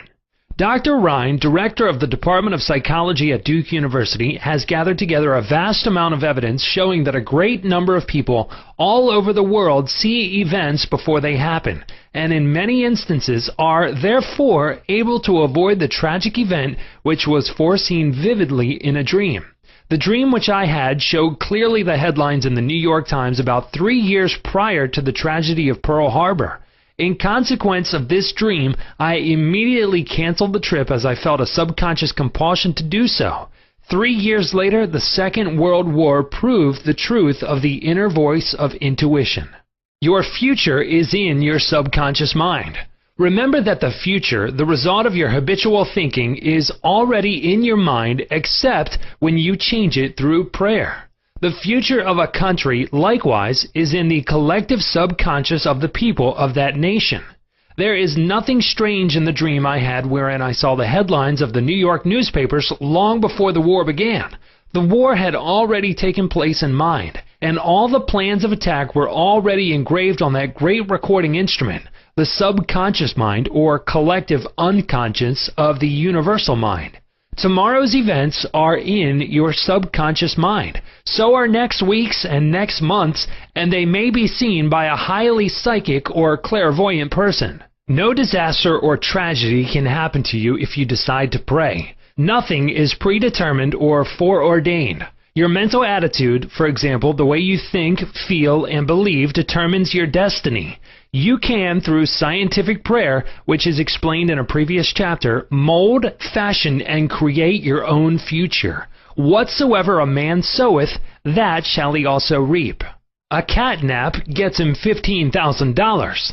One of my students mailed me a newspaper clipping 3 or 4 years ago about a man called Ray Hammerstrom, a roller at the steelworks in Pittsburgh operated by Jones and Laughlin Steel Corporation. He received $15,000 for his dream. According to the article, the engineers could not fix a faulty switch in a newly installed bar mill which controlled the delivery of straight bars to the cooling beds. The engineers worked on the switch about 11 or 12 times to no avail. Hammerstrom thought a lot about the problem and tried to figure out a new design which might work. Nothing worked. One afternoon, he lay down for a nap, and prior to sleep, he began to think about the answer to the switch problem. He had a dream in which a perfect design for the switch was portrayed. When he awoke, he sketched his new design according to the outline of his dream.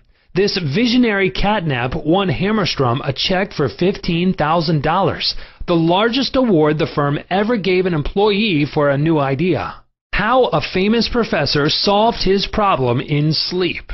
Dr. H.V. Helprich, professor of Assyrian at the University of Pennsylvania, wrote as follows: "One Saturday morning I had been wearying myself in the vain attempt to decipher 2 small fragments of a gate which were supposed to belong to the finger rings of some Babylonians. About midnight, weary and exhausted, I went to bed and dreamed the following remarkable dream. A tall, thin priest of Nippur, about 40 years of age, led me to the treasure chamber of the temple, a small, low-ceilinged room without windows, while scrapes of a gate and lapazula lay scattered on the floor. Here he addressed me as follows: the 2 fragments which you have published separately on page 22 and 26 belong together, are not finger rings. The first 2 rings served as earrings for the statue of the god. The 2 fragments you have are the portions of them. If you will put them together, you will have confirmation of my words." I awoke at once, I examined the fragments, and to my astonishment found the dream verified. The problem was then, at last, solved. This demonstrates clearly the creative manifestation of his subconscious mind, which knew the answer to all his problems. How the subconscious works for a famous writer while he slept. Robert Louis Stevenson, in one of his books, Across the Plains, devotes a whole chapter to dreams. He was a vivid dreamer and had the persistent habit of giving specific instructions to his subconscious every night prior to sleep. He would request his subconscious to evolve stories for him while he slept. For example, if Stevenson's funds were at low ebb, his command to his subconscious would be something like this: "Give me a good, thrilling novel which will be marketable and profitable." His subconscious responded magnificently. Stevenson says, "These little brownies, the intelligences and powers of his subconscious, can tell me a story piece by piece, like a serial, and keep me, its supposed creator, all the while in total ignorance of where they aim."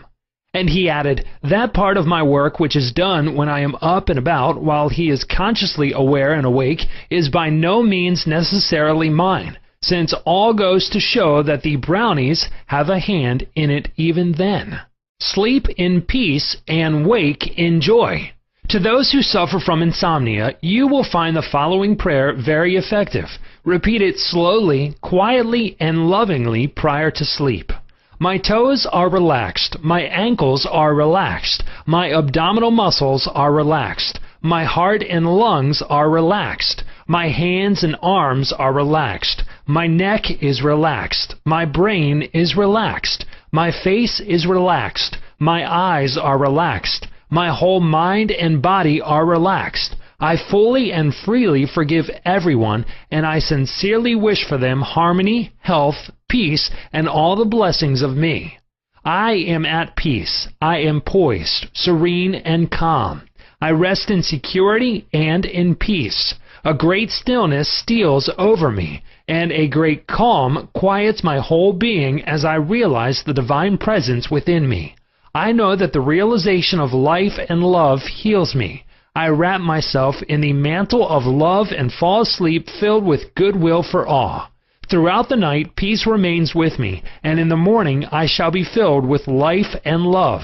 A circle of love is drawn around me. I will fear no evil, for thou art with me. I sleep in peace, I wake in joy, and in Him I live, move, and have my being. Chapter 14. Your Subconscious Mind and Marital Problems. Ignorance of the functions and powers of the mind is the cause of all marital trouble. Each using the law of mind correctly can solve friction between husband and wife. By praying together, they stay together. The contemplation of divine ideals, the study of the laws of life, the mutual agreement on a common purpose and plan, and the enjoyment of personal freedom bring about that harmonious marriage, that wedded bliss, that sense of oneness where the two become one. The best time to prevent divorce is before marriage. It is not wrong to try to get out of a very bad situation. But why get into the bad situation in the first place? Would it not be better to give attention to the real cause of marital problems? In other words, to really get at the root of the matter involved. As with all other problems of men and women, the problems of divorce, separation, annulment, and endless litigation are directly traceable to lack of knowledge of the working and interrelationship of the conscious and subconscious mind. The meaning of marriage. Marriage, to be real, must first be on a spiritual basis. It must be of the heart, and the heart is the chalice of love. Honesty, sincerity, kindness, and integrity are also forms of love. Each partner should be perfectly honest and sincere with the other. It is not a true marriage when a man marries a woman for her money, social position, or to lift his ego, because this indicates a lack of sincerity, honesty, and true love. Such a marriage is a farce, a sham, and a masquerade. When a woman says, I am tired of working, I want to get married because I want security, her premise is false. She is not using the laws of mind correctly. Her security depends upon her knowledge of the interaction of the conscious and subconscious mind and its application. For example, a woman will never lack for wealth or health if she applies the techniques outlined in the respective chapters of this book. Her wealth can come to her independent of her husband, father, or anyone else. A woman is not dependent on her husband for health, peace, joy, inspiration, guidance, love, wealth, security, happiness, or anything in the world. Her security and peace of mind come from her knowledge of the inner powers within her and from the constant use of the laws of her own mind in a constructive fashion. How to attract the ideal husband. You are now acquainted with the way your subconscious mind works. You know that whatever you impress upon it will be experienced in your world. Begin now to impress your subconscious mind with the qualities and characteristics you desire in a man. The following is an excellent technique. Sit down at night in your armchair, close your eyes, let go, relax the body, become very quiet, passive, and receptive.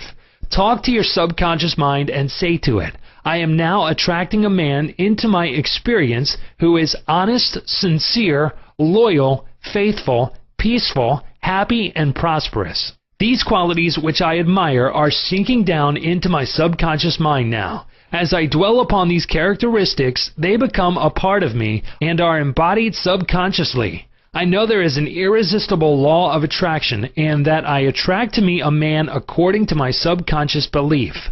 I attract that which I feel to be true in my subconscious mind. I know I can contribute to his peace and happiness. He loves my ideals, and I love his ideals. He does not want to make me over, neither do I want to make him over. There is mutual love, freedom, and respect. Practice this process of impregnating your subconscious mind. Then you will have the joy of attracting to you a man possessing the qualities and characteristics you mentally dwelt upon. Your subconscious intelligence will open up a pathway whereby both of you will meet according to the irresistible and changeless flow of your own subconscious mind. Have a keen desire to give the best that is in you of love, devotion, and cooperation. Be receptive to this gift of love, which you have given to your subconscious mind. How to attract the ideal wife. Affirm as follows. I now attract the right woman who is in complete accord with me. This is a spiritual union because it is divine love functioning through the personality of someone with whom I blend perfectly. I know I can give to this woman love, light, peace, and joy. I feel and believe I can make this woman's life full, complete, and wonderful. I now decree that she possesses the following qualities and attributes. She is spiritual, loyal, faithful, and true. She is harmonious, peaceful, and happy. We are irresistibly attracted to each other. Only that which belongs to love, truth, and beauty can enter my experience. I accept my ideal companion now. As you think quietly and with interest on the qualities and attributes which you admire in the companion you seek, you will build the mental equivalent into your mentality. Then the deeper currents of your subconscious mind will bring both of you together in divine order. No need for third mistake. Recently a teacher said to me, I have had 3 husbands and all 3 have been passive, submissive, and dependent on me to make all decisions and govern everything. Why do I attract such type men?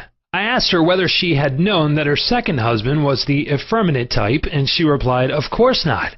Had I known, I would not have married him. Apparently, she had not learned anything from the first mistake. The trouble was with her personality makeup. She was very masculine, domineering, and unconsciously wanted someone who would be submissive and passive so that she could play the dominant role. All this was unconscious motivation, and her subconscious picture attracted to her what she subjectively wanted. She had to learn to break the pattern by adopting the right prayer process. How she broke the negative pattern. The above-mentioned woman learned a simple truth. When you believe you can have the type of man you idealize, it is done unto you as you believe.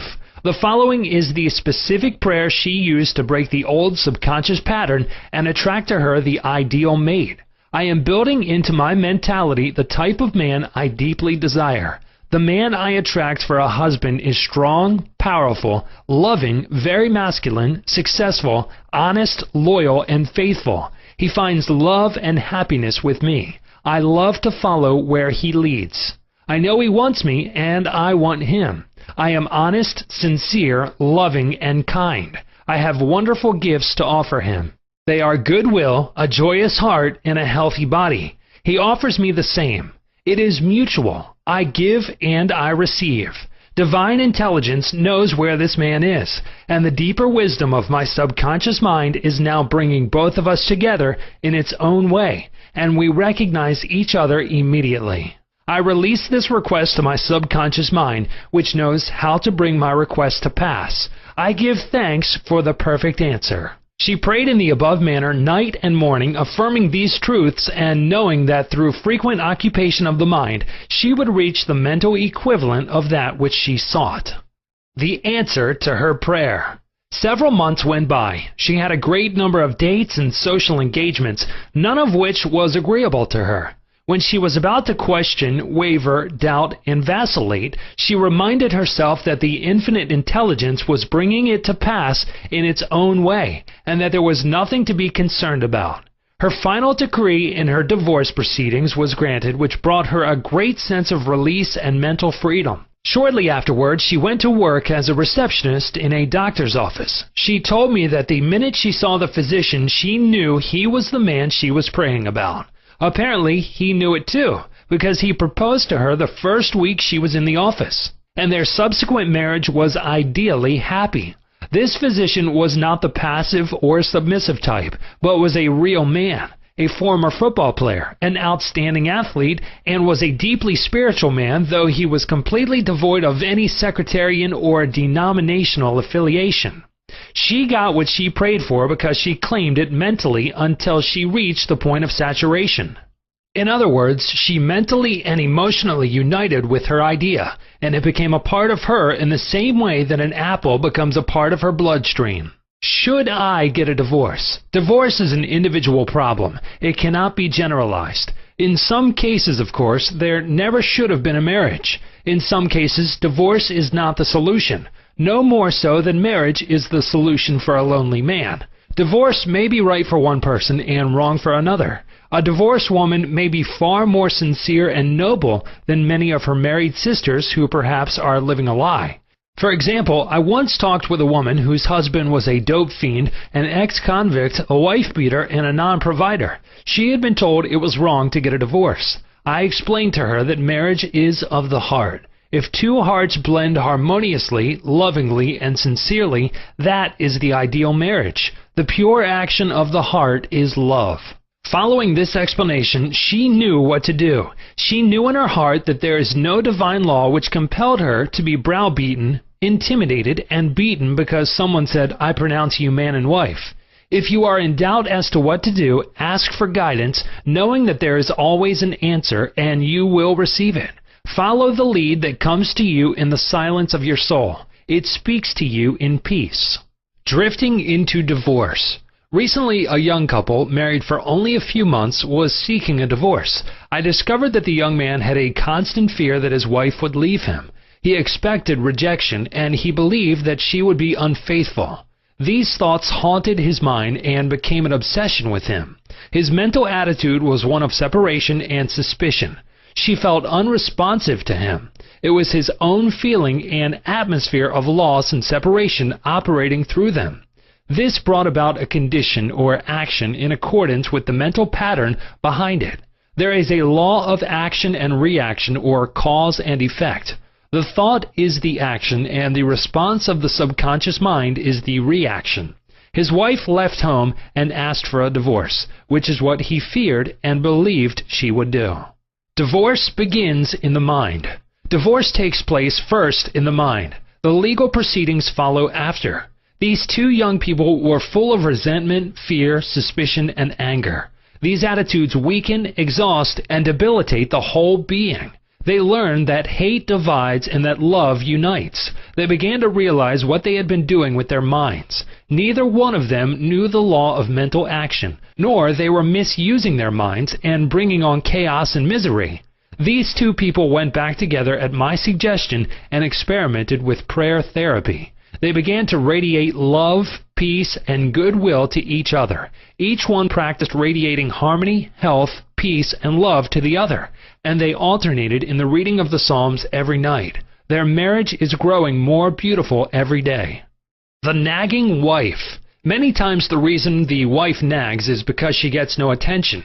Oftentimes it is a craving for love and affection. Give your wife attention and show your appreciation. Praise and exalt all her many good points. There is also the nagging type of woman who wants to make the man conform to her particular pattern. This is about the quickest way in the world to get rid of a man. The wife and the husband must cease being scavengers, always looking at the petty faults or errors in each other. Let each give attention and praise for the constructive and wonderful qualities in the other. The brooding husband. If a man begins to brood, grows morbid against his wife because of the things she said or did, he is, psychologically speaking, committing adultery. One of the meanings of adultery is idolatry. Example, giving attention to or uniting mentally with that which is negative and destructive. When a man is silently resenting his wife and is full of hostility towards her, he is unfaithful. He is not faithful to his marriage vows, which are to love, cherish, and honor her all the days of his life. The man who is brooding, bitter, and resentful can swallow his sharp remarks, abate his anger, and he can go to great lengths to be considerate, kind, and courteous.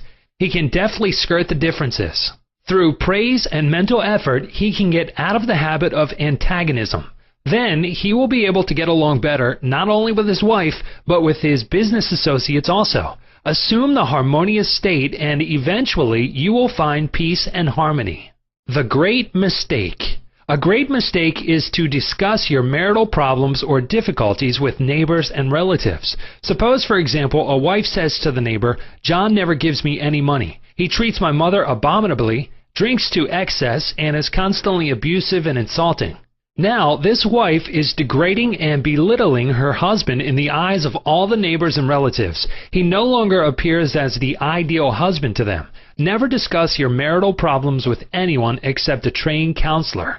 Why cause numerous people to think negatively of your marriage? Moreover, as you discuss and dwell upon these shortcomings of your husband, you are actually creating these states within yourself. Who is thinking and feeling it? You are. As you think and feel, so are you. Relatives will usually give you the wrong advice. It is usually biased and prejudiced because it is not given in an impersonal way. Any advice you receive which violates the golden rule, which is a cosmic law, is not good or sound. It is well to remember that no two human beings ever live beneath the same roof without clashes of temperament, periods of hurts and strain. Never display the unhappy side of your marriage to your friends. Keep your quarrels to yourself. Refrain from criticism and condemnation of your partner. Don't try to make your wife over. A husband must not try to make his wife over into a second edition of himself. The tactless attempt to change her in many ways is foreign to her nature. These attempts are always foolish, and many times result in dissolution of the marriage. These attempts to alter her destroy her pride and self-esteem, and arouse a spirit of contrariness and resentment that proves fatal to the marriage bond. Adjustments are needed, of course, but if you have a good look inside your own mind and study your character and behavior, you will find so many shortcomings they will keep you busy the rest of your life. If you say, "I will make him over into what I want," you are looking for trouble and the divorce court. You are asking for misery. You will have to learn the hard way that there is no one to change but yourself. Pray together and stay together through steps in prayer. The first step, never carry over from one day to another accumulated irritations arising from little disappointments. Be sure to forgive each other for any sharpness before you retire at night. The moment you awaken in the morning, claim infinite intelligence is guiding you in all your ways. Send out loving thoughts of peace, harmony, and love to your marriage partner, to all members of the family, and to the whole world. The second step, say grace at breakfast. Give thanks for the wonderful food, for your abundance, and for all your blessings. Make sure that no problems, worries, or arguments shall enter into the table conversation. The same applies at dinner time. Say to your wife or husband, "I appreciate all you are doing, and I radiate love and goodwill to you all day long." The third step, the husband and wife should alternate in praying each night. Do not take your marriage partner for granted. Show your appreciation and love. Think appreciation and goodwill rather than condemnation, criticism, and nagging. The way to build a peaceful home and a happy marriage is to use a foundation of love, beauty, harmony, mutual respect, faith in God, and all things good. Read the 23rd, 27th, and 91st Psalms, the 11th chapter of Hebrews, the 13th chapter of 1 Corinthians, and other great texts of the Bible before going to sleep. As you practice these truths, your marriage will grow more and more blessed through the years. Chapter 15. Your Subconscious Mind and Your Happiness. William James, father of American psychology, said that the greatest discovery of the 19th century was not in the realm of physical science. The greatest discovery was the power of the subconscious touched by faith. In every human being is that limitless reservoir of power, which can overcome any problem in the world. True and lasting happiness will come into your life the day you get the clear realization that you can overcome any weakness, the day you realize that your subconscious can solve your problems, heal your body, and prosper you beyond your fondest dream. You might have felt very happy when your child was born, when you got married, when you graduated from college, or when you won a great victory or a prize. You might have been very happy when you became engaged to the loveliest girl or the most handsome man. You could go on and list innumerable experiences which have made you happy. However, no matter how marvelous these experiences are, they do not give real lasting happiness. They are transitory. The book of Proverbs gives the answer. Whosoever trusteth in the Lord, happy is he. When you trust in the Lord, the power and wisdom of your subconscious mind to lead, guide, govern, and direct all your ways, you will become poised, serene, and relaxed. As you radiate love, peace, and goodwill to all, you are really building a superstructure of happiness for all the days of your life. You must choose happiness. Happiness is a state of mind. There is a phrase in the Bible which says, "Choose ye this day whom ye will serve." You have the freedom to choose happiness. This may seem extraordinarily simple, and it is. Perhaps this is why people stumble over the way to happiness. They do not see the simplicity of the key to happiness. The great things of life are simple, dynamic, and creative. They produce well-being and happiness. St. Paul reveals to you how you can think your way into a life of dynamic power and happiness in these words. Finally, brethren, whatsoever things are true, whatsoever things are honest, whatsoever things are just, Whatsoever things are pure, whatsoever things are lovely, whatsoever things are of good rapport, if there be any virtue, and if there be any praise, think on these things. Philippians 4:8. How to choose happiness. Begin now to choose happiness. This is how you do it. When you open your eyes in the morning, say to yourself, divine order takes charge of my life today and every day. All things work together for good for me today. This is a new and wonderful day for me. There will never be another day like this one. I am divinely guided all day long, and whatever I do will prosper. Divine love surrounds me, enfolds me, and enwraps me, and I go forth in peace. Whenever my attention wanders away from that which is good and constructive, I will immediately bring it back to the contemplation of that which is lovely and of good rapport. I am a spiritual and mental magnet, attracting to myself all things which bless and prosper me. I am going to be a wonderful success in all my undertakings today. I am definitely going to be happy all day long. Start each day in this manner, then you will be choosing happiness, and you will be a radiant, joyous person. He made it a habit to be happy. A number of years ago, I stayed for about a week in a farmer's house in Connemara on the west coast of Ireland. He seemed to be always singing and whistling and was full of humor. I asked him the secret of his happiness, and his reply was, "It is a habit of mine to be happy. Every morning when I awaken and every night before I go to sleep, I bless my family, the crops, the cattle, and I thank God for the wonderful harvest." This farmer had made a practice of this for over 40 years. As you know, thoughts repeated regularly and systematically sink into the subconscious mind and become habitual. He discovered that happiness is a habit. You must desire to be happy.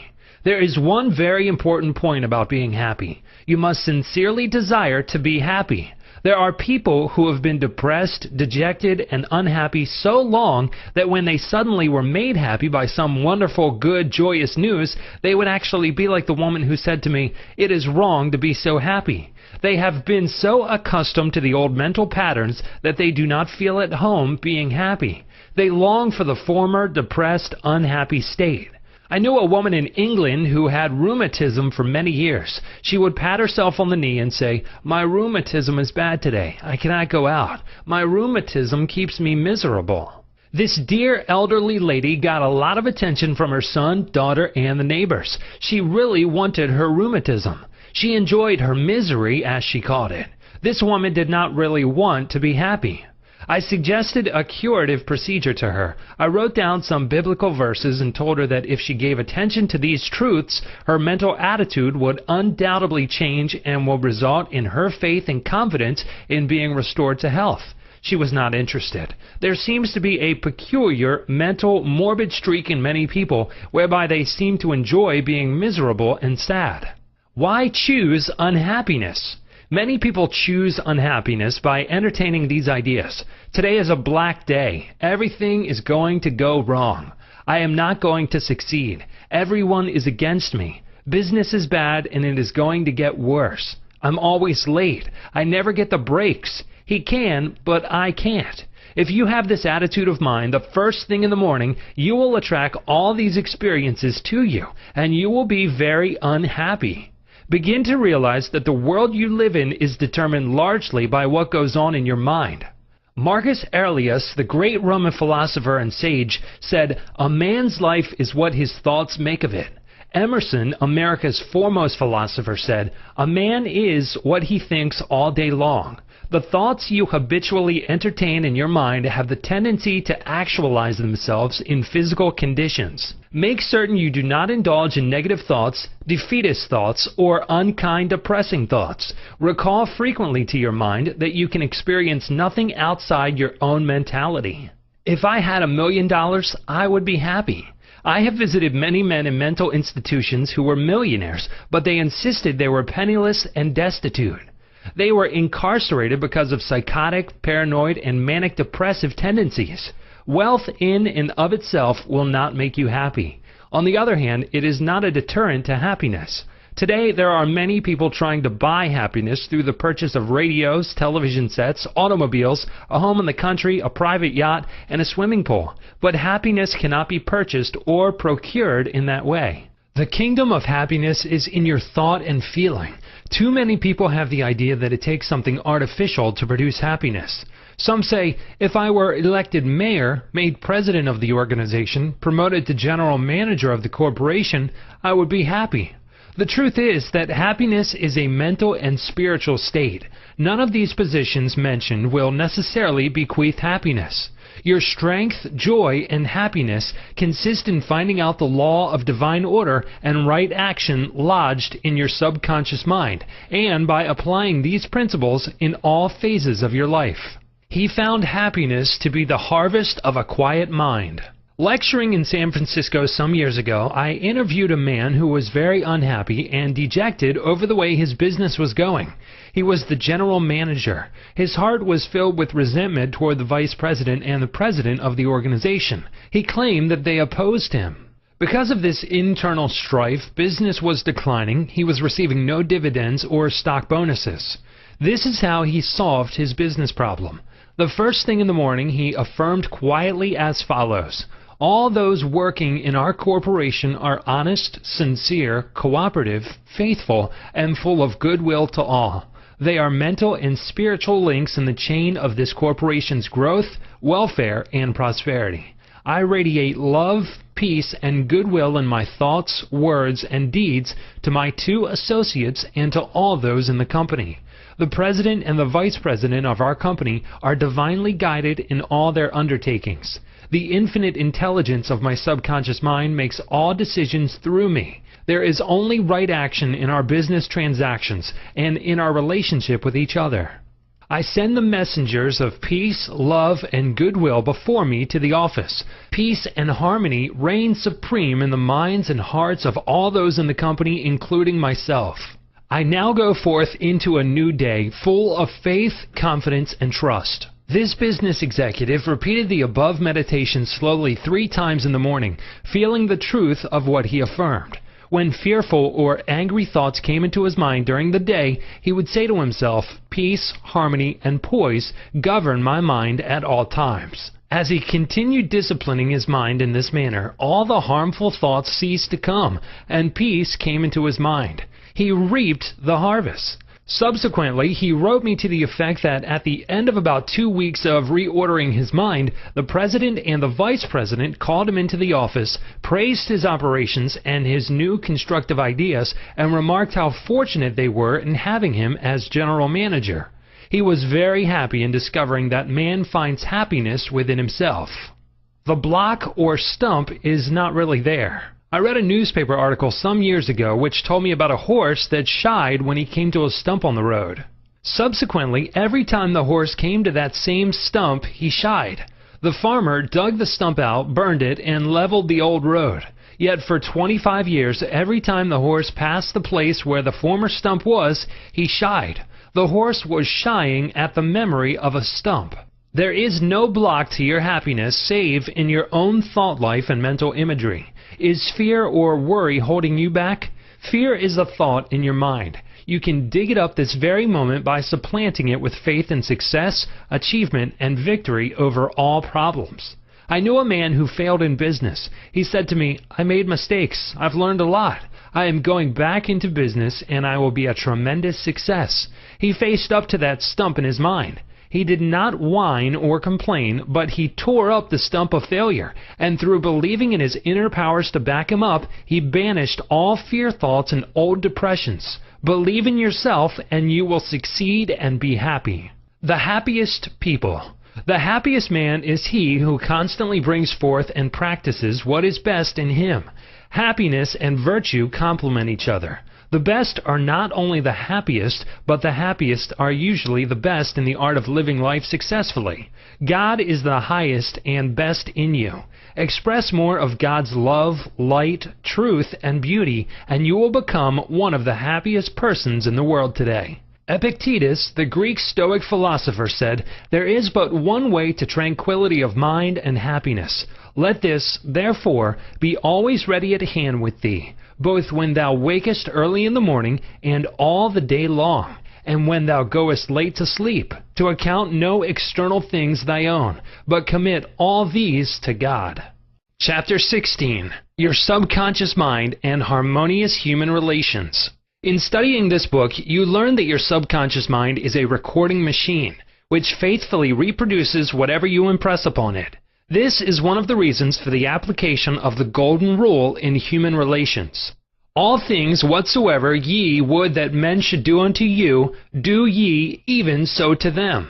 This quotation has outer and inner meanings. You are interested in its inner meaning from the standpoint of your subconscious mind, which is, as you would that men should think about you, think you about them in a like manner. As you would that men should feel about you, feel you also about them in like manner.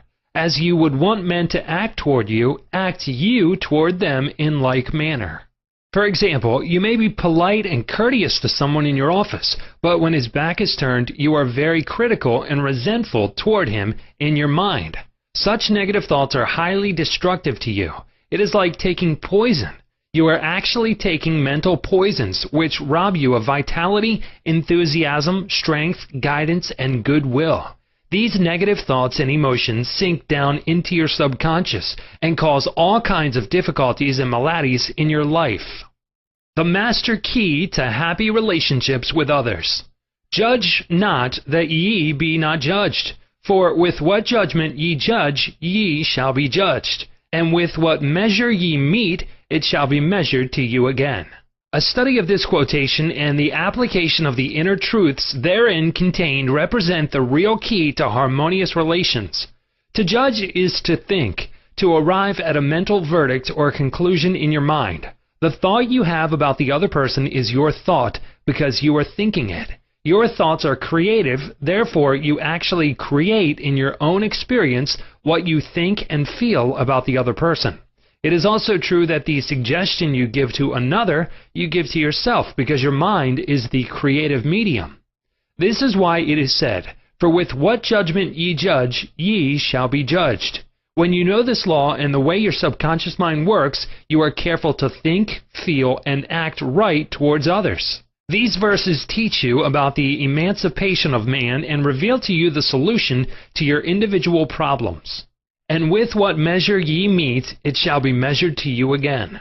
The good you do for others comes back to you in like measure, and the evil you do returns to you by the law of your own mind. If a man cheats and deceives another, he is actually cheating and deceiving himself. His sense of guilt and mood of loss inevitably will attract loss to him in some way at some time. His subconscious records his mental act and reacts according to the mental intention or motivation. Your subconscious mind is impersonal and unchanging, neither considering persons nor respecting religious affiliations or institutions of any kind. It is neither compassionate nor vindictive.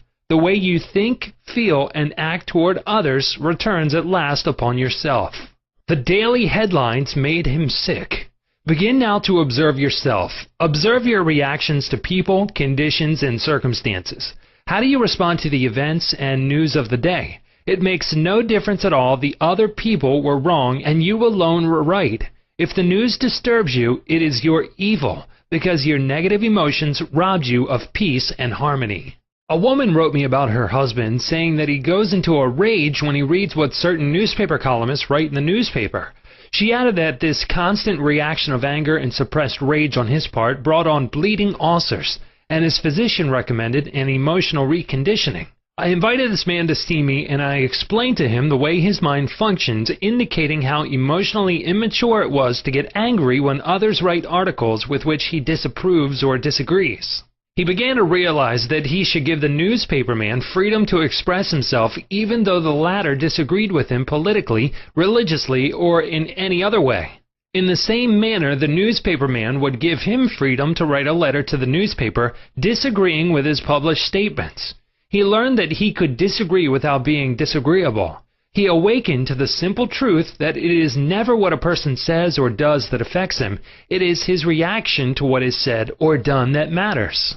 This explanation was the cure for this man, and he realized that with a little practice he could master his morning tantrums. His wife told me subsequently that he laughed at himself and also at what the columnists say. They no longer have power to disturb, annoy, and irritate him. His ulcers have disappeared due to his emotional poise and serenity. I hate women, but I like men. A private secretary was very bitter towards some of the girls in her office because they were gossiping about her and, as she said, spreading vicious lies about her. She admitted that she did not like women. She said, "I hate women, but I like men." I discovered also that she spoke to the girls who were under her in the office in a very haughty, imperious, and irritable tone of voice. She pointed out that they took a delight in making things difficult for her. There was a certain pomposity in her way of speaking, and I could see where her tone of voice would affect some people unpleasantly. If all the people in the office or factory annoy you, isn't it a possibility that the vibration, annoyance, and turmoil may be due to some subconscious pattern or mental projection from you? We know that a dog will react ferociously if you hate or fear dogs. Animals pick up your subconscious vibrations and react accordingly. Many undisciplined human beings are just as sensitive as dogs, cats, and other animals. I suggested a process of prayer to this private secretary who hated women, explaining to her that when she began to identify herself with spiritual values and commenced to affirm the truths of life, her voice, mannerisms, and hatred of women would completely disappear. She was surprised to know that the emotion of hatred shows up in a person's speech, actions, in his writings, and in all phases of his life. She ceased reacting in the typical resentful and angry way. She established a pattern of prayer, which she practiced regularly, systematically, and consciously in the office. The prayer was as follows: I think, speak, and act lovingly, quietly, and peacefully. I now radiate love, peace, tolerance, and kindliness to all the girls who criticized me and gossiped about me. I anchor my thoughts on peace, harmony, and goodwill to all. Whenever I am about to react negatively, I say firmly to myself, I am going to think, speak, and act from the standpoint of the principle of harmony, health, and peace within myself. Creative intelligence leads, rules, and guides me in all my ways. The practice of this prayer transformed her life, and she found that all criticism and annoyance ceased. The girls became co-workers and friends along life's journey. She discovered that there is no one to change but myself. His inner speech held back his promotion. One day, a salesman came to see me and described his difficulties in working with the sales manager of his organization. He had been with the company 10 years and had received no promotion or recognition of any kind. He showed me his sales figures, which were greater proportionally than the other men in the territory. He said that the sales manager did not like him, that he was unjustly treated, and that at conferences the manager was rude to him and at times ridiculed his suggestions. I explained that undoubtedly the cause was to a great degree within himself, and that his concept and belief about his superior bore witness to the reaction of this man. The measure we meet shall be measured to us again. His mental measure or concept of the sales manager was that he was mean and cantankerous. He was filled with bitterness and hostility toward the executive. On his way to work, he conducted a vigorous conversation with himself filled with criticism, mental arguments, recriminations, and denunciations of his sales manager. What he gave out mentally, he was inevitably bound to get back. This salesman realized that his inner speech was highly destructive because the intensity and force of his silent thoughts and emotions, and personally conducted mental condemnation and vilification of the sales manager entered into his own subconscious mind. This brought about the negative response from his boss, as well as creating many other personal, physical, and emotional disorders. He began to pray frequently as follows: I am the only thinker in my universe. I am responsible for what I think about my boss. My sales manager is not responsible for the way I think about him. I refuse to give power to any person, place, or thing to annoy me or disturb me. I wish health, success, peace of mind, and happiness for my boss. I sincerely wish him well, and I know he is divinely guided in all his ways. He repeated this prayer out loud slowly, quietly, and feelingly, knowing that his mind is like a garden and that whatever he plants in the garden will come forth like seeds after their kind. I also told him to practice mental imagery prior to sleep in this way. He imagined that his sales manager was congratulating him on his fine work, on his zeal and enthusiasm, and on his wonderful response from customers. He felt the reality of all this, felt his hand shake, heard the tone of his voice, and saw him smile. He made a real mental movie, dramatizing it to the best of his ability. Night after night, he conducted this mental movie, knowing that his subconscious mind was the receptive plate on which his conscious imagery would be impressed. Gradually, by a process of what may be termed mental and spiritual osmosis, the impression was made on his subconscious mind, and the expression automatically came forth. The sales manager subsequently called him up to San Francisco, congratulated him, and gave him a new assignment as division sales manager over 100 men with a big increase in salary. He changed his concept and estimate of his boss, and the latter responded accordingly. Becoming emotionally mature. What the other person says or does cannot really annoy or irritate you except you permit him to disturb you. The only way he can annoy you is through your own thought. For example, if you get angry, you have to go through 4 stages in your mind. You begin to think about what he said. You decide to get angry and generate an emotion of rage. Then you decide to act. Perhaps you talk back and react in kind. You see that the thought, emotion, reaction, and action all take place in your mind. When you become emotionally mature, you do not respond negatively to the criticism and resentment of others. To do so would mean that you had descended to that state of low mental vibration and become one with the negative atmosphere of the other. Identify yourself with your aim in life, and you do not permit any person, place, or thing to deflect you from your inner sense of peace, tranquility, and radiant health. The meaning of love and harmonious human relations. Sigmund Freud, the Australian founder of psychoanalysis, said that unless the personality has love, it sickens and dies. Love includes understanding, goodwill, and respect for the divinity in the other person. The more love and goodwill you emanate and exude, the more comes back to you. If you puncture the other fellow's ego and wound his estimate of himself, you cannot gain his goodwill. Recognize that every man wants to be loved and appreciated and made to feel important in the world. Realize that the other man is conscious of his true worth and that, like yourself, he feels the dignity of being an expression of the one life principle animating all men. As you do this consciously and knowingly, you build the other person up and he returns your love and goodwill. He hated audiences. An actor told me that the audience booed and hissed him on his first appearance on the stage. He added that the play was badly written and that undoubtedly he did not play a good role. He admitted openly to me that for months afterward he hated audiences. He called them dopes, dummies, stupid, ignorant, gullible, etc. He quit the stage in disgust and went to work in the drugstore for a year. One day, a friend invited him to hear a lecture in Town Hall, New York City, on how to get along with ourselves. This lecture changed his life. He went back to the stage and began to pray sincerely for the audience and himself.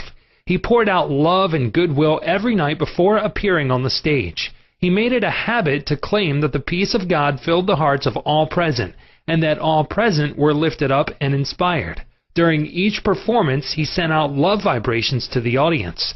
Today, he is a great actor and he loves and respects people.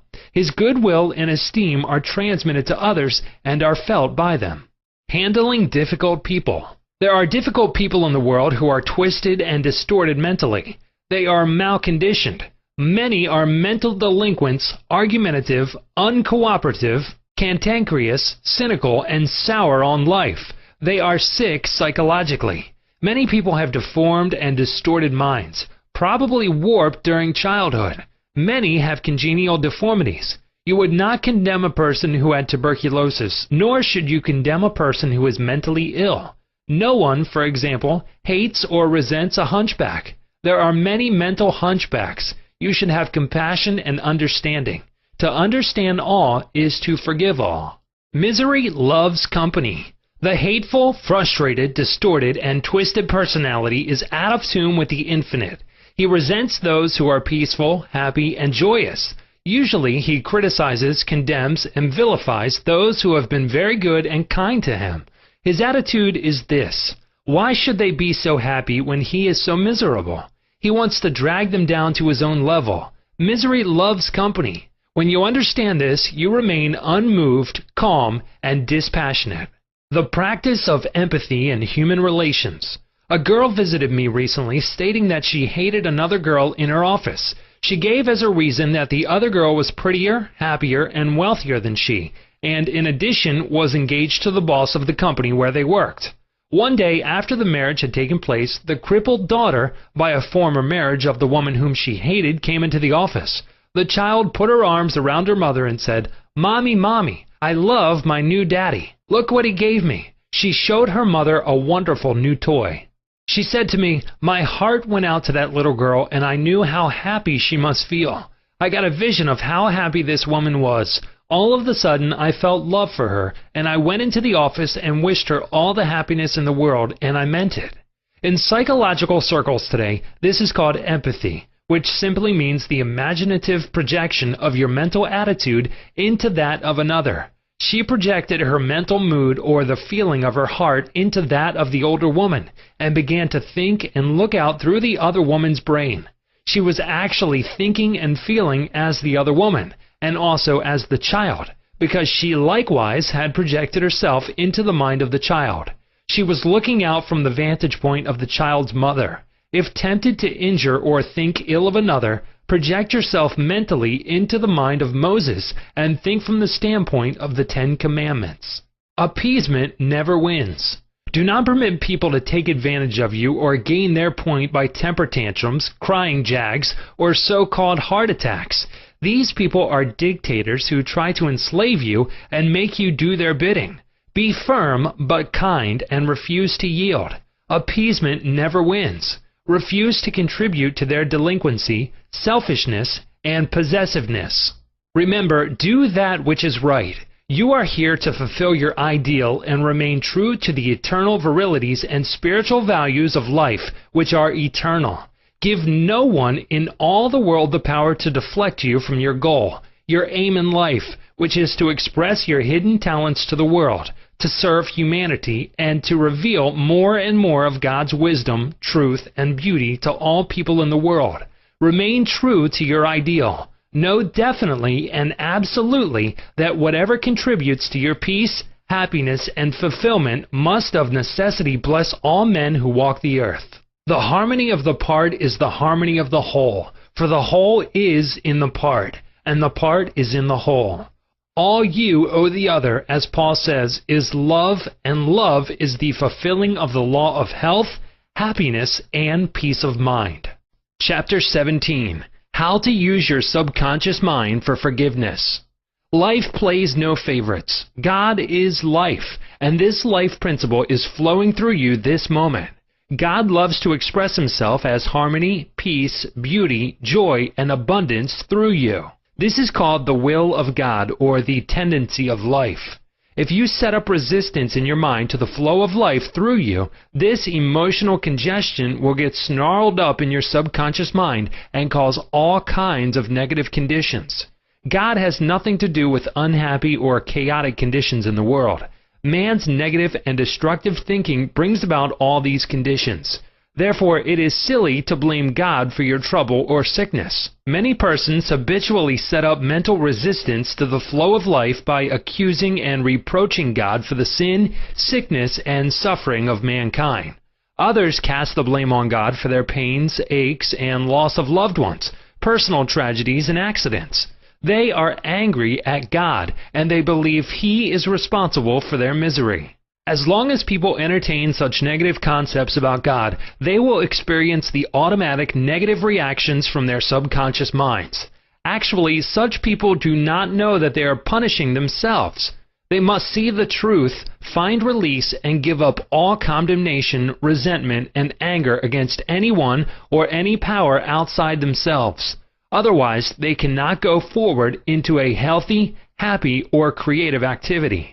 The minute these people entertain a God of love in their minds and hearts, and when they believe that God is their loving Father who watches over them, cares for them, guides them, sustains and strengthens them, this concept and belief about God or the life principle will be accepted by their subconscious mind, and they will find themselves blessed in countless ways. Life always forgives you. Life forgives you when you cut your finger. The subconscious intelligence within you sets about immediately to repair it. New cells build bridges over the cut. Should you take some tainted food by error, life forgives you and causes you to regurgitate it in order to preserve you. If you burn your hand, the life principle reduces the edema and congestion and gives you new skin, tissue, and cells. Life holds no grudges against you, and it is always forgiving you. Life brings you back to health, vitality, harmony, and peace if you cooperate by thinking in harmony with nature. Negative, hurtful memories, bitterness, and ill will clutter up and impede the free flow of the life principle in you. How he banished that feeling of guilt. I knew a man who worked every night until about 1 o'clock in the morning. He paid no attention to his 2 boys or his wife. He was always too busy working hard. He thought people should pat him on the back because he was working arduously and persistently past midnight every night. He had a blood pressure of over 200 and was full of guilt. Unconsciously, he proceeded to punish himself by hard work, and he completely ignored his children. A normal man does not do that. He is interested in his boys and in their development. He does not shut his wife out of his world. I explained to him why he was working so arduously. There is something eating you inside. Otherwise, you would not act this way. You are punishing yourself, and you have to learn to forgive yourself. He did have a deep sense of guilt. It was toward a brother. I explained to him that God was not punishing him, but that he was punishing himself. For example, if you misuse the laws of life, you will suffer accordingly. If you put your hand on a naked charged wire, you will get burned. The forces of nature are not evil. It is your use of them that determines whether they have a good or evil effect. Electricity is not evil. It depends on how you use it, whether to burn down a structure or light up a home. The only sin is ignorance of the law, and the only punishment is the automatic reaction of man's misuse of the law. If you misuse the principle of chemistry, you may blow up the office or the factory. If you strike your hand on a board, you may cause your hand to bleed. The board is not for that purpose. Its purpose may be to lean upon or to support your feet. This man realized that God does not condemn or punish anyone, and that all his suffering was due to the reaction of his subconscious mind to his own negative and destructive thinking. He had cheated his brother at one time, and the brother had now passed on. Still, he was full of remorse and guilt. I asked him, "Would you cheat your brother now?" He said, "No." "Did you feel you were justified at the time?" His reply was yes. "But you would not do it now?" He added, "No, I am helping others to know how to live." I added the following comment: "You have a greater reason and understanding now. Forgiveness is to forgive yourself. Forgiveness is getting your thoughts in line with the divine law of harmony. Self-condemnation is called hell, bondage and restriction. Forgiveness is called heaven, harmony and peace." The burden of guilt and self-condemnation was lifted from his mind, and he had a complete healing. The doctor tested his blood pressure, and it had become normal. The explanation was the cure. A murderer learned to forgive himself. A man who murdered his brother in Europe visited me many years ago. He was suffering from great mental anguish and torture, believing that God must punish him. He explained that his brother had been having an affair with his wife, and that he had shot him on the spur of the moment. This had happened about 15 years previous to his interview with me. In the meantime, this man had married an American girl and had been blessed with 3 lovely children. He was in a position where he helped many people, and he was a transformed man.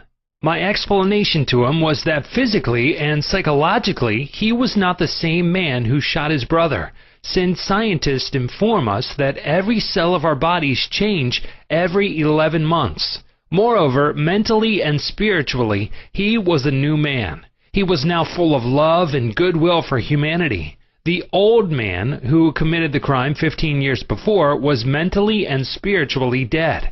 Actually, he was condemning an innocent man. This explanation had a profound effect upon him, and he said it was as if a great weight had been lifted from his mind. He realized the significance of the following truth in the Bible. "Come now, let us reason together, saith the Lord. Though your sins may be as scarlet, they shall be as white as snow. Though they be red like crimson, they shall be as wool." Isaiah 1:18. Criticism cannot hurt you without your consent. A school teacher told me that one of her associates criticized a speech she had given, saying to her that she spoke too fast. She swallowed some of her words. She couldn't be heard. Her diction was poor and her speech ineffective. This teacher was furious and full of resentment toward her critic. She admitted to me that the criticisms were just. Her first reaction was really childish, and she agreed that the letter was really a blessing and a marvelous corrective. She proceeded immediately to supplement her deficiencies in her speech by enrolling in a course in public speaking at City College. She wrote and thanked the writer of the note for her interest, expressing appreciation for her conclusions and findings, which enabled the teacher to correct the matter at once. How to be compassionate. Suppose none of the things mentioned in the letter had been true of the teacher. The latter would have realized that her class material had upset the prejudices, superstitions, or narrow sectarian beliefs of the writer of the note, and that a psychologically ill person was simply pouring forth her resentment because a psychological boil had been hurt. To understand this fact is to be compassionate. The next logical step would be to pray for the other person's peace, harmony, and understanding. You cannot be hurt when you know that you are master of your thoughts, reactions, and emotions. Emotions follow thoughts, and you have the power to reject all thoughts which may disturb or upset you. Left at the altar. Some years ago, I visited a church to perform a marriage ceremony. The young man did not appear, and at the end of 2 hours, the bride-to-be shed a few tears, and then said to me, "I prayed for divine guidance. This might be the answer, for he never faileth." That was her reaction, faith in God and all things good. She had no bitterness in her heart because, as she said, it must not have been right action because my prayer was for right action for both of us. Someone else having a similar experience would have gone into a tantrum, have had an emotional fit, required sedation, and perhaps needed hospitalization. Tune in with the infinite intelligence within your subconscious depths, trusting the answer in the same way that you trusted your mother when she held you in her arms. This is how you can acquire poise and mental and emotional health. It is wrong to marry. Sex is evil, and I am evil. Some time ago, I talked to a young lady aged 22. She was taught that it was a sin to dance, to play cards, to swim, and to go out with men. She was threatened by her mother, who told her she would burn eternally in hellfire if she disobeyed her will and her religious teachings. This girl wore a black dress and black stockings. She wore no rouge, lipstick, or any form of makeup because her mother said that these things were sinful. Her mother told her that all men were evil, and that sex was of the devil and simply diabolic debauchery. This girl had to learn how to forgive herself as she was full of guilt. To forgive means to give for. She had to give up all these false beliefs for the truths of life and a new estimate of herself. When she went out with young men in the office where she worked, she had a deep sense of guilt and thought that God would punish her. Several eligible young men proposed to her, but she said to me, "It is wrong to marry. Sex is evil and I am evil." This was her conscious or early conditioning speaking.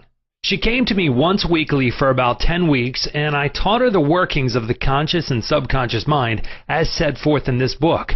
This young girl gradually came to see that she had been completely brainwashed, mesmerized, and conditioned by an ignorant, superstitious, bigoted, and frustrated mother. She broke away completely from her family and started to live a wonderful life. At my suggestion, she dressed up and had her hair attended to.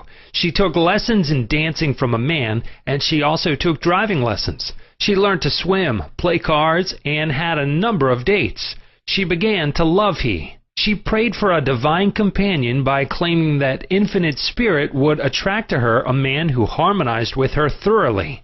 Eventually, this came to pass. As she left my office one evening, there was a man waiting to see me, and I casually introduced them. They are now married and harmonize with each other perfectly. Forgiveness is necessary for healing. Forgiveness of others is essential to mental peace and radiant health. You must forgive everyone who has ever hurt you if you want perfect health and happiness. Forgive yourself by getting your thoughts in harmony with divine law and order. You cannot really forgive yourself completely until you have forgiven others first. To refuse to forgive yourself is nothing more or less than spiritual pride or ignorance. In the psychosomatic field of medicine today, it is being constantly stressed that resentment, condemnation of others, remorse, and hostility are behind a host of maladies ranging from arthritis to cardiac disease. They point out that these sick people who were hurt, mistreated, deceived, or injured were full of resentment and hatred for those who hurt them. This caused inflamed and festering wounds in their subconscious minds. There is only one remedy. They have to cut out and discard their hurts, and the one and only sure way is by forgiveness. Forgiveness is love in action. The essential ingredient in the art of forgiveness is the willingness to forgive. If you sincerely desire to forgive the other, you are 51% over the hurdle. I feel sure you know that to forgive the other does not necessarily mean that you like him or want to associate with him. You cannot be compelled to like someone, neither can a government legislate goodwill, love, peace, or tolerance. It is quite impossible to like people because someone in Washington issues a verdict to that effect. We can, however, love people without liking them. The Bible says, "Love ye one another." This anyone can do who really wants to do it. Love means that you wish for the other health, happiness, peace, joy, and all the blessings of life. There is only one prerequisite, and that is sincerity. You are not being magnanimous when you forgive. You are really being selfish, because what you wish for the other, you are actually wishing for yourself. The reason is that you are thinking it and you are feeling it. As you think and feel, so are you. Could anything be simpler than that? Technique of forgiveness. The following is a simple method which works wonders in your life as you practice it. Quiet your mind, relax, and let go. Think of God and His love for you, and then affirm, "I fully and freely forgive." Mention the name of the offender. I release him mentally and spiritually. I completely forgive everything connected with the matter in question. I am free and he or she is free. It is a marvelous feeling. It is my day of general amnesty. I release anybody and everybody who has ever hurt me, and I wish for each and every one health, happiness, peace, and all the blessings of life. I do this freely, joyously, and lovingly, and whenever I think of the person or persons who hurt me, I say, "I have released you, and all the blessings of life are yours. I am free, and you are free." It is wonderful. The great secret of true forgiveness is that once you have forgiven the person, it is unnecessary to repeat the prayer. Whenever the person comes to your mind or the particular hurt happens to enter your mind, wish the delinquent well and say, "Peace be to you." Do this as often as the thought enters your mind. You will find that after a few days the thought of the person or experience will return less and less often, until it fades into nothingness. The acid test for forgiveness.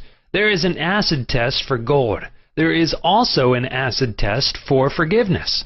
If I should tell you something wonderful about someone who has wronged you, cheated you, or defrauded you, and you sizzled at hearing the good news about this person, the roots of hatred would still be in your subconscious mind, playing havoc with you.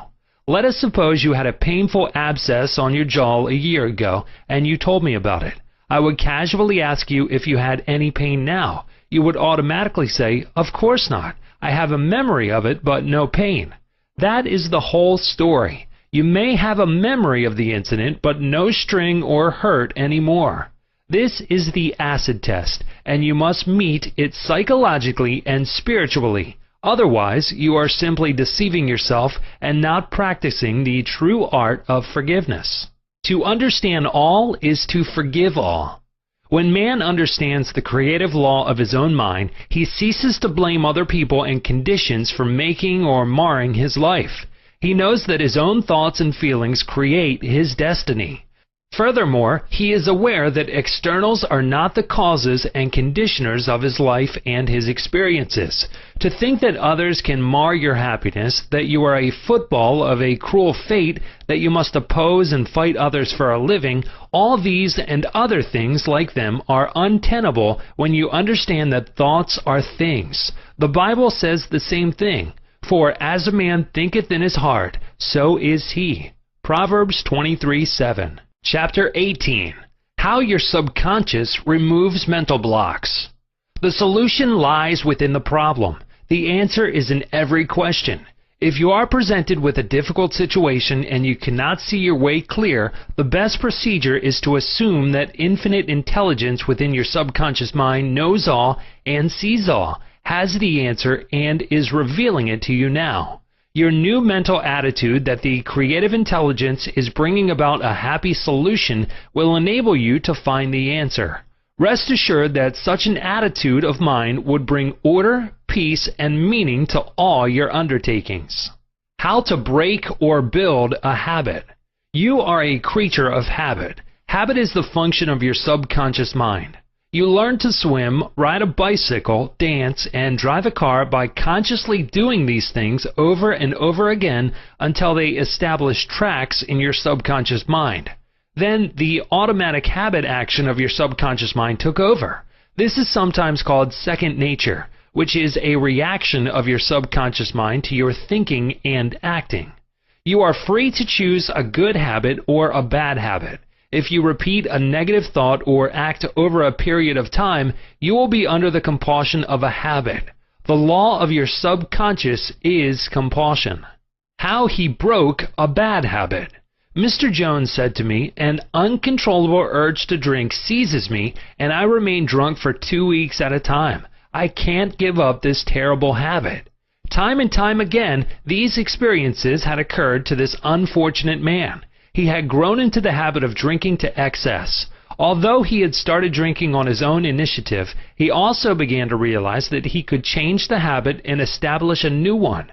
He said that while through his willpower he was able to suppress his desires temporarily, his continued efforts to suppress the many urges only made matters worse. His repeated failures convinced him that he was hopeless and powerless to control his urge or obsession.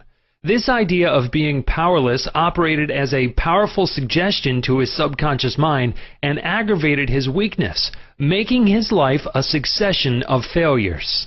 I taught him to harmonize the functions of the conscious and subconscious mind. When these two cooperate, the idea or desire implanted in the subconscious mind is realized. His reasoning mind agreed that if the old habit path or track had carried him into trouble, he could consciously form a new path to freedom, sobriety, and peace of mind. He knew that his destructive habit was automatic, but since it was acquired through his conscious choice, he realized that if he had been conditioned negatively, he also could be conditioned positively. As a result, he ceased thinking of the fact that he was powerless to overcome the habit. Moreover, he understood clearly that there was no obstacle to his healing other than his own thought. Therefore, there was no occasion for great mental effort or mental coercion. The power of his mental picture. This man acquired a practice of relaxing his body and getting into a relaxed, drowsy, meditative state. Then he filled his mind with the picture of the desired end, knowing his subconscious mind could bring it about the easiest way. He imagined his daughter congratulating him on his freedom and saying to him, "Daddy, it's wonderful to have you home." He had lost his family through drink. He was not allowed to visit them, and his wife would not speak to him. Regularly, systematically, he used to sit down and meditate in the way outlined. When his attention wandered, he made it a habit to immediately recall the mental picture of his daughter with her smile and the scene of his home enlivened by her cheerful voice. All this brought about a reconditioning of his mind. It was a gradual process. He kept it up. He persevered, knowing that sooner or later he would establish a new habit pattern in his subconscious mind. I told him that he could liken his conscious mind to a camera, that his subconscious mind was the sensitive plate on which he registered and impressed the picture. This made a profound impression on him, and his whole aim was to firmly impress the picture on his mind and develop it there. Films are developed in the dark. Likewise, mental pictures are developed in the dark room of the subconscious mind. Focused attention. Realizing that his conscious mind was simply a camera, he used no effort. There was no mental struggle. He quietly adjusted his thoughts and focused his attention on the scene before him until he gradually became identified with the picture. He became absorbed in the mental atmosphere, repeating the mental movie frequently. There was no room for doubt that a healing would follow. When there was any temptation to drink, he would switch his imagination from any reveries of drinking bouts to the feeling of being at home with his family. He was successful because he confidently expected to experience the picture he was developing in his mind. Today, he is president of a multi-million-dollar concern and is radiantly happy. He said a jinx was following him. Mr. Block said that he had been making an annual income of $20,000, but for the past 3 months, all doors seemed to jam tightly. He brought up clients to the point where they were about to sign on the dotted line, and then at the 11th hour, the door closed. He added that perhaps a jinx was following him. In discussing the matter with Mr. Block, I discovered that 3 months previously, he had become very irritated, annoyed, and resentful toward a dentist who, after he had promised to sign a contract, had withdrawn at the last moment. He began to live in the unconscious fear that other clients would do the same, thereby setting up a history of frustration, hostility, and obstacles. He gradually built up in his mind a belief of obstruction and last-minute cancellations until a vicious circle had been established. What I fear most has come upon me. Mr. Block realized that the trouble was in his mind and that it was essential to change his mental attitude. His run of so-called misfortune was broken in the following way. I realize I am one with the infinite intelligence of my subconscious mind, which knows no obstacle, difficulty, or delay. I live in the joyous expectancy of the best. My deeper mind responds to my thoughts. I know that the work of the infinite power of my subconscious cannot be hindered. Infinite intelligence always finishes successfully whatever it begins. Creative wisdom works through me, bringing all my plans and purposes to completion. Whatever I start, I bring to a successful conclusion. My aim in life is to give wonderful service, and all those whom I contact are blessed by what I have to offer. All my work comes to full fruition in divine order. He repeated this prayer every morning before going to call on his customers, and he also prayed each night prior to sleep. In a short time, he had established a new habit pattern in his subconscious mind, and he was back in his old accustomed stride as a successful salesman. How much do you want what you want? A young man asked Socrates how he could get wisdom. Socrates replied, "Come with me." He took the lad to a river, pushed the boy's head under the water, held it there until the boy was gasping for air, then relaxed and released his head. When the boy regained his composure, he asked him, "What did you desire most when you were under water?" "I wanted air," said the boy. Socrates said to him, "When you want wisdom as much as you wanted air when you were immersed in the water, you will receive it." Likewise, when you really have an intense desire to overcome any block in your life, and you come to a clear-cut decision that there is a way out, and that is the course you wish to follow, then victory and triumph are assured. If you really want peace of mind and inner calm, you will get it. Regardless of how unjustly you have been treated, or how unfair the boss has been, or what a mean scoundrel someone has proved to be, all this makes no difference to you when you awaken to your mental and spiritual powers. You know what you want, and you will definitely refuse to let the thieves' thoughts of hatred, anger, hostility, and ill will rob you of peace, harmony, health, and happiness. You cease to become upset by people, conditions, news, and events by identifying your thoughts immediately with your aim in life. Your aim is peace, health, inspiration, harmony, and abundance. Feel a river of peace flowing through you now. Your thought is the immaterial and invisible power, and you choose to let it bless, inspire, and give you peace. Why he could not be healed. This is a case history of a married man with 4 children who was supporting and secretly living with another woman during his business trips. He was ill, nervous, irritable, and cantankerous, and he could not sleep without drugs. The doctor's medicine failed to bring down his high blood pressure of over 200. He had pains in numerous organs of his body, which doctors could not diagnose or relieve. To make matters worse, he was drinking heavily. The cause of all this was a deep, unconscious sense of guilt. He had violated the marriage vows, and this troubled him. The religious creed he was brought up on was deeply lodged in his subconscious mind, and he drank excessively to heal the wound of guilt. Some invalids take morphine and codeine for severe pains. He was taking alcohol for the pain or wound in his mind. It was the old story of adding fuel to the fire. The explanation and the cure. He listened to the explanation of how his mind worked. He faced his problem, looked at it, and gave up his dual role. He knew that his drinking was an unconscious attempt to escape.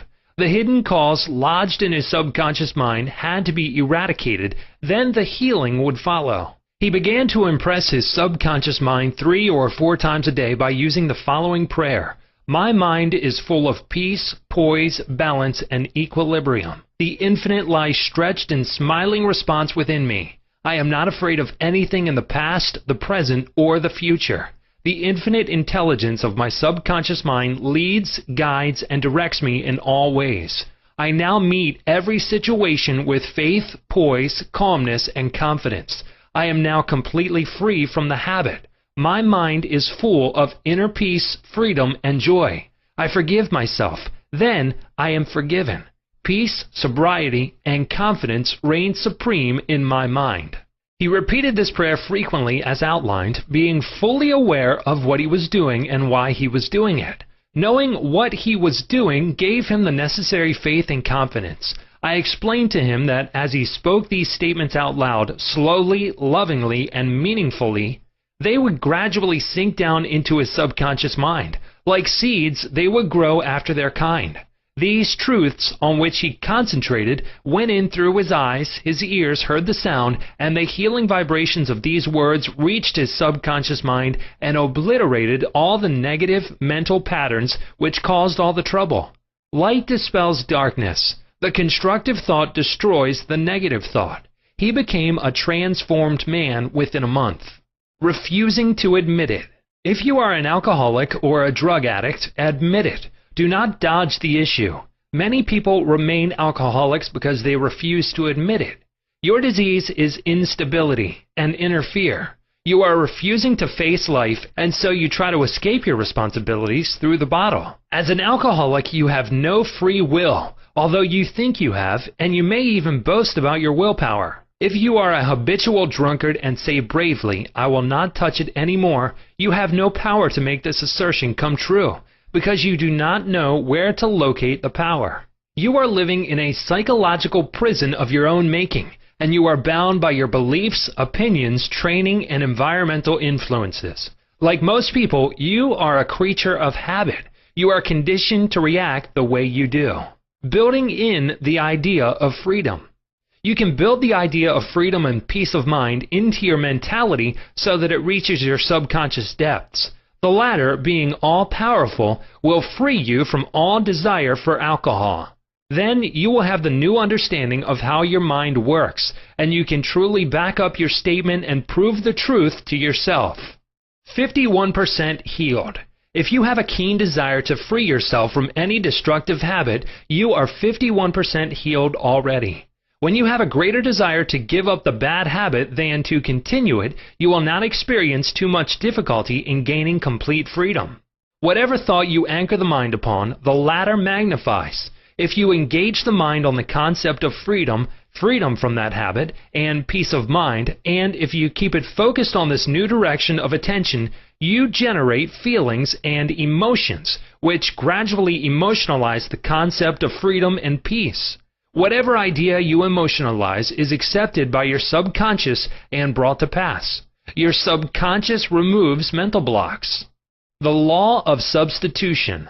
Realize that something good can come out of your suffering. You have not suffered in vain.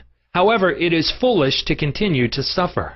If you continue as an alcoholic, it will bring about mental and physical deterioration and decay. Realize that the power in your subconscious is backing you up.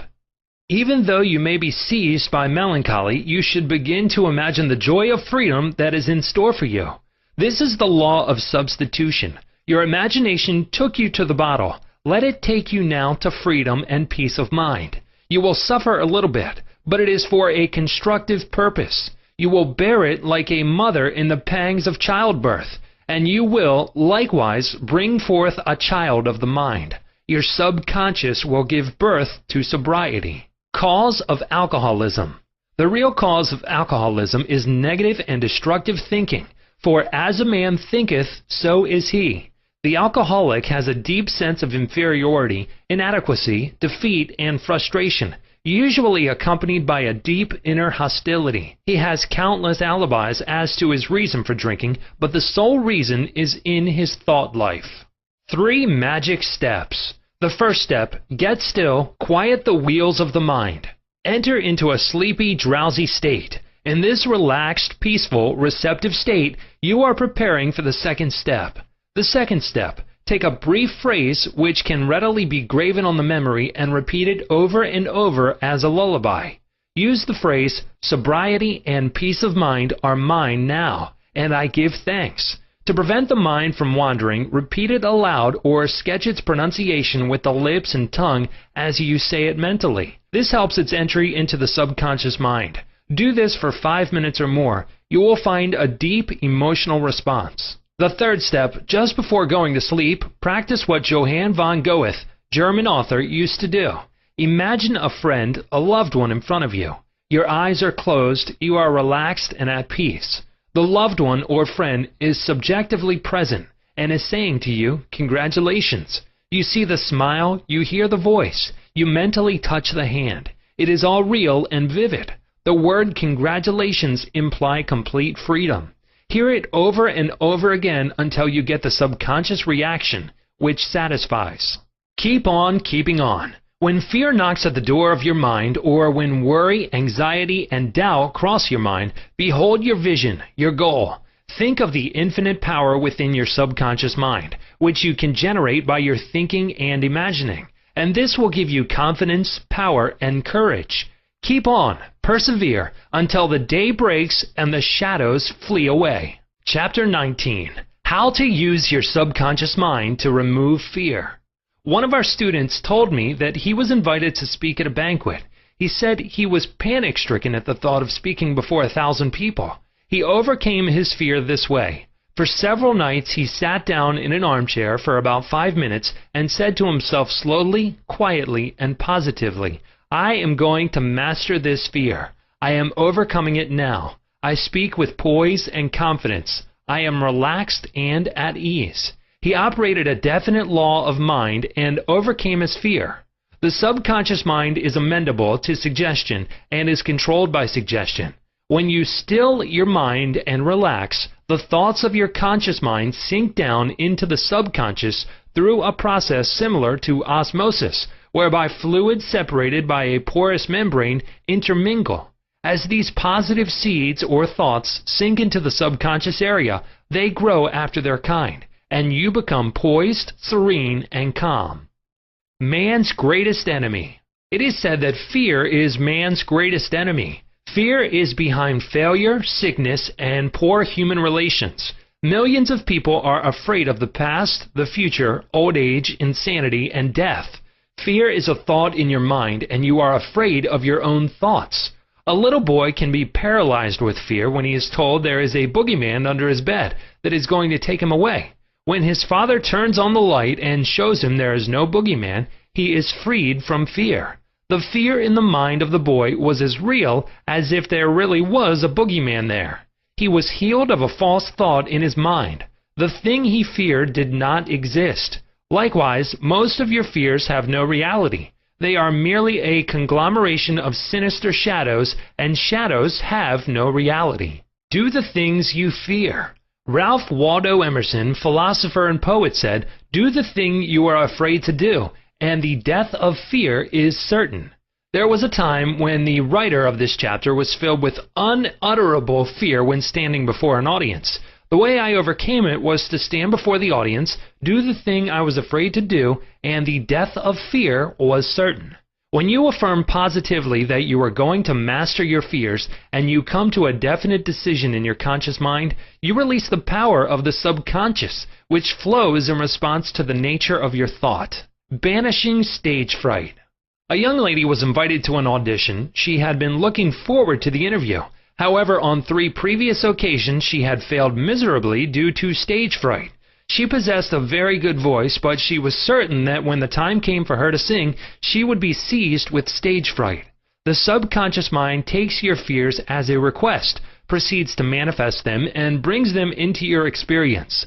On 3 previous auditions, she sang wrong notes, and she finally broke down and cried.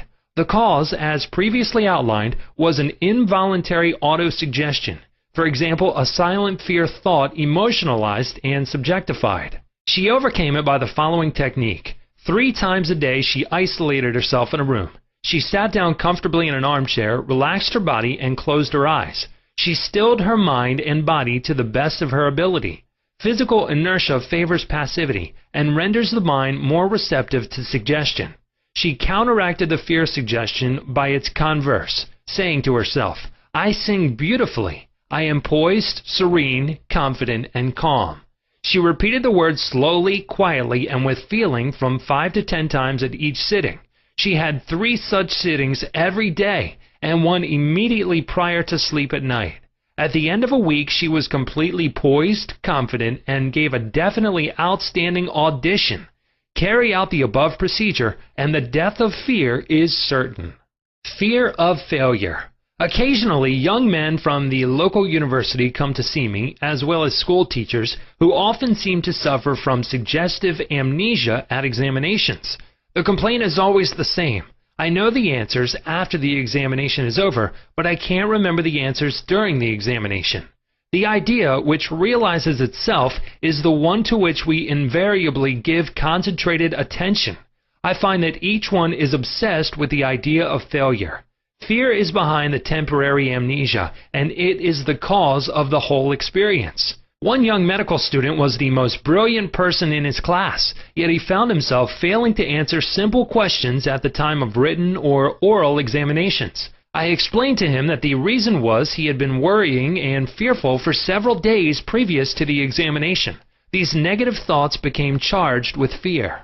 Thoughts enveloped in the powerful emotion of fear are realized in the subconscious mind. In other words, this young man was requesting his subconscious mind to see to it that he failed, and that is exactly what it did. On the day of the examination, he found himself stricken with what is called, in psychological circles, suggestive amnesia.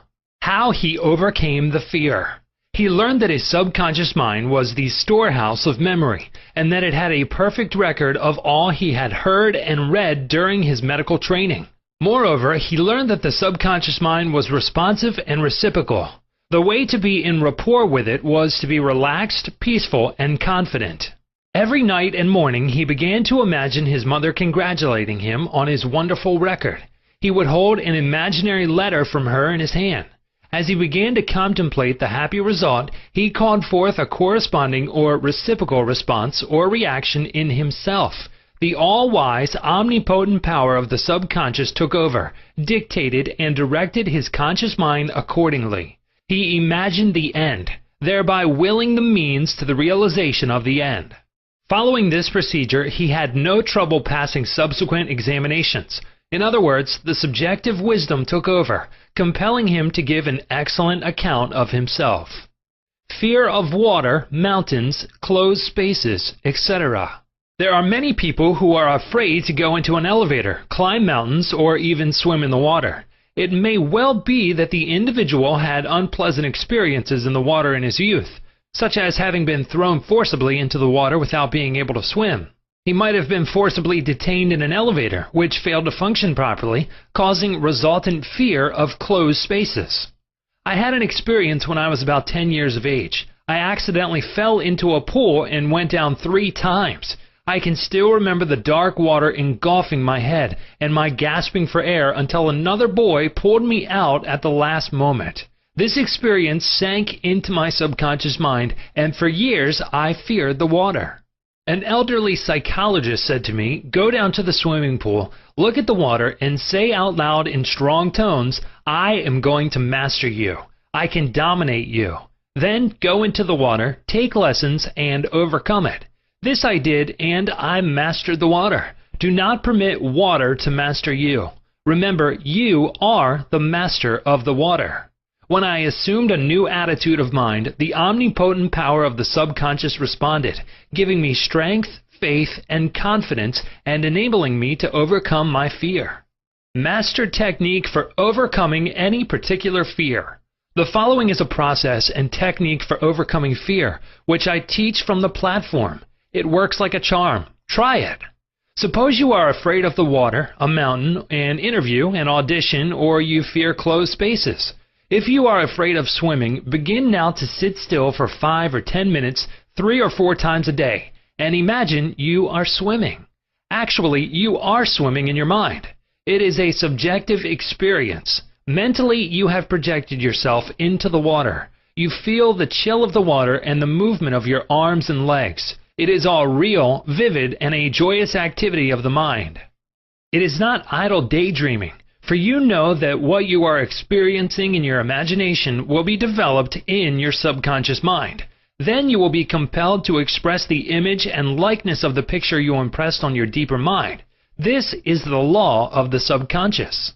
You could apply the same technique if you are afraid of mountains or high places. Imagine you are climbing the mountain. Feel the reality of it all. Enjoy the scenery, knowing that as you continue to do this mentally, you will do it physically with ease and comfort. He blessed the elevator. I knew an executive of a large corporation who was terrified to ride in an elevator. He would walk up 5 flights of stairs to his office every morning. He said that he began to bless the elevator every night and several times a day. He finally overcame his fear. This is how he blessed the elevator.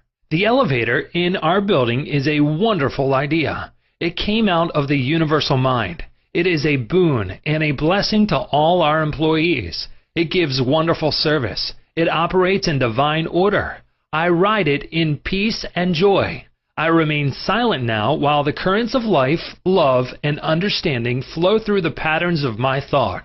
In my imagination, I am now in the elevator, and I step out into my office. The elevator is full of our employees. I talk to them, and they are friendly, joyous, and free. It is a wonderful experience of freedom, faith, and confidence. I give thanks. He continued this prayer for about 10 days, and on the 11th day, he walked into the elevator with other members of the organization and felt completely free. Normal and abnormal fear. Man is born only with 2 fears, the fear of falling and the fear of noise. These are an alarm system given you by nature as a means of self-preservation. Normal fear is good. You hear an automobile coming down the road and you step aside to survive. The momentary fear of being run over is overcome by your action. All other fears were given to you by parents, relatives, teachers, and all those who influenced your early years. Abnormal fear. Abnormal fear takes place when man lets his imagination run riot. I knew a woman who was invited to go on a trip around the world by plane. She began to cut out of the newspapers all reports of airplane catastrophes. She pictured herself going down in the ocean, being drowned, etc. This is abnormal fear. Had she persisted in this, she would undoubtedly have attracted what she feared most.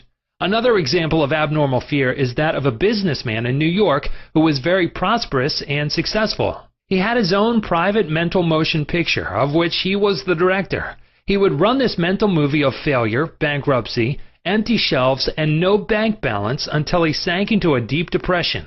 He refused to stop this morbid imagery and kept reminding his wife that this can't last. There will be a recession. I feel sure we will go bankrupt, etc. His wife told me that he finally did go into bankruptcy, and all the things he imagined and feared came to pass. The things he feared did not exist, but he brought them to pass by constantly fearing, believing, and expecting financial disaster. Job said, "The thing I feared has come upon me." There are people who are afraid that something terrible will happen to their children, and that some dread catastrophe will befall them. When they read about an epidemic or a rare disease, they live in fear that they will catch it, and some imagine they have the disease already. All this is abnormal fear.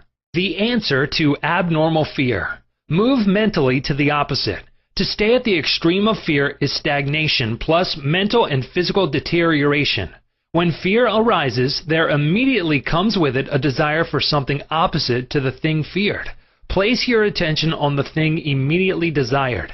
Get absorbed and engrossed in your desire, knowing that the subjective always overturns the objective. This attitude will give you confidence and lift your spirits. The infinite power of your subconscious mind is moving on your behalf, and it cannot fail. Therefore, peace and assurance are yours. Examine your fears. The president of a large organization told me that when he was a salesman, he used to walk around the block 5 or 6 times before he called on a customer. The sales manager came along one day and said to him, "Don't be afraid of the boogeyman behind the door. There is no boogeyman. It is a false belief." The manager told him that whenever he looked at his own fears, he stared them in the face and stood up to them, looking them straight in the eye. Then they faded and shrank into insignificance. He landed in the jungle. A chaplain told me of his experiences in the Second World War. He had to parachute from a damaged plane and land in the jungle. He said he was frightened, but he knew there were 2 kinds of fear, normal and abnormal, which we have previously pointed out.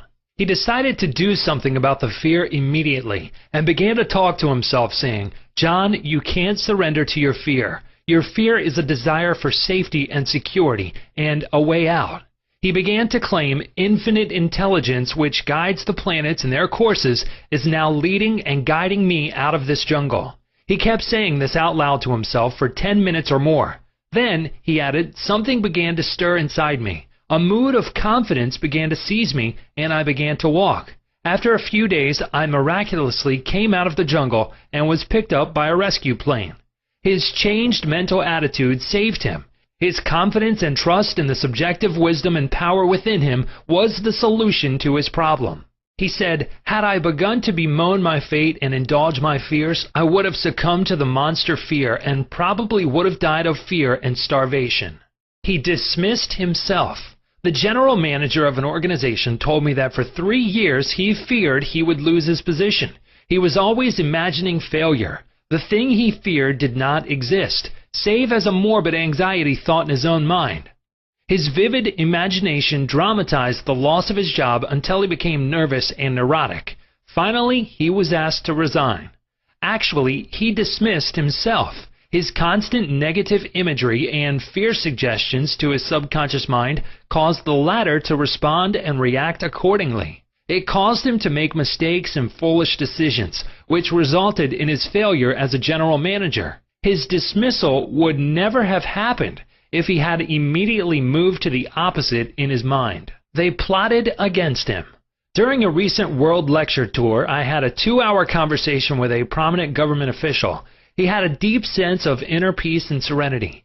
He said that all the abuse he receives politically from newspapers and the opposition party never disturb him. His practice is to sit still for 15 minutes in the morning and realize that in the center of him is a deep, still ocean of peace. Meditating in this way, he generates tremendous power, which overcomes all manner of difficulties and fears. Sometime previously, a colleague called him at midnight and told him a group of people were plotting against him. This is what he said to his colleague: "I am going to sleep now in perfect peace. You can discuss it with me at 10 a.m. tomorrow." He said to me, "I know that no negative thought can ever manifest except I emotionalize the thought and accept it mentally. I refuse to entertain their suggestion of fear. Therefore, no harm can come to me." Notice how calm he was, how cool, how peaceful. He did not start getting excited, tearing his hair, or wringing his hands. At his center, he found the still water, an inner peace, and there was a great calm. Deliver yourself from all your fears. Use this perfect formula for casting out fear. I sought the Lord, and he heard me, and delivered me from all my fears. Psalm 34:4. The Lord is an ancient word meaning law, the power of your subconscious mind. Learn the wonders of your subconscious and how it works and functions. Master the techniques given to you in this chapter. Put them into practice now, today. Your subconscious will respond, and you will be free of all fears. I sought the Lord, and he heard me, and delivered me from all my fears. Chapter 20. How to stay young in spirit forever. Your subconscious mind never grows old. It is timeless, ageless, and endless. It is a part of the universal mind of God, which was never born, and it will never die. Fatigue or old age cannot be predicted on any spiritual quality or power. Patience, kindness, veracity, humility, goodwill, peace, harmony, and brotherly love are attributes and qualities which never grow old. If you continue to generate these qualities here on this plane of life, you will always remain young in spirit. I remember reading an article in one of our magazines some years ago which stated that a group of eminent medical men at the DeCourcy Clinic in Cincinnati, Ohio, reported that years alone are not responsible for bringing about degenerative disorders. These same physicians stated that it is the fear of time, not time itself, that has a harmful aging effect on our minds and bodies, and that the neurotic fear of the effects of time may well be the cause of premature aging. During the many years of my public life, I have had occasion to study the biographies of the famous men and women who have continued their productive activities into the years well beyond the normal span of life. Some of them achieved their greatest in old age. At the same time, it has been my privilege to meet and to know countless individuals of no prominence who, in their lesser sphere, belong to those hardy mortals who have proved that old age of itself does not destroy the creative powers of the mind and body. He had grown old in his thought life. A few years ago, I called on an old friend in London, England. He was over 80 years of age, very ill, and obviously was yielding to his advancing years. Our conversation revealed his physical weakness, his sense of frustration, and a general deterioration almost approaching lifelessness. His cry was that he was useless and that no one wanted him. With an expression of hopelessness, he betrayed his false philosophy. We are born, grow up, become old, good for nothing, and that's the end. This mental attitude of futility and worthlessness was the chief reason for his sickness. He was looking forward only to senescence, and after that, nothing. Indeed, he had grown old in his thought life, and his subconscious mind brought about all the evidence of his habitual thinking. Age is the dawn of wisdom. Unfortunately, many people have the same attitude as this unhappy man. They are afraid of what they term old age, the end, and extinction, which really means that they are afraid of life. Yet life is endless. Age is not the flight of years, but the dawn of wisdom. Wisdom is an awareness of the tremendous spiritual powers in your subconscious mind and the knowledge of how to apply these powers to lead a full and happy life. Get it out of your head once and for all that 65, 75, or 85 years of age is synonymous with the end for you or anybody else. It can be the beginning of a glorious, fruitful, active, and most productive life pattern, better than you have ever experienced. Believe this, expect it, and your subconscious will bring it to pass. Welcome the change. Old age is not a tragic occurrence. What we call the aging process is really change. It is to be welcomed joyfully and gladly, as each phase of human life is a step forward on the path, which has no end. Man has powers which transcend his bodily powers. He has senses which transcend his 5 physical senses. Scientists today are finding positive, indisputable evidence that something conscious in man can leave his present body and travel thousands of miles to see, hear, touch, and speak to people, even though his physical body never leaves the couch on which it reclines. Man's life is spiritual and eternal. He need never grow old, for life or God cannot grow old. The Bible says that God is life. Life is self-renewing, eternal, indestructible, and is the reality of all men. Evidence for survival. The evidence gathered by the psychical research societies both in Great Britain and America is overwhelming. You may go into any large metropolitan library and get volumes on the proceedings of the Psychical Research Society based on findings of distinguished scientists on survival following so-called death. You will find a startling report on scientific experiments establishing the reality of life after death in the case for psychic survival by Hereward Carnington, director of the American Psychical Institute. Life is. A woman asked Thomas Edison, the electrical wizard, "Mr. Edison, what is electricity?" He replied, "Madame, electricity is, use it." Electricity is a name we give an invisible power which we do not fully comprehend, but we learn all we can about the principle of electricity and its uses. We use it in countless ways.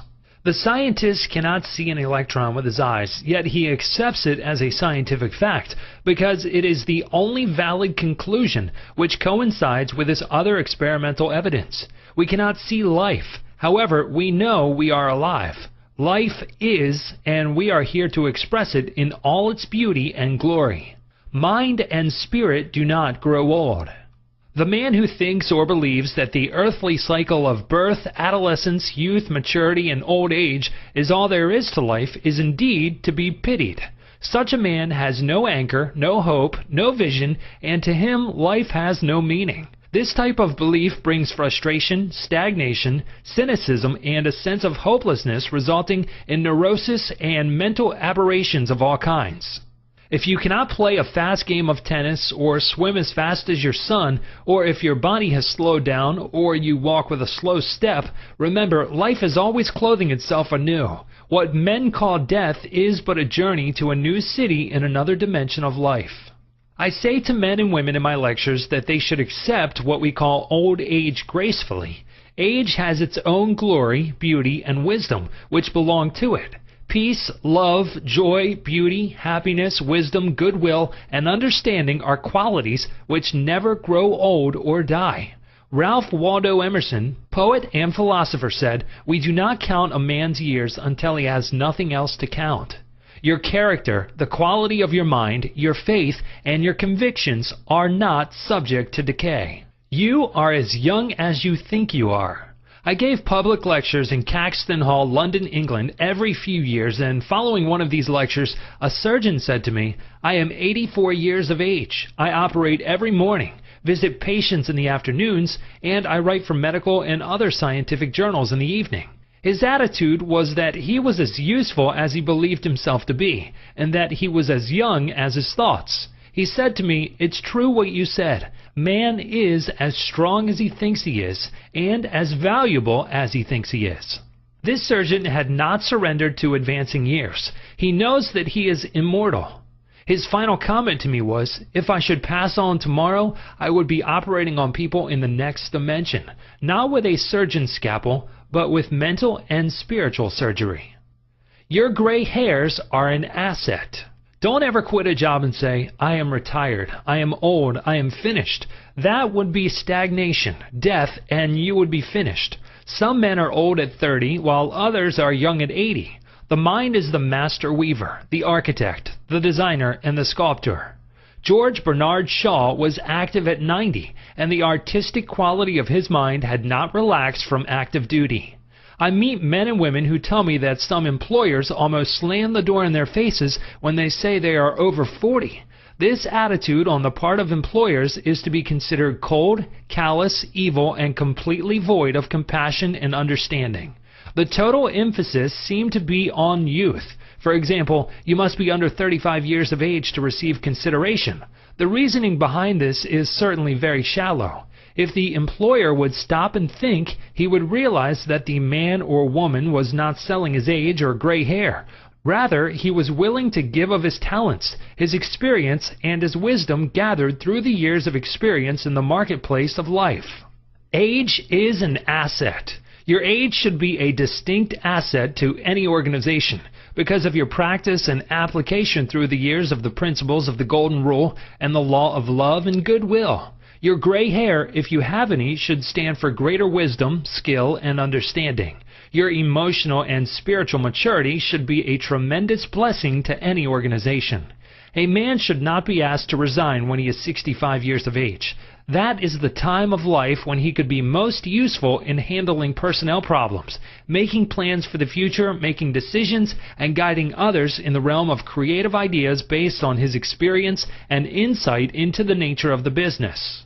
Be your age. A motion picture writer in Hollywood told me that he had to write scripts which would cater to the 12-year-old mind. This is a tragic state of affairs if the great masses of people are expected to become emotionally and spiritually mature. It means that the emphasis is placed on youth in spite of the fact that youth stands for inexperience, lack of discernment, and hasty judgment. I can keep up with the best of them. I am now thinking of a man 65 years of age who is trying frantically to keep young. He swims with young men every Sunday, goes on long hikes, plays tennis, and boasts about his prowess and physical powers, saying, "Look, I can keep up with the best of them." He should remember the great truth. As a man thinketh in his heart, so is he. Proverbs 23:7. Diets, exercises, and games of all kinds will not keep this man young. It is necessary for him to observe that he grows old or remains young in accordance with his processes of thinking. Your subconscious mind is conditioned by your thoughts. If your thoughts are constantly on the beautiful, the noble, and the good, you will remain young regardless of the chronological years.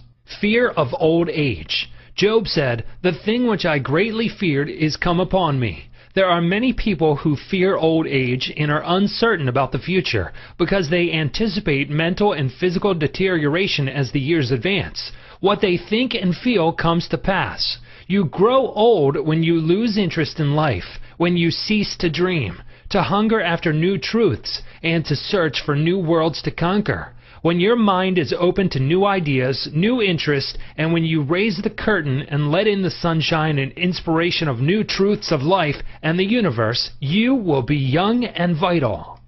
You have much to give. If you are 65 or 95 years of age, realize you have much to give. You can help stabilize, advise, and direct the younger generation. You can give the benefit of your knowledge, your experience, and your wisdom. You can always look ahead, for at all times you are gazing into infinite life. You will find that you can never cease to unveil the glories and wonders of life. Try to learn something new every moment of the day, and you will find your mind will always be young. 110 years old. Some years ago, while lecturing in Bombay, India, I was introduced to a man who said he was 110 years old. He had the most beautiful face I have ever seen. He seemed transfigured by the radiance of an inner light. There was a rare beauty in his eyes, indicating he had grown old in years with gladness, and with no indication that his mind had dimmed its lights. Retirement, a new venture. Be sure that your mind never retires. It must be like a parachute, which is no good unless it opens up. Be open and receptive to new ideas. I have seen men of 65 and 70 retire. They seemed to rot away, and in a few months passed on. They obviously felt that life was at an end. Retirement can be a new venture, a new challenge, a new path, the beginning of the fulfillment of a long dream.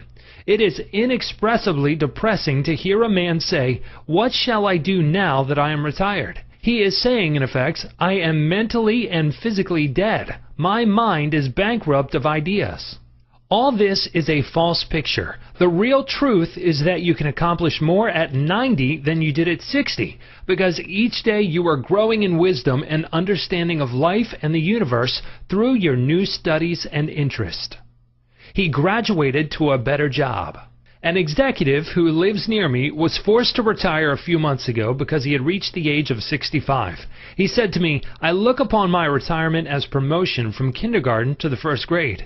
He philosophized in this manner. He said that when he left high school, he went up the ladder by going to college. He realized this was a step forward in his education and understanding of life in general. Likewise, he added, now he could do the things he had always wanted to do, and therefore his retirement was still another step forward on the ladder of life and wisdom. He came to the wise conclusion that he was no longer going to concentrate on making a living. Now he was going to give all his attention to living life. He is an amateur photographer, and he took additional courses on the subject. He took a trip around the world and took movies of famous places. He now lectures before various groups, lodges, and clubs, and is in popular demand. There are countless ways of taking an interest in something worthwhile outside yourself. Become enthusiastic over new creative ideas, make spiritual progress, and continue to learn and to grow. In this manner you remain young in heart, because you are hungering and thirsting after new truths, and your body will reflect your thinking at all times. You must be a producer and not a prisoner of society. The newspapers are taking cognizance of the fact that the voting population of the elderly in California elections is increasing by leaps and bounds. This means that their voices will be heard in the legislature of the state and also in the halls of Congress. I believe there will be enacted a federal law prohibiting employers from discrimination against men and women because of age.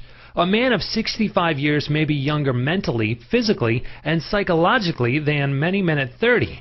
It is stupid and ridiculous to tell a man he cannot be hired because he is over 40. It is like saying to him that he is ready for the scrap heap or the junk pile. What is a man of 40 or over to do? Must he bury his talents and hide his light under a bushel? Men who are deprived and prevented from working because of age must be sustained by government treasuries at county, state, and federal levels. The many organizations who refuse to hire them and benefit from their wisdom and experience will be taxed to support them. This is a form of financial suicide. Man is here to enjoy the fruit of his labor, and he is here to be a producer and not a prisoner of society, which compels him to idleness. Man's body slows down gradually as he advances through the years, but his conscious mind can be made much more active, alert, alive, and quickened by the inspiration from his subconscious mind. His mind, in reality, never grows old. Job said, "Oh, that I were as in months past, as in the days when God preserved me, when his candle shined upon my head, and when by his light I walked through darkness, as I was in the days of my youth, when the secret of God was upon my tabernacle." Job 29, verses 2 through 4. Secret of youth. To recapture the days of your youth, feel the miraculous, healing, self-renewing power of your subconscious mind moving through your whole being. Know and feel that you are inspired, lifted up, rejuvenated, revitalized, and recharged spiritually. You can bubble over with enthusiasm and joy, as in the days of your youth, for the simple reason that you can always mentally and emotionally recapture the joyous state. The candle which shines upon your head is divine intelligence, and reveals to you everything you need to know. It enables you to affirm the presence of your good, regardless of appearances. You walk by the guidance of your subconscious mind because you know that the dawn appears and the shadows flee away. Get a vision. Instead of saying, "I am old," say, "I am wise in the way of the divine life." Don't let the corporation, newspapers, or statistics hold a picture before you of old age, declining years, decrepitude, senility, and uselessness. Reject it, for it is a lie. Refuse to be hypnotized by such propaganda. Affirm life, not death. Get a vision of yourself as happy, radiant, successful, serene, and powerful. Your mind does not grow old. Former President Herbert Hoover, now 88 years old, is very active and is performing monumental work. I interviewed him a few years ago in his suite at the Waldorf Astoria, New York City. I found him healthy, happy, vigorous, and full of life and enthusiasm. He was keeping several secretaries busy handling his correspondence, and was himself writing books of a political and historical nature. Like all great men, I found him affable, genial, amiable, loving, and most understanding. His mental acumen and sagacity gave me the thrill of a lifetime. He is a deeply religious man and is full of faith in God and in the triumph of the eternal truth of life. He was subjected to a barrage of criticism and condemnation in the years of the Great Depression, but he weathered the storm and did not grow old in hatred, resentment, ill will, and bitterness.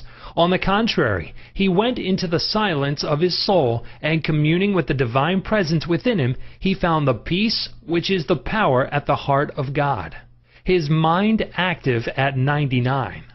My father learned the French language at 65 years of age and became an authority on it at 70. He made a study of Gallic when he was over 60 and became an acknowledged and famous teacher of the subject. He assisted my sister in a school of higher learning and continued to do so until he passed away at 99. His mind was as clear at 99 as it was when he was 20.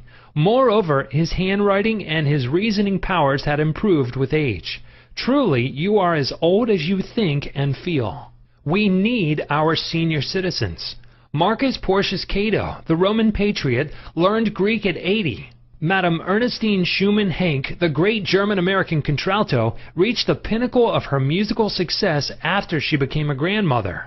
It is wonderful to behold the accomplishments of the oldsters. General Douglas MacArthur, Harry S. Truman, General Dwight David Eisenhower, and the American financier Bernard Baruch are interesting, active, and contributing their talents and wisdom to the world. The Greek philosopher Socrates learned to play musical instruments when he was 80 years old. Michelangelo was painting his greatest canvases at 80. At 80, C.O. Simonides won the prize for poetry. Johann von Goethe finished Past, and Leopold von Ranke commenced his History of the World, which he finished at 92. Alfred Tennyson wrote a magnificent poem, Crossing the Bar, at 83. Isaac Newton was hard at work close to 85. At 88, John Wesley was directing, preaching, and guiding Methodism. We have several men of 95 years who come to my lectures, and they tell me they are in better health now than they were at 20. Let us place our senior citizens in high places and give them every opportunity to bring forth the flowers of paradise. If you are retired, get interested in the laws of life and the wonders of your subconscious mind. Do something you have always wanted to do. Study new subjects and investigate new ideas. Pray as follows: As the hart panteth after the water brooks, so panteth my soul after thee, O God. Psalm 42:1. The fruits of old age. His flesh shall be fresher than a child's. He shall return to the days of his youth. Job 33:25. Old age really means the contemplation of the truths of God from the highest standpoint. Realize that you are on an endless journey, a series of important steps in the ceaseless, tireless, endless ocean of life. Then, with the psalmist, you will say, "They shall bring forth fruit in old age. They shall be fat and flourishing." Psalm 92:14. But the fruit of the Spirit is love, joy, peace, patience, gentleness, goodness, faith, meekness, temperance. Against such there is no law. You are a son of infinite life, which knows no end, and you are a child of eternity.